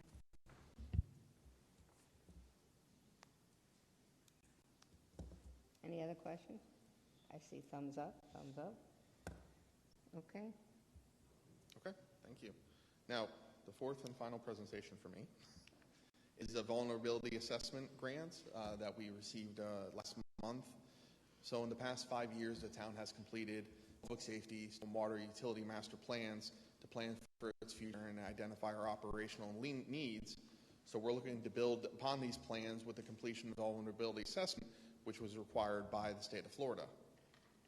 So when we did our stormwater master plan 5 years ago, we looked at the effect of sea level rise at the 1 foot, 2 foot, and 3 foot level. And that study concluded that the town was at risk of flooding in our older communities and neighborhoods. Unfortunately, it didn't look at our critical facilities. So the vulnerability assessment we would be undertaking now would, in addition to the flooding and sea level rise, would look at the impact of wind events, heat events, and other nature-related events on our critical infrastructure. As a result, we'll be able to judge the vulnerability of our infrastructure and our facilities and allocate for mitigation and adaptation strategies as appropriate. So as mentioned previously, the study is required under Florida Statute 3E, and the way the county or the state of Florida is framing this, that in order to get any state infrastructure funding, you have to have this vulnerability assessment completed, which is why we applied for that grant and got approved. So the facilities we're going to be evaluated are a whole host, a range of town facilities from town hall, PD, fire, other public facilities such as utilities. But we'll be focusing in particular on the sewer to septic conversion, since again, septic to sewer conversion that can occur. We're also going to be looking at infrastructure such as hospitals, schools, colleges, and universities are all part of this evaluation. So the steps we take to complete this vulnerability assessment, there'll be a kickoff meeting of the stakeholders that'll be led by the town and identifying a project steering committee as we move forward with this assessment. We're going to assemble the steering committee, hold public outreach meeting to get public input on the critical facilities and neighborhoods that we should be looking at. So we acquire background information based on the existing infrastructure assets, as well as topographic data and flood scenario related data towards building this vulnerability analysis. We'll have a draft analysis that conducts an exposure study to say hypothetically you get this amount of rain or this sea level rise, how does it impact that critical facility or infrastructure? And then finally, we have a final vulnerability assessment, which this I went through it quickly, but this is an 18 to 24 month process to complete this study. That's why we're recommending the hiring a consultant to lead us through that process. So at the end, we'll utilize these projects for mitigation and adaptation and provide it to the Broward County local mitigation strategy, because again, any project needs to be in that plan in order to get state funding. So we're asking for your direction today as to whether the town council supports hiring a consultant to complete that vulnerability assessment, to evaluate the impact of climate change, sea level rise, and obviously other nature-related hazards on town facilities. What is the estimated cost per year over the 2-year period? The grant is a planning grant for $500,000. That'll cover the total cost of the study. It will, okay. Yes. I didn't know if it was a matching grant or not. No. Okay. Okay, thank you. Great job. Be good, right? That's a yes for everybody? Yes, yeah. Okay, great. Thank you, Phil. Great job. Thank you. We're, yeah, give him.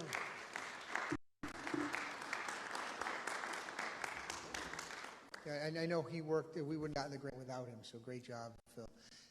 We're at the point now where I'm going to ask you all if you had anything we didn't cover, if you had any comments, and then what I'm going to ask you to do is just give me a 10-minute recess as I usually do, and I have questions that I want to just come back with a real quick recap to make sure that what we've captured and what you've given us direction on, we'll go through those relatively quickly, and then we can adjourn for the day. But right now, Mayor, before I go to that last portion from me, is there anything that we didn't cover, any questions, anything else you'd like us to look at?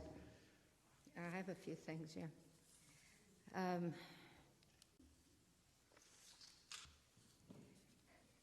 going to try to be careful on how I word this. We're confronted with a lot of state legislation that is impacting a lot of people negatively. And we need to be vocal. We need to be able to know that we're protected if we're vocal in order to protect the people who we represent. And we do represent everybody. We don't pick and choose. We need to move forward with a strong voice to continue to fight hate, anti-Semitism, violence, anti-gay, anti-violence, anti-Muslim, anti-women. You know, all of these things that are so much a part of what we have grown and loved about living where we live. And this is being threatened. And I think that we need to come up with some sort of a plan where we can express to everybody our feelings about inclusivity, about including everyone in the process. And I don't know where we might want to go with that. One of the things that I used to do years ago, and when I took my little time off, it was disbanded because I was no longer around to champion it, and that was our diversity fair. And I think, you know, maybe it's time that we bring that back, but bring it back in a massive way to show the community, show that we embrace everyone and that we'll stand behind them. So I know that it's probably going to fall on Parks and Rec, and I don't know if the rest of the council would, you know, agree with wanting to do that, but I think that that's one thing that I would like to see incorporated into next year's programming. No, I hear you. You mentioned diversity. Do you have a diversity committee that would make recommendations and be outreach and bring back recommendations to you as part of the council's committees? Was that something you were thinking about? I wasn't thinking of creating a new committee because of the time, the costs, and so forth. But that's something that we might be able to do through the Parks and Rec Department. Okay. And I mean, we've done it before through Parks and Rec. We used to have the first 2 years that I had it. It was a tremendous success out at Robbins, and we had a lot of vendors, a lot of people involved. We had a lot of entertainment, and it was across the board. But I understand now. I was just trying to get clarification. I just thought that was some way, at least one way that I could think of that we could show, you know, our community that we're supportive of everybody. Understood. Yeah, talk into it. Yes, I'll talk so into I it. can understand it. I wonder if not putting it in Parks and Rec, maybe putting it into the education. The education committee is a really good place to put it, I think. That's good, yeah. And we might ask what they feel about it and see if they would be willing to take it on, because that's a good committee, and they're not as busy that I see lately. Yeah. I mean, I'm picking on them, but. I know, that's you a what I good, mean? it's a good idea. I Parks think. is really overloaded, where Education Committee, I used to go into the meetings and stuff, and I don't see them as. They don't have any direction right now. Absolutely, That would give them absolutely. So I just like to make that suggestion that that Very might be a good. good place to put the committee, put that diversity information. The concept. Yes. For them to talk This is about. education. Right. But if I could, I think the topic is so important. I don't know why we couldn't do both and do educational components and activity components. So we can look at them from both. Okay. That's fine. Thank you. At least they help each other. Good idea. Thank you. It's a nice speaker. Yeah, it works every once in a while. Thanks. The other one is I wanted to make a special recognition. I mean, you recognized her earlier, but I want to say special thank you to Glenn Martinez personally. I mean, this is Women's History Month. And what better way do we have to finish out Women's History Month than to thank all the women? And no, we're not going to have a Men's History Month, because you get kudos all the time. But it's time for us to thank all the women. Glenda and I worked with quite a bit during COVID, and she was so on top of everything. Every time one resident called and said, "I'm hungry," I'd call Glenda, and she would be on it. Before you knew it, that person had food. Debbie has just stepped in and done a marvelous job. Our clerk takes on a tremendous responsibility. And we honored Leona. We keep Renuka. Oh my God, how does she do it all? We have Beatrix, and everybody is outstanding. That's true. And I think we need to look into giving some of these people bonuses. I back that. I know I've been studying pay grades and salaries and everything, and if they don't fit the bill for a pay grade or a step, let's give them a bonus. I think that's important. One-time bonus. Yes. And I think you should fit that into the budget. That's a good, I like that. I like that a lot. Do I have approval of that? Yes, you don't need it. The only one that's shaking his head is the man. You don't need approval. Yeah. Oh, I got you out, Marlon. That's what I have. That's my major thing. think that's a That's closing out Women's History Month. Thank you, Mayor.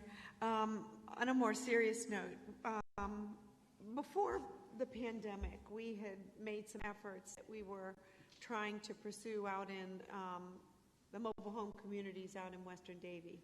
And, the Orange Park out there, as well as Western mobile homes and all that. We'd made such great progress. We had a clean sweep where we did the bulk pickup sweep. We did a code enforcement sweep out there. We had the police out there working with us. We had the fire department installing fire alarms and all those things.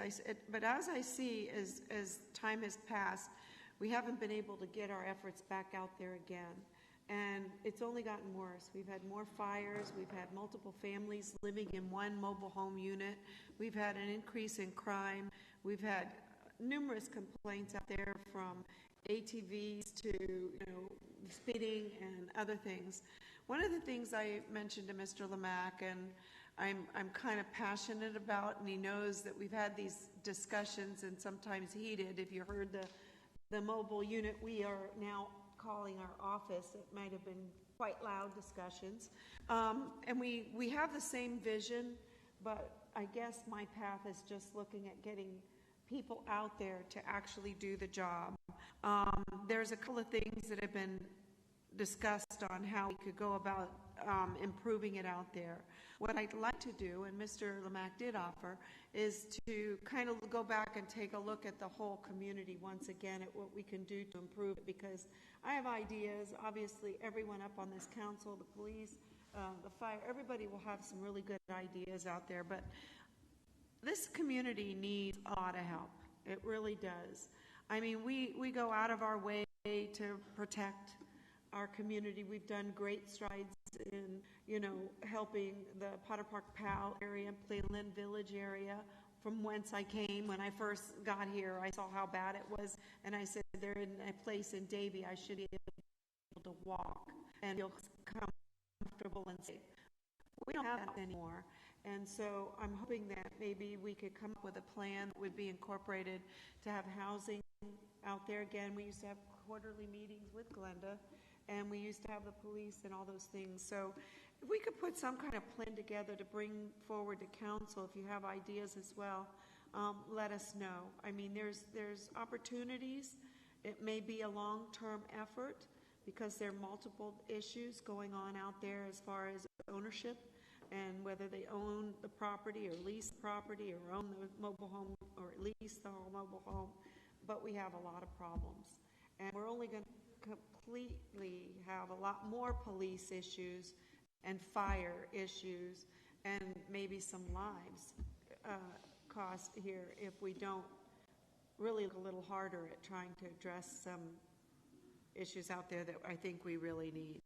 So I'd like to be able to focus on, coming up with a plan out there a little better for the next coming year. I know it's not doable. I asked for the next 6 months to really get in there and do a few things, but I don't see that's possible. So, but I would like to, at least for the 24 budget year, for us to see if we can come up with a plan before budget's finalized and what we could do for that. Incorporating Mr. Lemac's idea and mine and council's, if that's possible. I agree. I'm a little closer to that area and do use 8th Street quite a bit, and I like to go and look at Liberty Park and enjoy trees that were planted there years ago. But it is, and I tried down 136. I can't understand how some of these buildings are standing. They are so dilapidated and so poorly kept. Possibly, we need, part of that plan would be to have code, yes, do a sweep street by street to just clean up the obvious. Mm-hmm. And as they're doing that, they may even uncover some other things too. Like the illegal structures that are added on with another family in there too, multiple families. Well, that you always know about unless you're tipped off by the 8 cars that are parked on top of each other, in front of the or a head building. Count.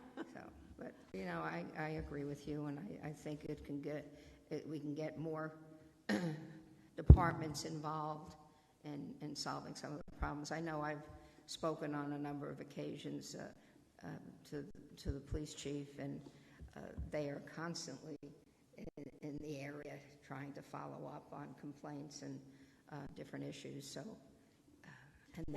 one of the suggestions that I had made was to have a police annex out there. When we did it in Driftwood, it helped. We had Ellinger, we had an annex, and it cleaned the place up quite a bit. We had one in Palmanova at one point, and it did cut down on crimes. We had one out in Powell. When we started to have these police presence on an ongoing basis, it has always helped. And we had one too, I remember, by the gas station on 148th, that Shell station, gave us space. And for some reason or another, these little outposts never seemed to work in relationship to coverage and people feeling comfortable about going in and talking to anybody. So, I think we'd have to give that a second.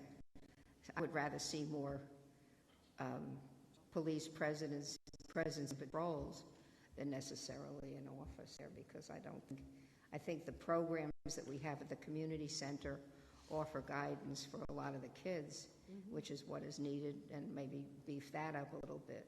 That would help. Mayor, Everybody else? If I may, thank you. I think we all agree with everything you said. Council Member Starkey had asked me to bring back her an action plan, which I will, if you're okay, I'll work with her to bring back to all of you, should there be anything. But I can tell you that under a renewed and revigorated code compliance division with Mr. Ligori, John, who's here today, we've already started the plan. He's got the full support of Chief Kinsey, Chief Poland, and all of code enforcement, as well as the department and housing. So we'll bring you something back, both in the short term and for the long term, to try to address these. And as long as you brought that up, I want to thank John. I have seen so much of an improvement in such a short period of time in terms of code and code compliance, and the mere fact that he's actually got the police going out with code makes a big, big difference, and I appreciate that very much, and it makes life a little easier for me too. I appreciate it. Good job. Yeah, we have a great code team, and he's a great addition to it, so thank you. Anything else? Okay, so if not, Mayor, can we just have 10 minutes so I can recap with staff, and then we'll finalize real quick and then adjourn. Thank you.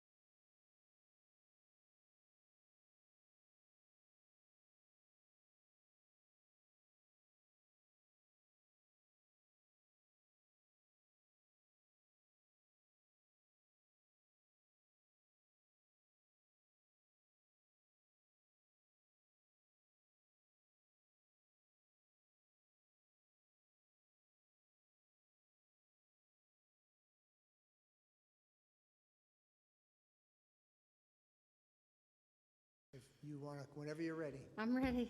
Okay, so we're back? Okay. Thank you. All right, what I'd like to do is just take us through a recap of the questions, make sure that we all captured it correctly so that we can move forward appropriately. So if I can, I'll just go through these.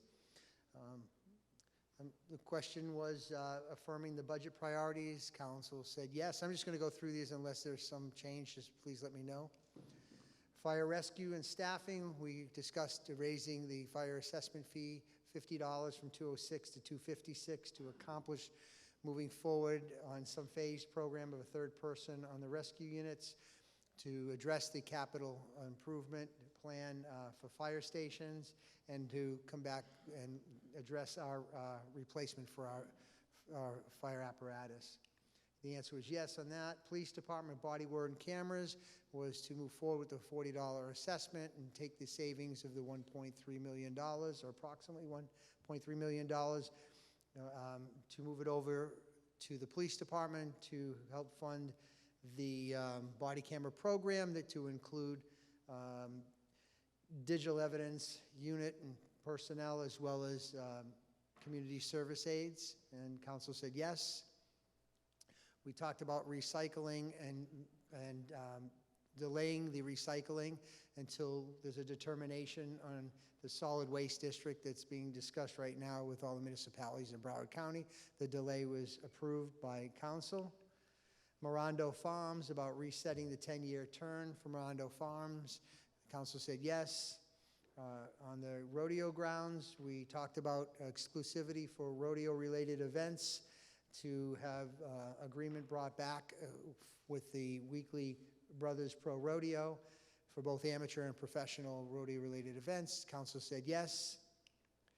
The Davie Golf Club opportunities to do the exploration with the unsolicited public-private bid, to talk about hotel, clubhouse, restaurant, recreational amenities, and the goal was to look at no cost to the town. Council said yes. On the mental health program, council supported allocating $150,000 from the self-insurance fund to fund that program. Council said yes. Roadway master planning, we talked about the capital improvement plan moving forward on both those aspects of it, and council said yes. On the Davie Road activation, we had some dialogue about that. The question was, did we want to support the temporary activation? And council came back, if I captured this correctly, that you wanted us to continue to work on the demolition plan as well as the temporary activation, including necessary funds, but prior to moving forward, bring something back to town council in June for further discussion and get direction. Did I capture that appropriately? Thank you. And then on Pine Island Ridge land, Country Club Inc. and land donation was to go ahead and have further conversations with the board, and the council said yes for the adoption of the donation of the 21.8 acres. Then we talked about the CRA extension and whether to continue on having conversations, moving towards that goal, to include affordable housing, to include septic to sewer conversion, Playland Village, stormwater projects in the TOC, Transit Orient Corridor, as well as the TOC redevelopment. Council said yes.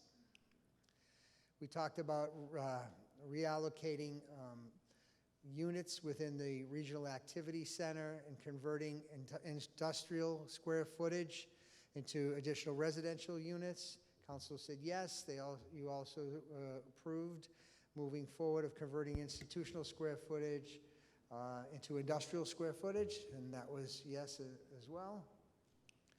Then we talked about climate resiliency and assessment. We want to move forward with hiring the consultant with the grant, funded by the grant fund dollars, to be able to evaluate the impact on climate change and sea level rise on the town of Davie, and council said yes.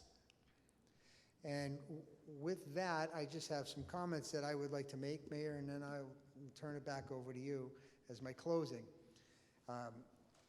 I always like to give recognition. I want to thank our presenters today, Moss, Phil, Bill, Chief Downey, Chief Kinsey, Debbie Thomas, Grace, Jeff, and Jonathan. You all did a fantastic job.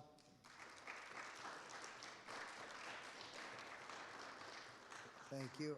I want to thank, obviously, Broward County, again, facility use and the great presentation we had this morning. I want to say thank you to Leona, Suzette, Grace, Amanda, Ariana, staff from Public Works, Park and Recreation, and IT for today's setup and preparation. But I do want to make a very special, separate thank you. I don't know how she does it. Please don't ask her. But Arlene, where are you? I want a very special, personal thank you to you. I don't know why you come to work every day when you got to see me, but I'm kidding. Thank you so much for all that you do, and just incredible. So thank you very much.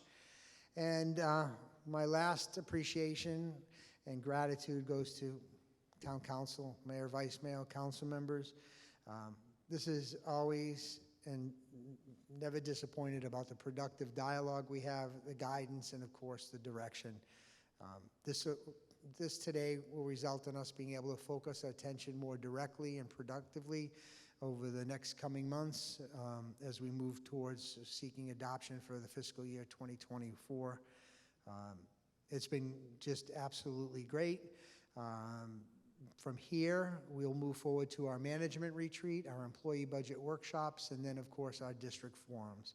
So I just want to say thank you for allowing me the opportunity to continue to serve. And this has been a great day. And Mayor, I'll turn it over to you. Thank you.